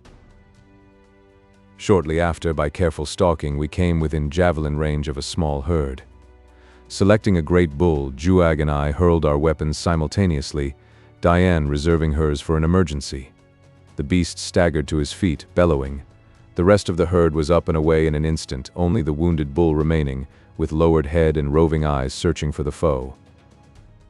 Then HOOJA' exposed himself to the view of the bull. It is a part of the tactics of the hunt, while I stepped to one side behind a bush. The moment that the savage beast saw HOOJA', he charged him. HOOJA' ran straight away, that the bull might be lured past my hiding place. On he came, tons of mighty bestial strength and rage. Diane had slipped behind me. She too could fight a thag should emergency require. Ah, such a girl. A rightful empress of a stone age by every standard which two worlds might bring to measure her. Crashing down toward us came the bull thag, bellowing and snorting, with the power of 100 outer earthly bulls. When he was opposite me, I sprang for the heavy mane that covered his huge neck. To tangle my fingers in it was the work of but an instant.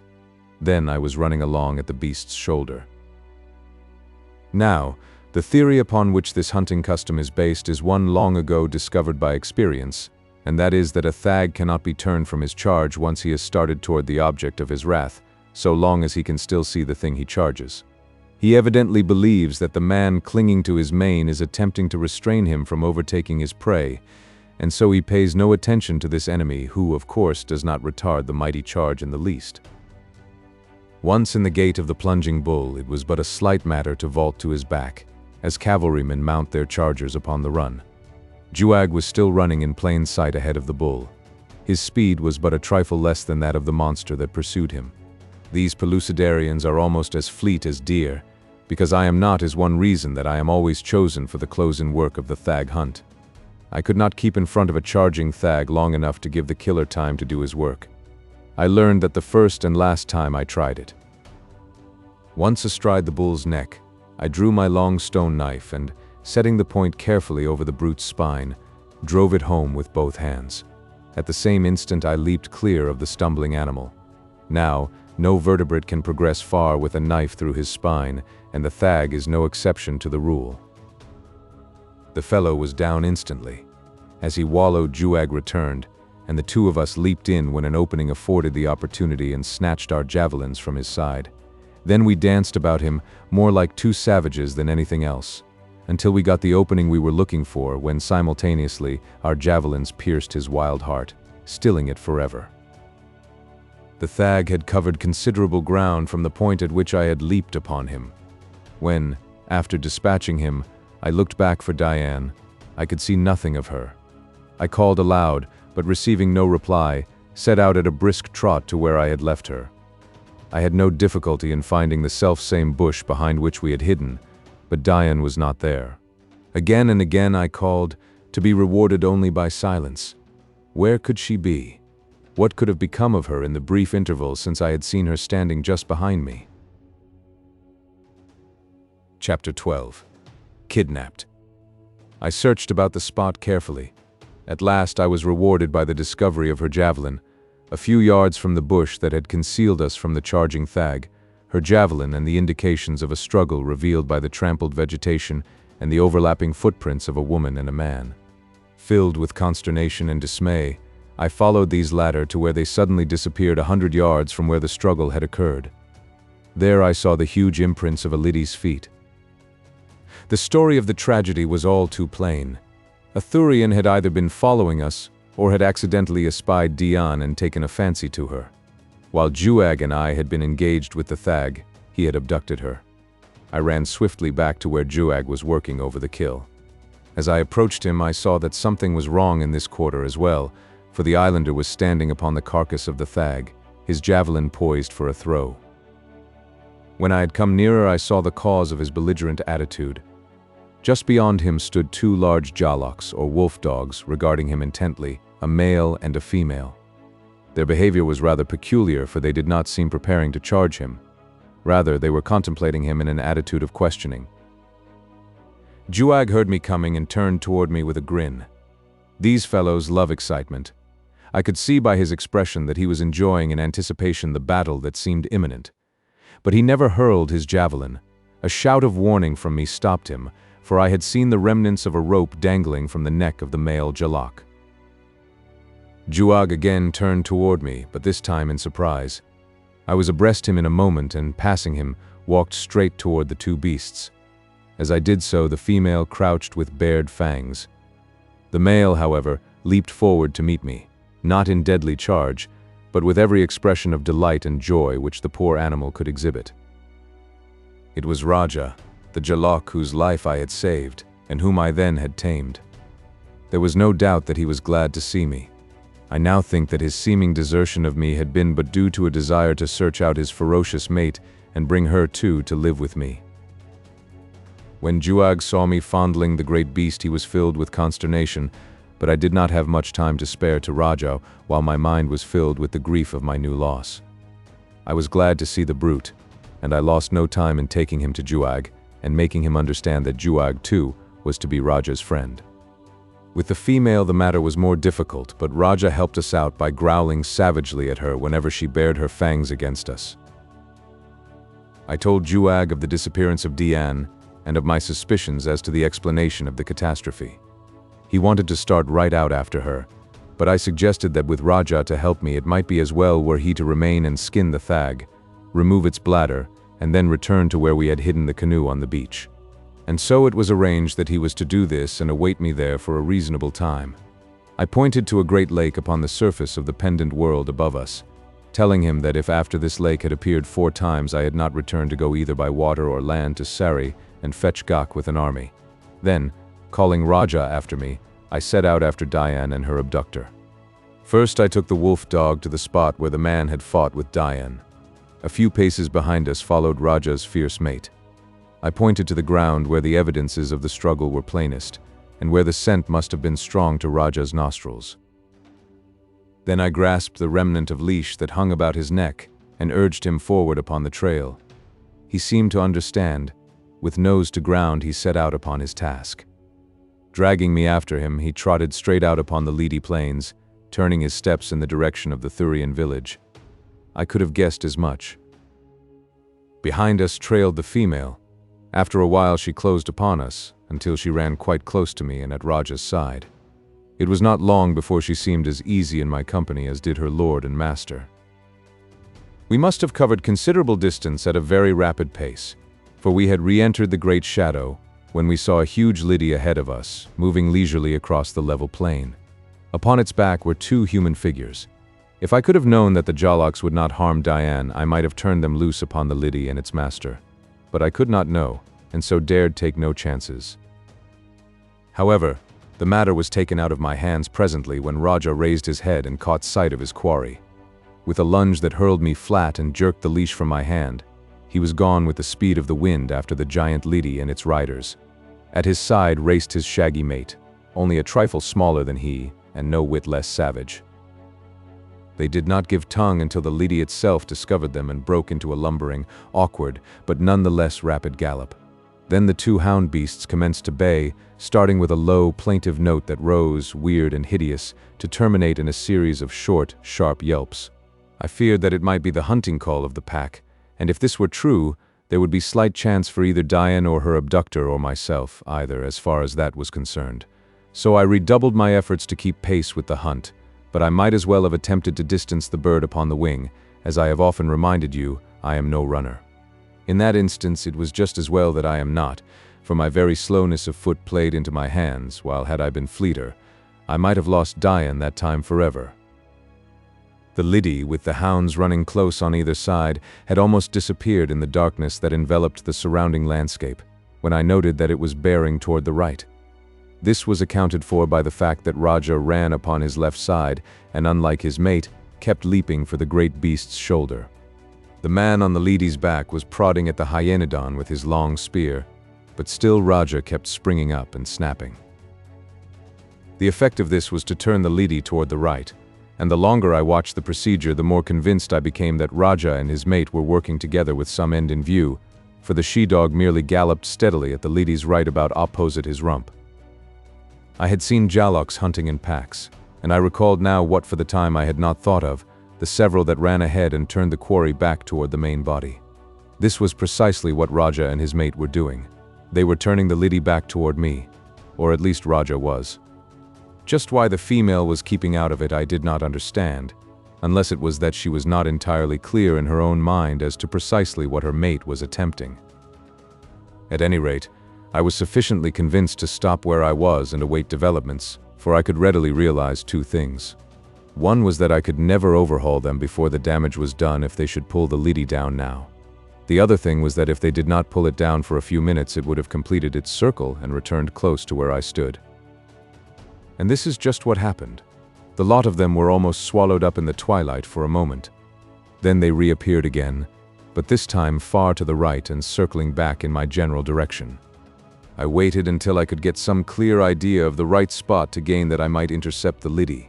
But even as I waited, I saw the beast attempt to turn still more to the right, a move that would have carried him far to my left in a much more circumscribed circle than the hyenodons had mapped out for him. Then I saw the female leap forward and head him, and when he would have gone too far to the left, Raja sprang, snapping at his shoulder, and held him straight. Straight for me, the two savage beasts were driving their quarry. It was wonderful. It was something else too, as I realized while the monstrous beast neared me. It was like standing in the middle of the tracks in front of an approaching express train. But I didn't dare waver. Too much depended upon my meeting that hurtling mass of terrified flesh with a well-placed javelin. So I stood there, waiting to be run down and crushed by those gigantic feet, but determined to drive home my weapon in the broad breast before I fell. The Lidi was only about 100 yards from me when Raja gave a few barks in a tone that differed materially from his hunting cry. Instantly, both he and his mate leaped for the long neck of the ruminant. Neither missed. Swinging in mid-air, they hung tenaciously, their weight dragging down the creature's head and so retarding its speed that before it had reached me it was almost stopped and devoting all its energies to attempting to scrape off its attackers with its forefeet. Diane had seen and recognized me, and was trying to extricate herself from the grasp of her captor who, handicapped by his strong and agile prisoner, was unable to wield his lance effectively upon the two Jalox. At the same time I was running swiftly toward them. When the man discovered me, he released his hold upon Diane and sprang to the ground, ready with his lance to meet me. My javelin was no match for his longer weapon, which was used more for stabbing than as a missile. Should I miss him at my first cast, as was quite probable, since he was prepared for me, I would have to face his formidable lance with nothing more than a stone knife. The outlook was scarcely entrancing. Evidently, I was soon to be absolutely at his mercy. Seeing my predicament, he ran toward me to get rid of one antagonist before he had to deal with the other two. He could not guess, of course, that the two Jalox were hunting with me, but he doubtless thought that after they had finished the Lidi they would make after the human prey. The beasts are notorious killers, often slaying wantonly. But as the Thurian came, Raja loosened his hold upon the Lidi and dashed for him, with the female close after.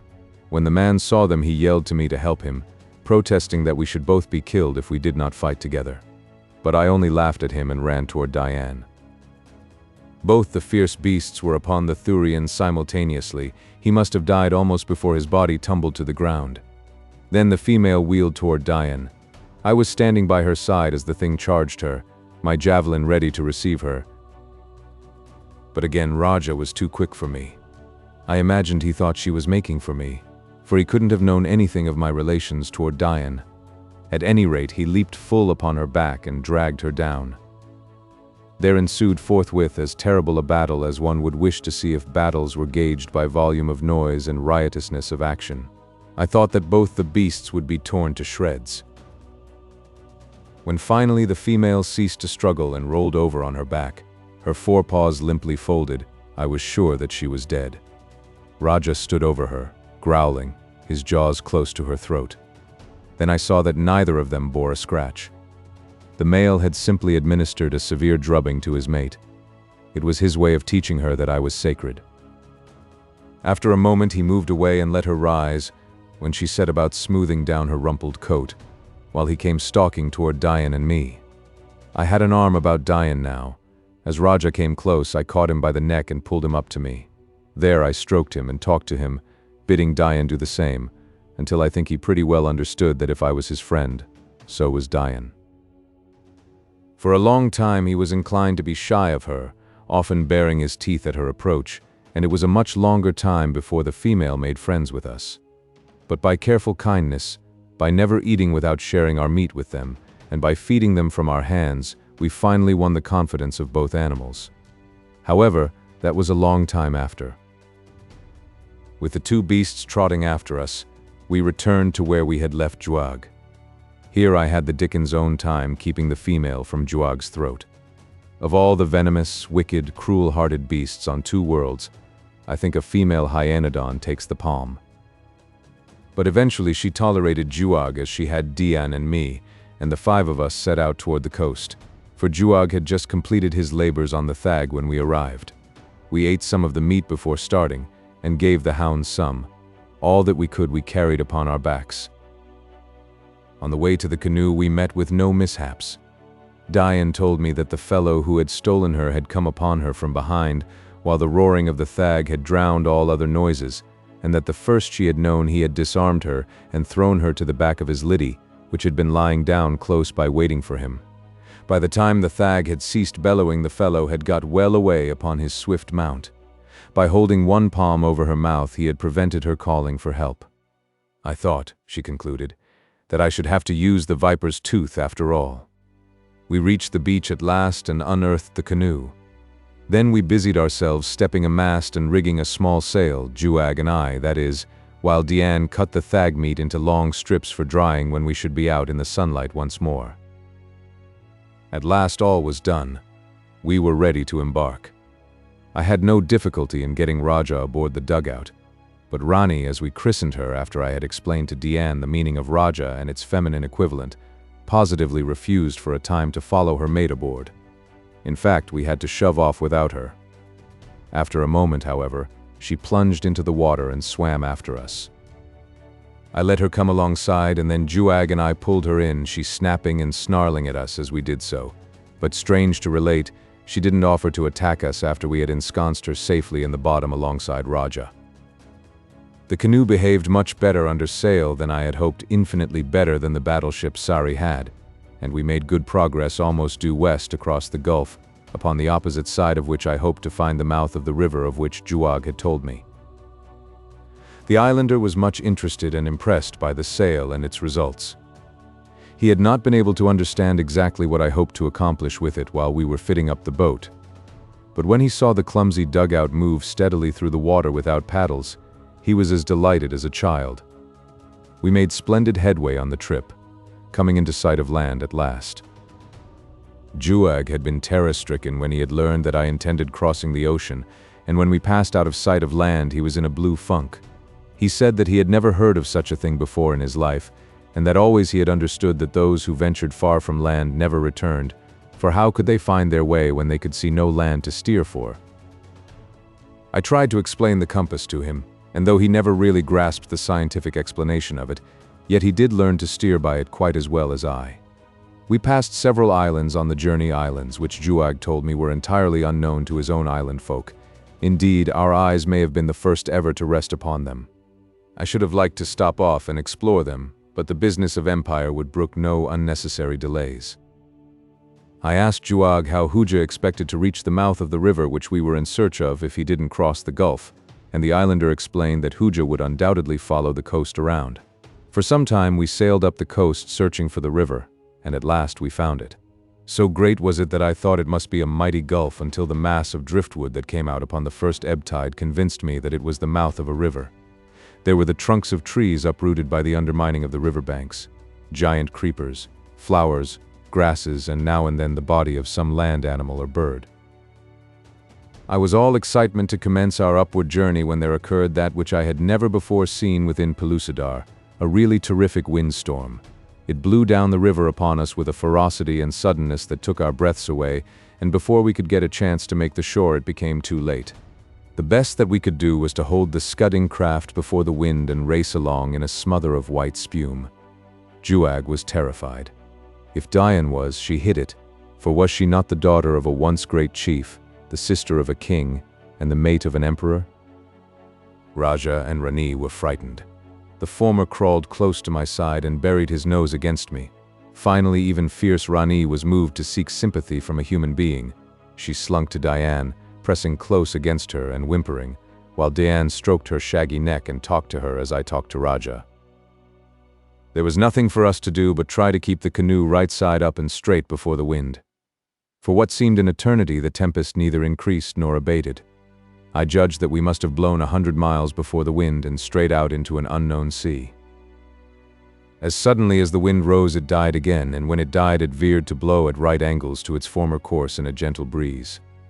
I asked Juag then what our course was, for he had had the compass last. It had been on a leather thong about his neck. When he felt for it, the expression that came into his eyes told me as plainly as words what had happened. The compass was lost. The compass was lost. And we were out of sight of land without a single celestial body to guide us. Even the pendant world was not visible from our position. Our plight seemed hopeless to me, but I dared not let Dian and Juag guess how utterly dismayed I was, though, as I soon discovered, there was nothing to be gained by trying to keep the worst from Juag. He knew it quite as well as I. He had always known, from the legends of his people, the dangers of the open sea beyond the sight of land. The compass, since he had learned its uses from me, had been all that he had to buoy his hope of eventual salvation from the watery deep. He had seen how it had guided me across the water to the very coast that I desired to reach, and so he had implicit confidence in it. Now that it was gone, his confidence had departed, also. There seemed but one thing to do, that was to keep on sailing straight before the wind, since we could travel most rapidly along that course, until we sighted land of some description. If it chanced to be the mainland, well and good. If an island, well, we might live upon an island. We certainly could not live long in this little boat, with only a few strips of dried thag and a few quarts of water left. Quite suddenly a thought occurred to me. I was surprised that it had not come before as a solution to our problem. I turned toward Juag. "You Pellucidarians are endowed with a wonderful instinct," I reminded him. "An instinct that points the way straight to your homes, no matter in what strange land you may find yourself. Now all we have to do is let Dian guide us toward Amos, and we shall come in a short time to the same coast whence we just were blown." As I spoke, I looked at them with a smile of renewed hope, but there was no answering smile in their eyes. It was Dian who enlightened me. "We could do all this upon land," she said, "but upon the water that power is denied us. I do not know why, but I have always heard that this is true, that only upon the water may a Pellucidarian be lost. This is, I think, why we all fear the great ocean so, even those who go upon its surface in canoes. Juag has told us that they never go beyond the sight of land." We had lowered the sail after the blow while we were discussing the best course to pursue.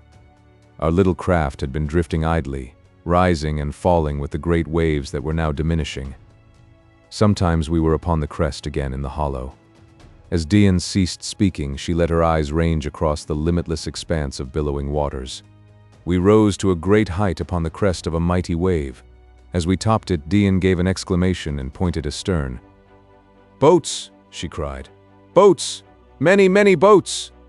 Juag and I leaped to our feet. But our little craft had now dropped to the trough, and we could see nothing but walls of water close upon either hand. We waited for the next wave to lift us, and when it did, we strained our eyes in the direction that Dian had indicated. Sure enough, scarce half a mile away were several boats, and scattered far and wide behind us, as far as we could see, were many others.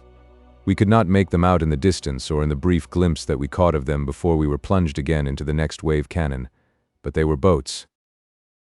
And in them must be human beings like ourselves. Chapter 13, Racing for Life. At last the sea subsided, and we were able to get a better view of the armada of small boats in our wake. There must have been 200 of them. Juag said that he had never seen so many boats before in all his life. Where had they come from? Juag was first to hazard a guess. HOOJA, he said, was building many boats to carry his warriors to the great river and up it towards Sari. He was building them with almost all his warriors and many slaves upon the island of trees. No one else in all the history of Pellucidar has ever built so many boats as they told me HOOJA was building. These must be HOOJA's boats, and they were blown out to sea by the great storm just as we were, suggested Dian. There can be no better explanation of them, I agreed. What shall we do? Asked Juag. Suppose we make sure that they are really HOOJA's people, suggested Dian. It may be that they are not, and that if we run away from them before we learn definitely who they are, we shall be running away from a chance to live and find the mainland. They may be a people of whom we have never even heard, and if so, we can ask them to help us, if they know the way to the mainland. Which they will not, interposed Juag. Well, I said, it can't make our predicament any more trying to wait until we find out who they are. They are heading for us now. Evidently they have spied our sail and guessed that we do not belong to their fleet. They probably want to ask the way to the mainland themselves, said Juag, who was nothing if not a pessimist. If they want to catch us, they can do it if they can paddle faster than we can sail, I said. If we let them come close enough to discover their identity, and can then sail faster than they can paddle, we can get away from them anyway, so we might as well wait. And wait we did. The sea calmed rapidly, so that by the time the foremost canoe had come within 500 yards of us, we could see them all plainly. Everyone was headed for us. The dugouts, which were of unusual length, were manned by 20 paddlers, 10 to a side. Besides the paddlers, there were 25 or more warriors in each boat. When the leader was 100 yards from us, Dian called our attention to the fact that several of her crew were Sagoths. That convinced us that the flotilla was indeed HOOJA'S. I told Juag to hail them and get what information he could, while I remained in the bottom of our canoe as much out of sight as possible. Dian lay down at full length in the bottom. I did not want them to see and recognize her if they were in truth HOOJA'S people. "Who are you?" shouted Juag, standing up in the boat and making a megaphone of his palms. A figure arose in the bow of the leading canoe, a figure that I was sure I recognized even before he spoke. "I am HOOJA," cried the man in answer to Juag. For some reason he did not recognize his former prisoner and slave, possibly because he had so many of them. "I come from the island of trees," he continued. 100 of my boats were lost in the great storm and all their crews drowned. Where is the land? What are you? And what strange thing is that which flutters from the little tree in the front of your canoe? He referred to our sail, flapping idly in the wind. "We too are lost," replied Juag. "We know not where the land is. We are going back to look for it now." So saying, he commenced to scull the canoe's nose before the wind, while I made fast the primitive sheets that held our crude sail. We thought it time to be going. There wasn't much wind at the time, and the heavy, lumbering dugout was slow in getting underway. I thought it never would gain any momentum, and all the while HOOJA'S canoe was drawing rapidly nearer, propelled by the strong arms of his 20 paddlers. Of course, their dugout was much larger than ours, and consequently, infinitely heavier and more cumbersome. Nevertheless, it was coming along at quite a clip, and ours was yet but barely moving. Dian and I remained out of sight as much as possible, for the two craft were now well within bowshot of one another, and I knew that HOOJA had archers. HOOJA called to Juag to stop when he saw that our craft was moving. He was much interested in the sail, and not a little awed, as I could tell by his shouted remarks and questions. Raising my head, I saw him plainly. He would have made an excellent target for one of my guns, and I had never been sorrier that I had lost them. We were now picking up speed a trifle, and he was not gaining upon us so fast as at first. In consequence, his requests that we stop suddenly changed to commands as he became aware that we were trying to escape him. "Come back," he shouted. "Come back, or I'll fire." I use the word fire because it more nearly translates into English the Pellucidarian word trag, which covers the launching of any deadly missile. But Juag only seized his paddle more tightly, the paddle that answered the purpose of rudder, and commenced to assist the wind by vigorous strokes. Then HOOJA gave the command to some of his archers to fire upon us. I couldn't lie hidden in the bottom of the boat, leaving Juag alone exposed to the deadly shafts, so I arose and, seizing another paddle, set to work to help him. Diane joined me, though I did my best to persuade her to remain sheltered, but being a woman, she must have her own way. The instant that HOOJA saw us, he recognized us. The whoop of triumph he raised indicated how certain he was that we were about to fall into his hands. A shower of arrows fell about us. Then HOOJA caused his men to cease firing. He wanted us alive.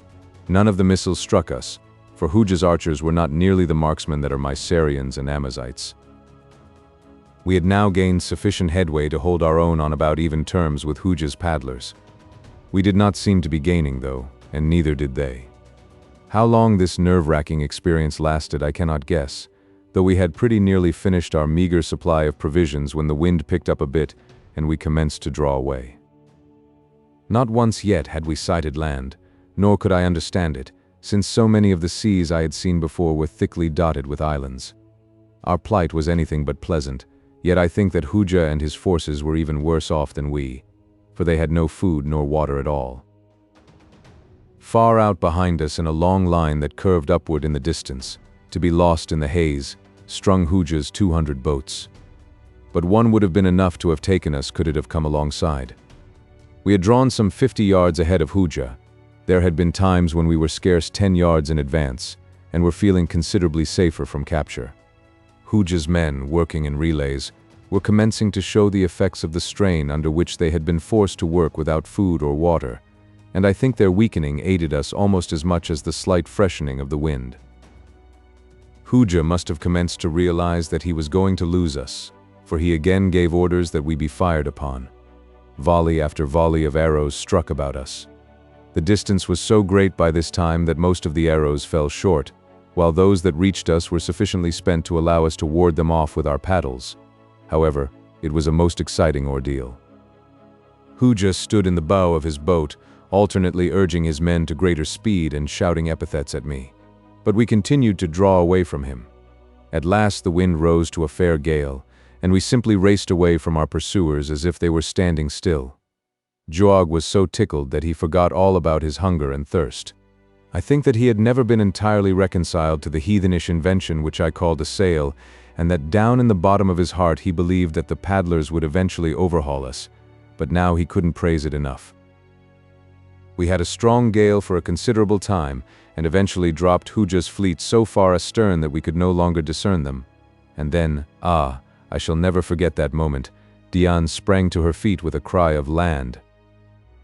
Sure enough, dead ahead, a long, low coast stretched across our bow. It was still a long way off, and we couldn't make out whether it was island or mainland, but at least it was land. If ever shipwrecked mariners were grateful, we were then. Raja and Rani were commencing to suffer for lack of food, and I could swear that the latter often cast hungry glances upon us, though I am equally sure that no such hideous thoughts ever entered the head of her mate. We watched them both most closely, however. Once, while stroking Rani, I managed to get a rope around her neck and make her fast to the side of the boat. Then I felt a bit safer for Diane. It was pretty close quarters in that little dugout for 3 human beings and 2 practically wild man-eating dogs.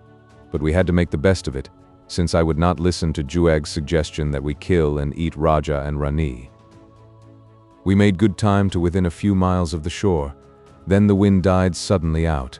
We were all of us keyed up to such a pitch of anticipation that the blow was doubly hard to bear.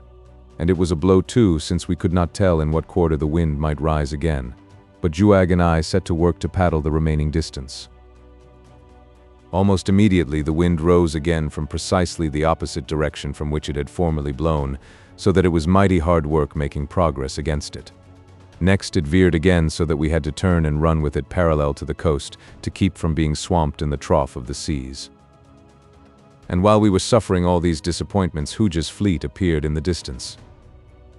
They evidently had gone far to the left of our course, for they were now almost behind us as we ran parallel to the coast, but we were not much afraid of being overtaken in the wind that was blowing.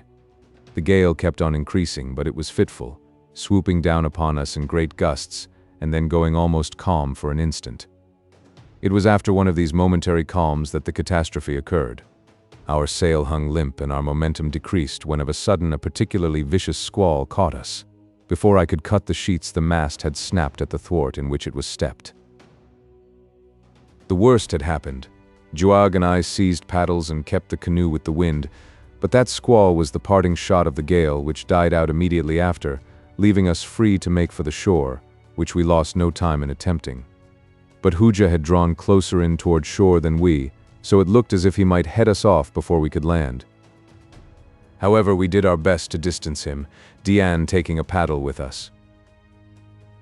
We were in a fair way to succeed when there appeared, pouring from among the trees beyond the beach, a horde of yelling, painted savages, brandishing all sorts of devilish-looking primitive weapons. So menacing was their attitude that we realized at once the folly of attempting to land among them. HOOJA was drawing closer to us. There was no wind. We could not hope to out-paddle him. And with our sail gone, no wind would help us, though, as if in derision at our plight, a steady breeze was now blowing. But we had no intention of sitting idle while our fate overtook us, so we bent to our paddles and, keeping parallel with the coast, did our best to pull away from our pursuers. It was a grueling experience.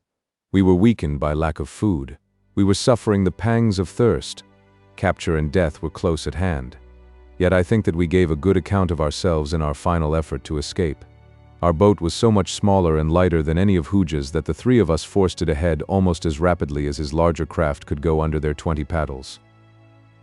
As we raced along the coast for one of those seemingly interminable periods that may draw hours into eternities, where the labor is soul-searing and there is no way to measure time, I saw what I took for the opening to a bay or the mouth of a great river a short distance ahead of us. I wished that we might make for it, but with the menace of HOOJA close behind and the screaming natives who raced along the shore parallel to us, I dared not attempt it. We were not far from shore in that mad flight from death. Even as I paddled, I found opportunity to glance occasionally toward the natives. They were white, but hideously painted. From their gestures and weapons, I took them to be a most ferocious race. I was rather glad that we had not succeeded in landing among them. HOOJA'S fleet had been in much more compact formation when we sighted them this time than on the occasion following the tempest. Now they were moving rapidly in pursuit of us, all well within the radius of a mile. 5 of them were leading, all abreast, and were scarce 200 yards from us. When I glanced over my shoulder, I could see that the archers had already fitted arrows to their bows in readiness to fire upon us the moment that they should draw within range. Hope was low in my breast. I could not see the slightest chance of escaping them, for they were overhauling us rapidly now, since they were able to work their paddles in relays, while we 3 were rapidly wearying beneath the constant strain that had been put upon us. It was then that Juag called my attention to the rift in the shoreline, which I had thought either a bay or the mouth of a great river. There I saw moving slowly out into the sea that which filled my soul with wonder. Chapter 14. Gore and Dreams. It was a 2-masted felucca with lateen sails. The craft was long and low. In it were more than 50 men, 20 or 30 of whom were at oars with which the craft was being propelled from the lee of the land. I was dumbfounded. Could it be that the savage, painted natives I had seen on shore had so perfected the art of navigation that they were masters of such advanced building and rigging as this craft proclaimed? It seemed impossible, and as I looked I saw another of the same type swing into view and follow its sister through the narrow strait out into the ocean. Nor were these all. One after another, following closely upon one another's heels, came 50 of the trim, graceful vessels. They were cutting in between HOOJA'S fleet and our little dugout.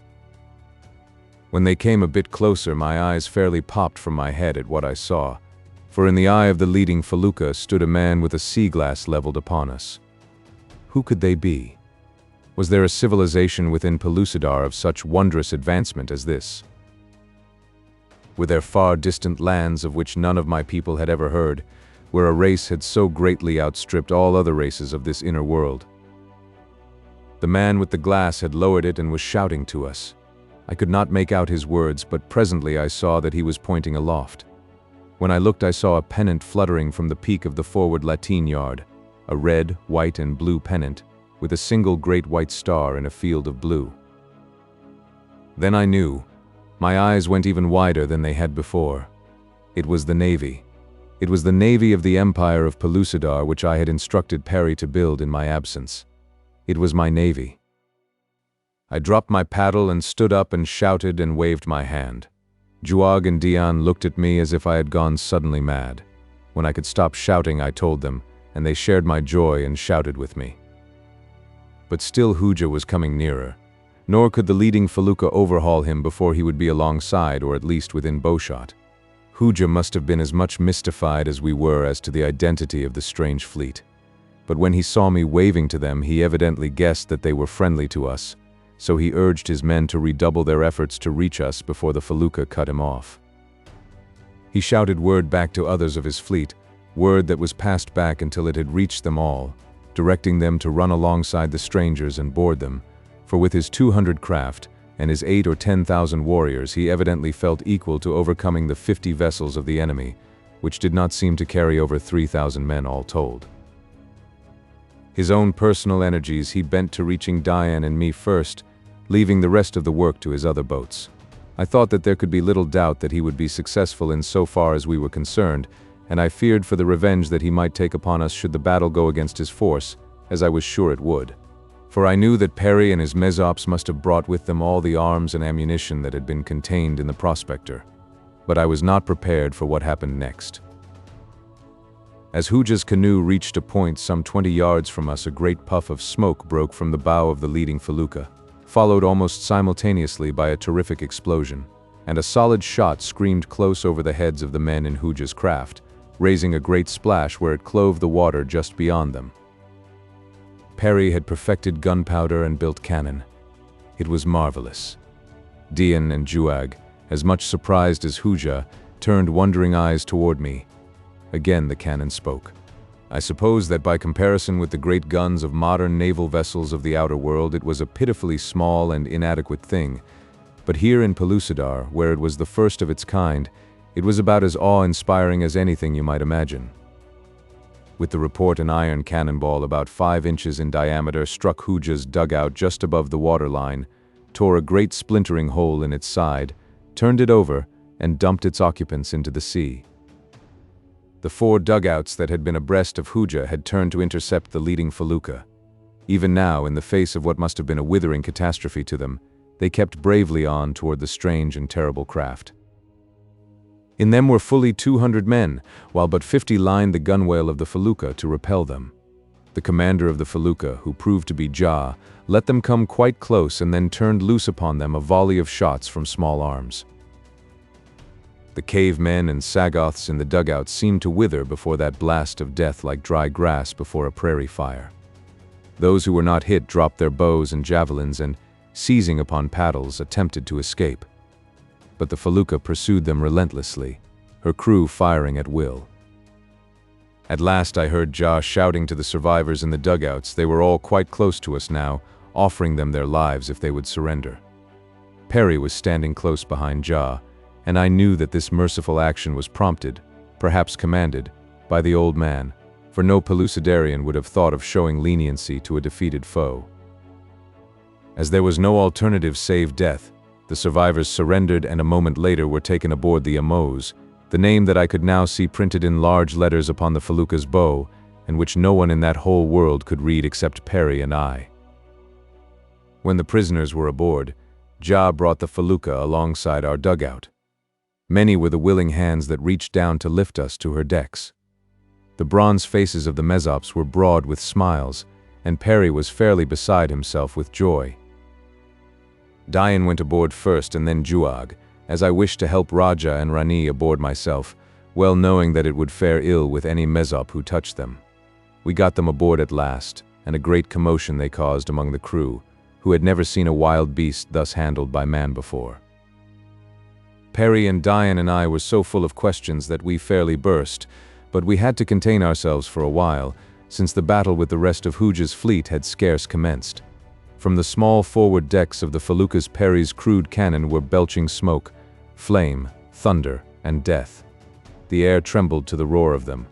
HOOJA'S horde, intrepid, savage fighters that they were closing in to grapple in a last death struggle with the Mesops who manned our vessels. The handling of our fleet by the Red Island warriors of HOOJA'S clan was far from perfect. I could see that Perry had lost no time after the completion of the boats in setting out upon this cruise. What little the captains and crews had learned of handling feluccas they must have learned principally since they embarked upon this voyage, and while experience is an excellent teacher and had done much for them, they still had a great deal to learn. In maneuvering for position, they were continually fouling one another, and on 2 occasions shots from our batteries came near to striking our own ships. No sooner, however, was I aboard the flagship than I attempted to rectify this trouble to some extent. By passing commands by word of mouth from one ship to another, I managed to get the 50 feluccas into some sort of line, with the flagship in the lead. In this formation, we commenced slowly to circle the position of the enemy. The dugouts came for us right along in an attempt to board us, but by keeping on the move in one direction and circling, we managed to avoid getting in each other's way, and were enabled to fire our cannon and our small arms with less danger to our own comrades. When I had a moment to look about me, I took in the felucca on which I was. I am free to confess that I marveled at the excellent construction and stanch yet speedy lines of the little craft. That Perry had chosen this type of vessel seemed rather remarkable, for though I had warned him against turreted battleships, armor, and like useless show, I had fully expected that when I beheld his navy I should find considerable attempt at grim and terrible magnificence, for it was always Perry's idea to overawe these ignorant cavemen when we had to contend with them in battle. But I had soon learned that while one might easily astonish them with some new engine of war, it was an utter impossibility to frighten them into surrender. I learned later that HOOJA had gone carefully over the plans of various craft with Perry. The old man had explained in detail all that the text told him of them. The two had measured out dimensions upon the ground, that HOOJA might see the sizes of different boats. Perry had built models, and HOOJA had had him read carefully and explain all that they could find relative to the handling of sailing vessels. The result of this was that HOOJA was the one who had chosen the felucca. It was well that Perry had had so excellent a balance wheel, for he had been wild to build a huge frigate of the Nelsonian era, he told me so himself. One thing that had inclined HOOJA particularly to the felucca was the fact that it included oars in its equipment. He realized the limitations of his people in the matter of sails, and while they had never used oars, the implement was so similar to a paddle that he was sure they quickly could master the art, and they did. As soon as one hull was completed, HOOJA kept it on the water constantly, first with one crew and then with another, until 2,000 red warriors had learned to row. Then they stepped their masts and a crew was told off for the first ship. While the others were building, they learned to handle theirs. As each succeeding boat was launched, its crew took it out and practiced with it under the tutorage of those who had graduated from the first ship, and so on until a full complement of men had been trained for every boat. Well, to get back to the battle, the HOOJA'S kept on coming at us, and as fast as they came we mowed them down. It was little else than slaughter. Time and time again I cried to them to surrender, promising them their lives if they would do so. At last there were but 10 boatloads left. These turned in flight. They thought they could paddle away from us. It was pitiful. I passed the word from boat to boat to cease firing, not to kill another HOOJA'n unless they fired on us. Then we set out after them. There was a nice little breeze blowing, and we bowled along after our quarry as gracefully and as lightly as swans upon a park lagoon. As we approached them, I could see not only wonder but admiration in their eyes. I hailed the nearest dugout.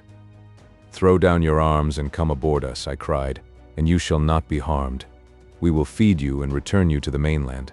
Then you shall go free upon your promise never to bear arms against the Emperor of Pellucidar again."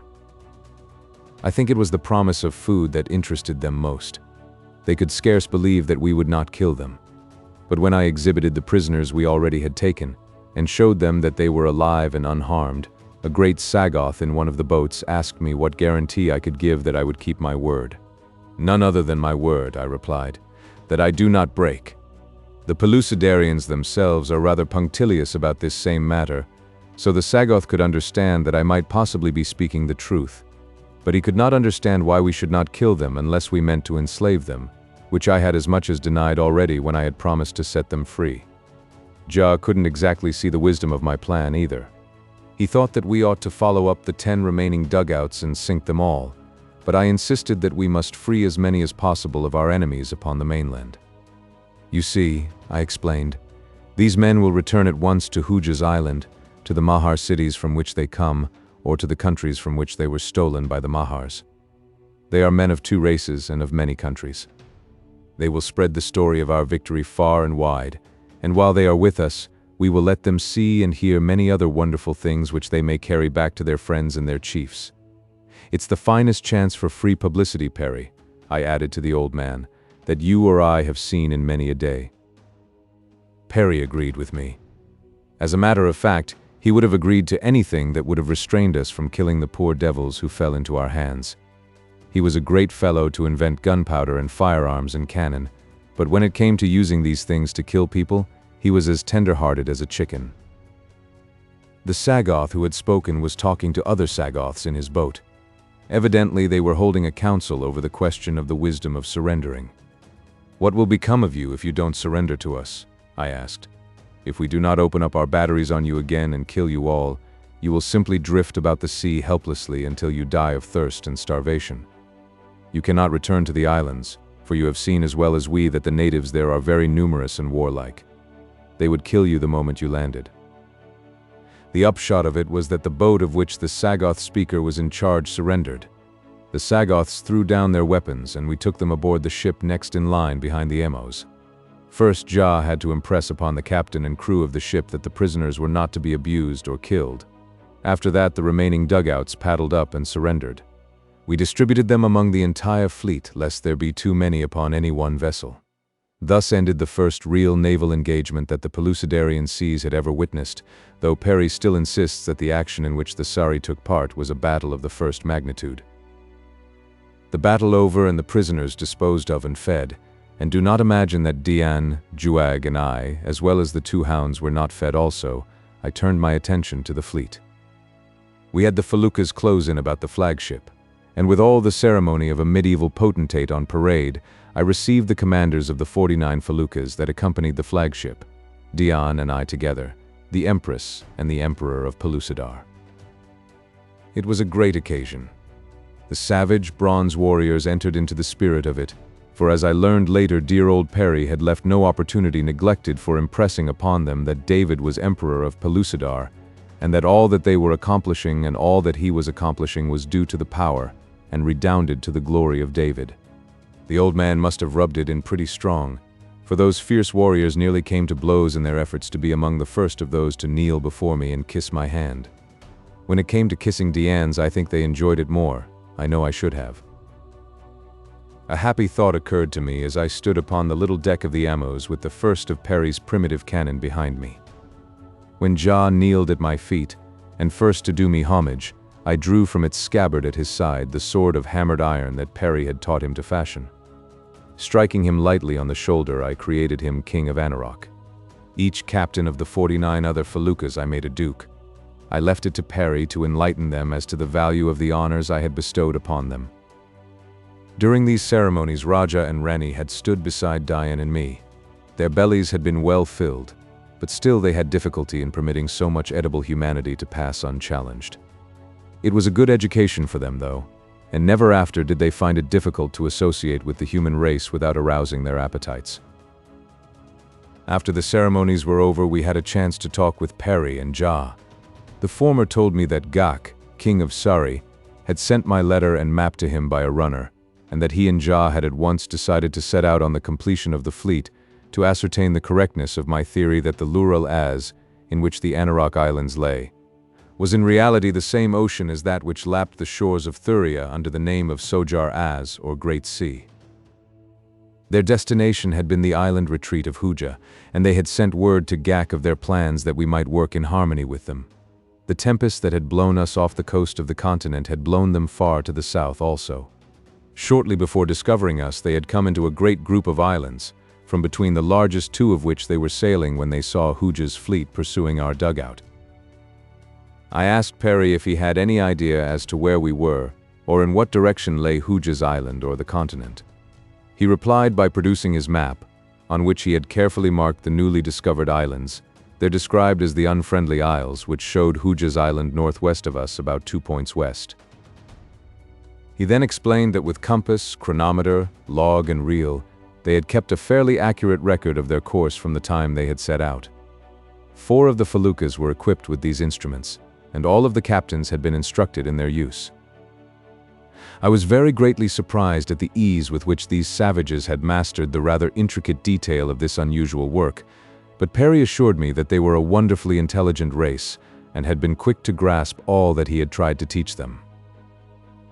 Another thing that surprised me was the fact that so much had been accomplished in so short a time, for I could not believe that I had been gone from Anauroch for a sufficient period to permit of building a fleet of 50 feluccas and mining iron ore for the cannon and balls, to say nothing of manufacturing these guns and the crude muzzle-loading rifles with which every mesop was armed, as well as the gunpowder and ammunition they had in such ample quantities. "Time!" exclaimed Perry. "Well, how long were you gone from Anauroch before we picked you up in the HOOJA'S?" That was a puzzler, and I had to admit it. I didn't know how much time had elapsed, and neither did Perry, for time is non-existent in Pellucidar. "Then, you see, David," he continued, "I had almost unbelievable resources at my disposal. The mesops inhabiting the Anauroch Islands, which stretch far out to sea beyond the 3 principal isles with which you are familiar, number well into the millions, and by far the greater part of them are friendly to Jah. Men, women, and children turned to and worked the moment Jah explained the nature of our enterprise. And not only were they anxious to do all in their power to hasten the day when the Mahars should be overthrown, but, and this counted for most of all, they are simply ravenous for greater knowledge and for better ways of doing things.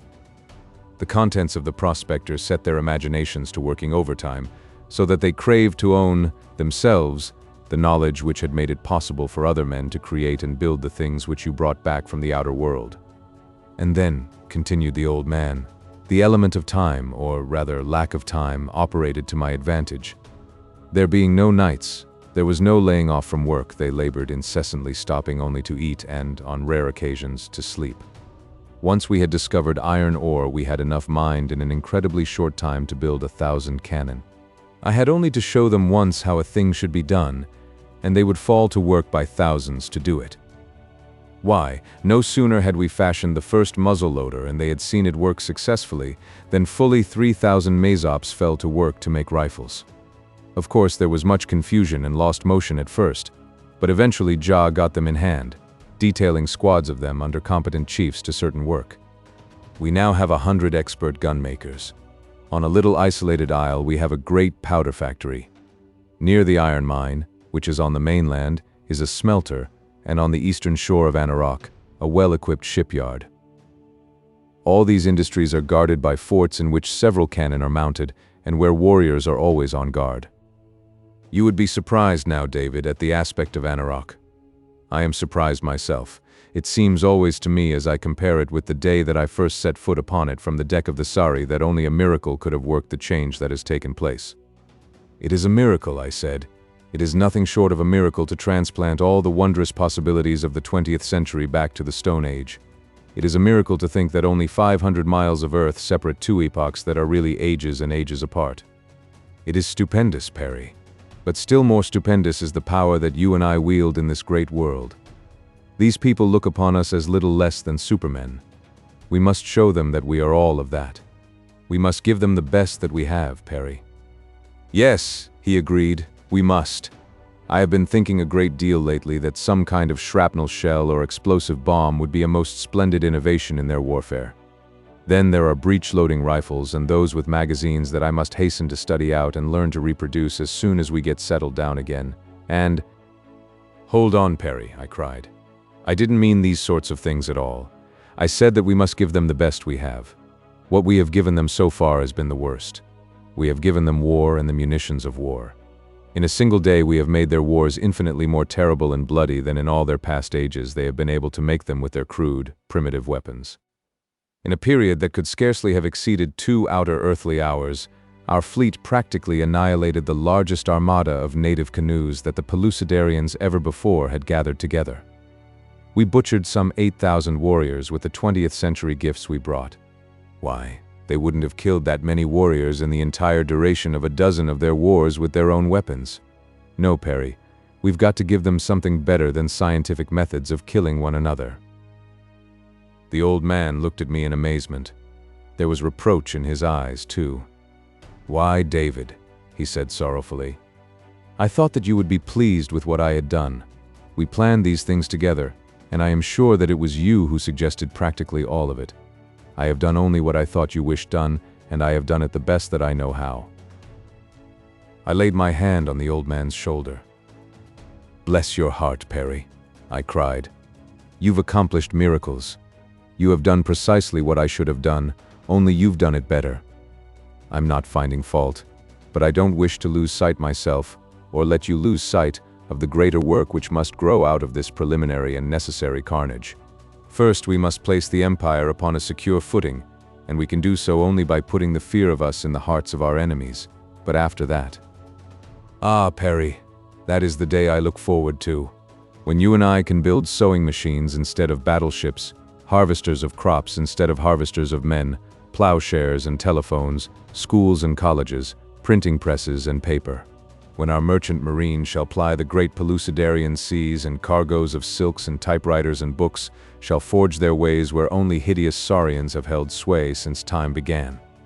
"Amen," said Perry, and Deanne, who was standing at my side, pressed my hand. Chapter 15. Conquest and Peace. The fleet sailed directly for HOOJA'S Island, coming to anchor at its northeastern extremity before the flat-topped hill that had been HOOJA'S stronghold. I sent one of the prisoners ashore to demand an immediate surrender, but as he told me afterward, they wouldn't believe all that he told them, so they congregated on the clifftop and shot futile arrows at us. In reply, I had 5 of the feluccas cannonade them. When they scampered away at the sound of the terrific explosions and at sight of the smoke in the iron balls, I landed a couple of 100 red warriors and led them to the opposite end of the hill into the tunnel that ran to its summit. Here we met a little resistance, but a volley from the muzzle-loaders turned back those who disputed our right-of-way, and presently we gained the mesa. Here again we met resistance, but at last the remnant of HOOJA'S horde surrendered.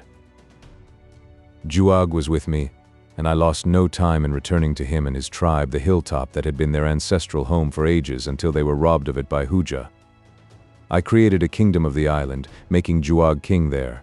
Before we sailed, I went to Gar, chief of the beastmen, taking Juag with me.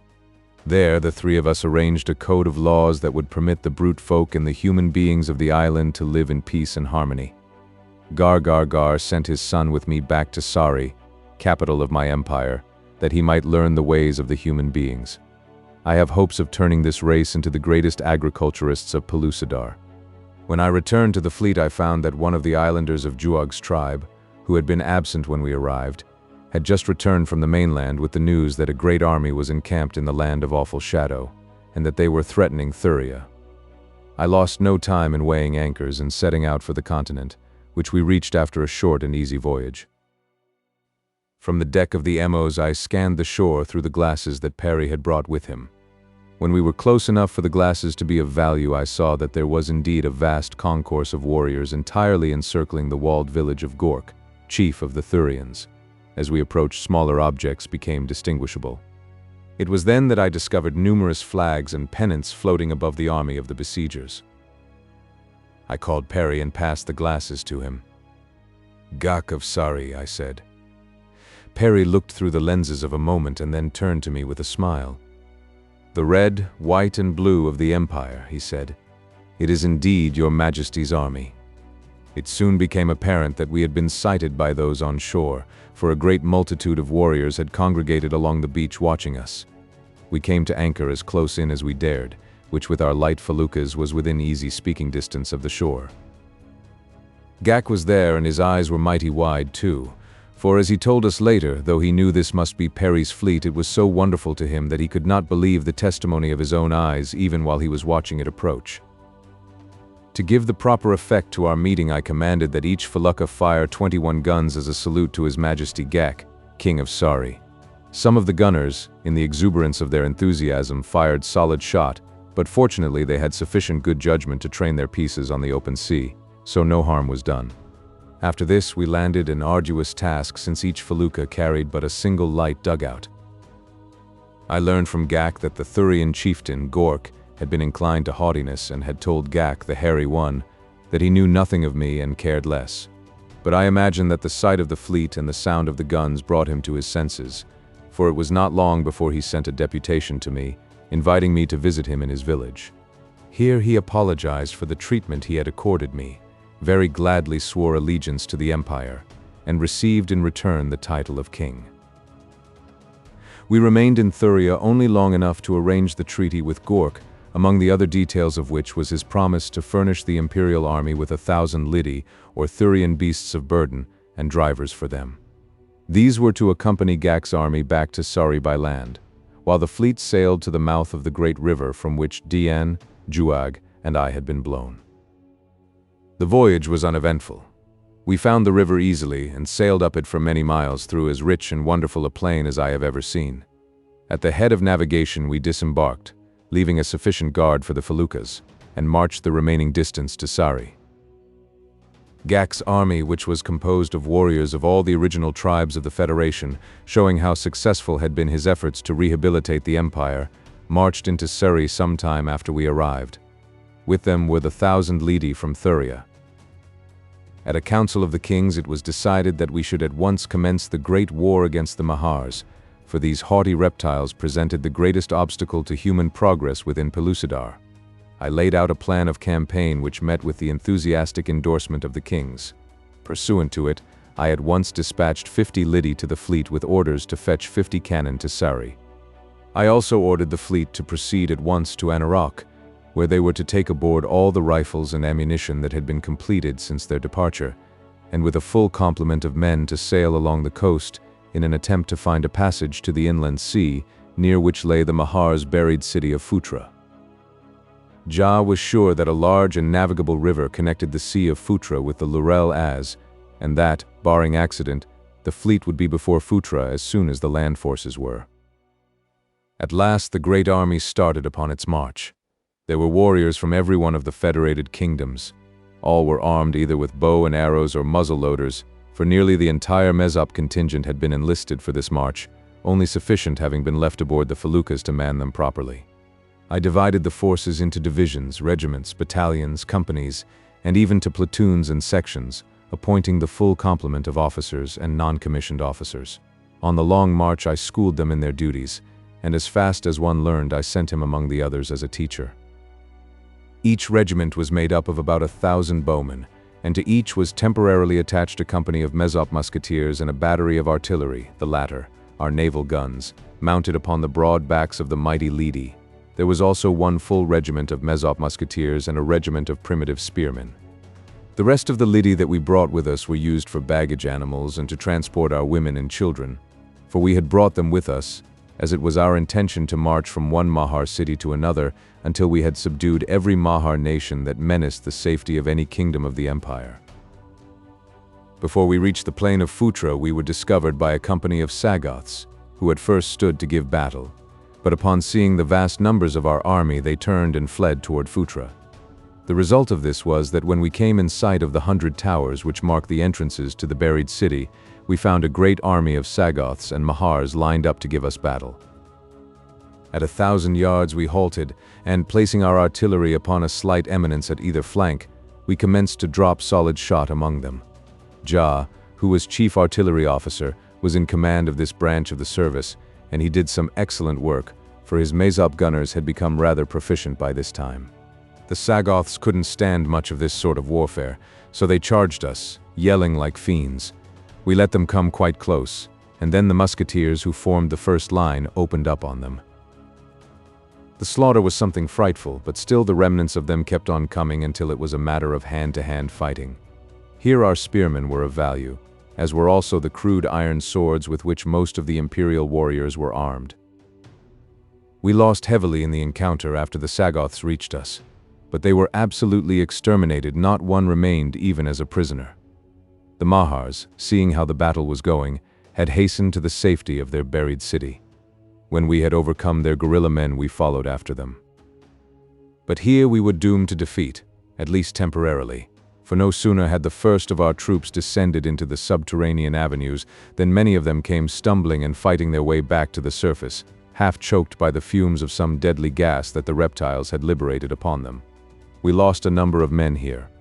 Then I sent for Perry, who had remained discreetly in the rear, and had him construct a little affair that I had had in my mind against the possibility of our meeting with a check at the entrances to the underground city.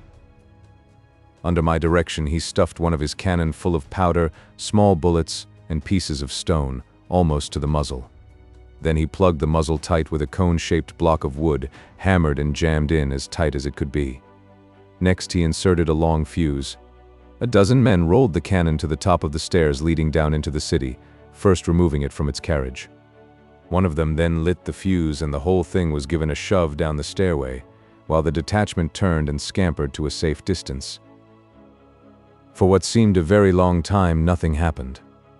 We had commenced to think that the fuse had been put out while the piece was rolling down the stairway, or that the Mahars had guessed its purpose and extinguished it themselves, when the ground about the entrance rose suddenly into the air, to be followed by a terrific explosion and a burst of smoke and flame that shot high in company with dirt, stone, and fragments of cannon. Perry had been working on 2 more of these giant bombs as soon as the first was completed. Presently we launched these into 2 of the other entrances.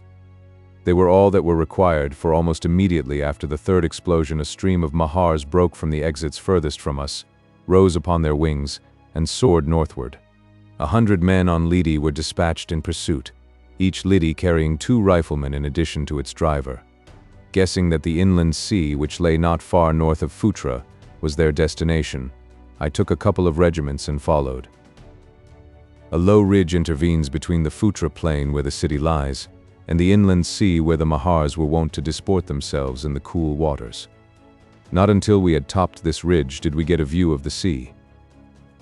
Then we beheld a scene that I shall never forget so long as I may live. Along the beach were lined up the troop of Lidi, while 100 yards from shore the surface of the water was black with the long snouts and cold, reptilian eyes of the Mahars. Our savage Mezop riflemen, and the shorter, squatter, white-skinned Thurian drivers, shading their eyes with their hands, were gazing seaward beyond the Mahars, whose eyes were fastened upon the same spot. My heart leaped when I discovered that which was chaining the attention of them all. 20 graceful feluccas were moving smoothly across the waters of the sea toward the reptilian horde. The sight must have filled the Mahars with awe and consternation, for never had they seen the like of these craft before. For a time they seemed unable to do aught but gaze at the approaching fleet, but when the Mezops opened on them with their muskets, the reptiles swam rapidly in the direction of the feluccas, evidently thinking that these would prove the easier to overcome. The commander of the fleet permitted them to approach within 100 yards. Then he opened on them with all the cannon that could be brought to bear, as well as with the small arms of the sailors. A great many of the reptiles were killed at the first volley. They wavered for a moment, then dived, nor did we see them again for a long time. But finally they rose far out beyond the fleet, and when the feluccas came about and pursued them, they left the water and flew away toward the north. Following the fall of Phutra, I visited Anarok, where I found the people busy in the shipyards and the factories that Perry had established.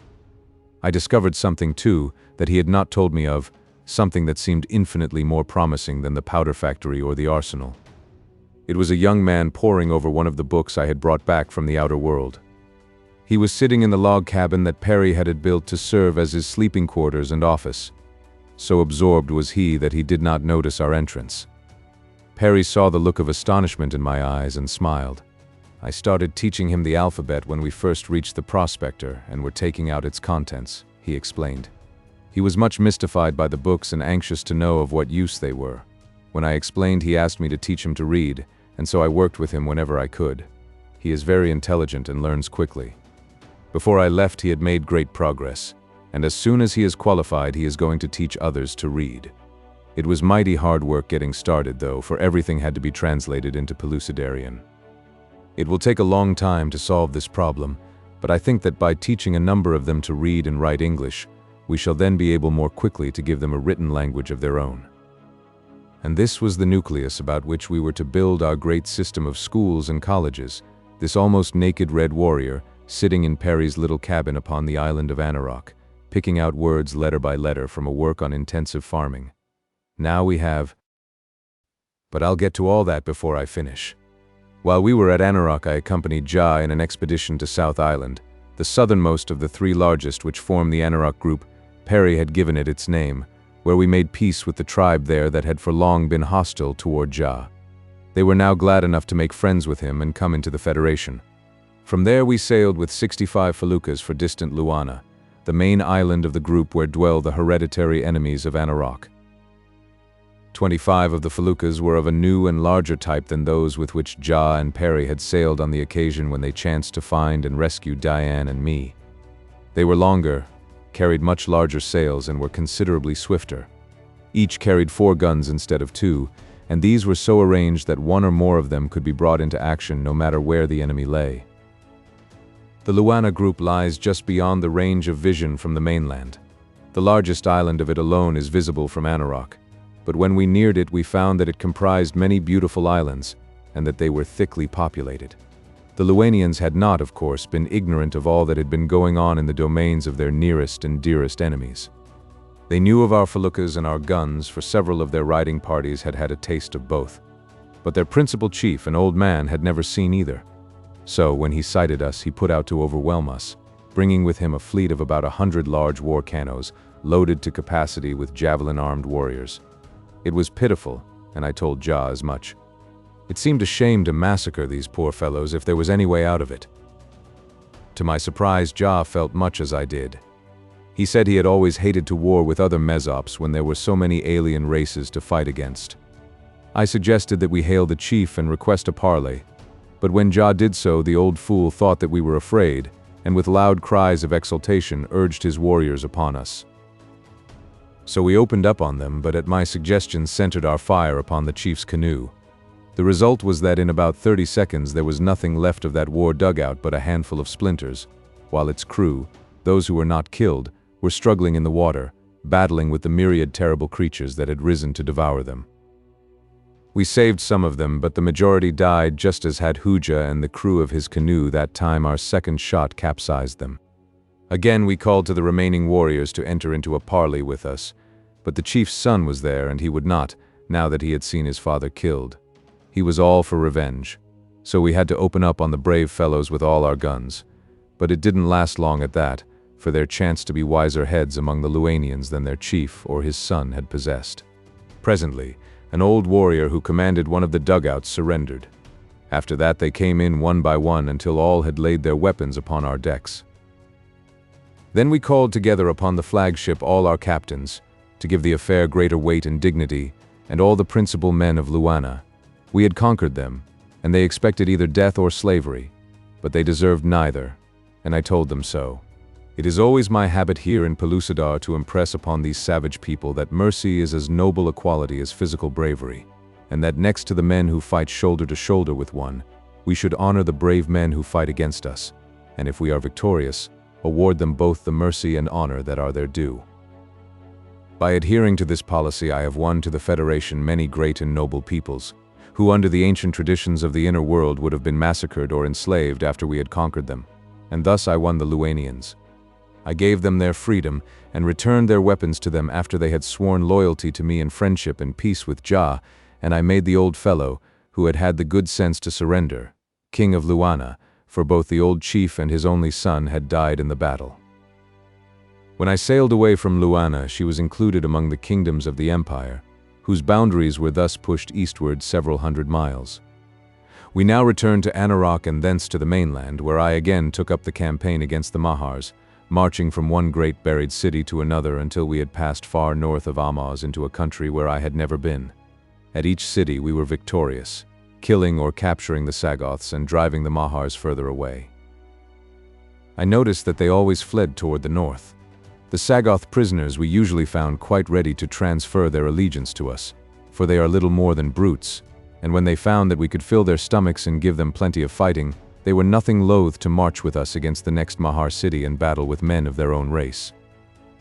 Thus we proceeded, swinging in a great half-circle north and west and south again until we had come back to the edge of the Lidi plains north of Thuria. Here we overcame the Mahar city that had ravaged the land of awful shadow for so many ages. When we marched on to Thuria, Gork and his people went mad with joy at the tidings we brought them. During this long march of conquest we had passed through 7 countries, peopled by primitive human tribes who had not yet heard of the Federation, and succeeded in joining them all to the empire. It was noticeable that each of these peoples had a Mahar city situated nearby, which had drawn upon them for slaves and human food for so many ages that not even in legend had the population any folk tale which did not in some degree reflect an inherent terror of the reptilians. In each of these countries I left an officer and warriors to train them in military discipline and prepare them to receive the arms that I intended furnishing them as rapidly as Perry's arsenal could turn them out, for we felt that it would be a long, long time before we should see the last of the Mahars. That they had flown north but temporarily until we should be gone with our great army and terrifying guns I was positive, and equally sure was I that they would presently return. The task of ridding Pellucidar of these hideous creatures is one which in all probability will never be entirely completed, for their great cities must abound by the hundreds and thousands in the far distant lands that no subject of the empire has ever laid eyes upon. But within the present boundaries of my domain there are now none left that I know of, for I am sure we should have heard indirectly of any great Mahar city that had escaped us, although of course the imperial army has by no means covered the vast area which I now rule. After leaving Thuria we returned to Sari, where the seat of government is located. Here, upon a vast, fertile plateau, overlooking the great gulf that runs into the continent from the Urals, we are building the great city of Sari. Here we are erecting mills and factories. Here we are teaching men and women the rudiments of agriculture. Here Perry has built the first printing press, and a dozen young Sarians are teaching their fellows to read and write the language of Pellucidar. We have just laws and only a few of them. Our people are happy because they are always working at something which they enjoy. There is no money, nor is any money value placed upon any commodity. Perry and I were as one in resolving that the root of all evil should not be introduced into Pellucidar while we lived. A man may exchange that which he produces for something which he desires that another has produced, but he cannot dispose of the thing he thus acquires. In other words, a commodity ceases to have pecuniary value the instant that it passes out of the hands of its producer. All excess reverts to government, and as this represents the production of the people as a government, government may dispose of it to other peoples in exchange for that which they produce. Thus we are establishing a trade between kingdoms, the profits from which go to the betterment of the people, to building factories for the manufacture of agricultural implements, and machinery for the various trades we are gradually teaching the people. Already Anarok and Luana are vying with one another in the excellence of the ships they build. Each has several large shipyards. Anarok makes gunpowder and mines iron ore, and by means of their ships they carry on a very lucrative trade with Thuria, Sari, and Amos. The Thurians breed Lidi, which, having the strength and intelligence of an elephant, make excellent draft animals. Around Sari and Amos the men are domesticating the great striped antelope, the meat of which is most delicious. I am sure that it will not be long before they will have them broken to harness and saddle. The horses of Pellucidar are far too diminutive for such uses, some species of them being little larger than fox terriers. Diane and I live in a great palace overlooking the gulf. There is no glass in our windows, for we have no windows, the walls rising but a few feet above the floor line, the rest of the space being open to the ceilings, but we have a roof to shade us from the perpetual noonday sun. Perry and I decided to set a style in architecture that would not curse future generations with the White Plague, so we have plenty of ventilation. Those of the people who prefer still inhabit their caves, but many are building houses similar to ours. At Greenwich we have located a town and an observatory, though there is nothing to observe but the stationary sun directly overhead. Upon the edge of the land of awful shadow is another observatory, from which the time is flashed by wireless to every corner of the empire 24 times a day. In addition to the wireless, we have a small telephone system in Sari. Everything is yet in the early stages of development, but with the science of the outer world 20th century to draw upon, we are making rapid progress, and with all the faults and errors of the outer world to guide us clear of dangers, I think that it will not be long before Pellucidar will become as nearly a utopia as one may expect to find this side of heaven. Perry is away just now, laying out a railway line from Surrey to Amos. There are immense anthracite coal fields at the head of the gulf not far from Surrey, and the railway will tap these. Some of his students are working on a locomotive now. It will be a strange sight to see an iron horse puffing through the primeval jungles of the Stone Age, while cave bears, saber-toothed tigers, mastodons, and the countless other terrible creatures of the past look on from their tangled lairs in wide-eyed astonishment. We are very happy, Deanne and I would not return to the outer world for all the riches of all its princes. I am content here. Even without my imperial powers and honors I should be content, for have I not that greatest of all treasures, the love of a good woman, my wondrous empress, Deanne the Beautiful? The end.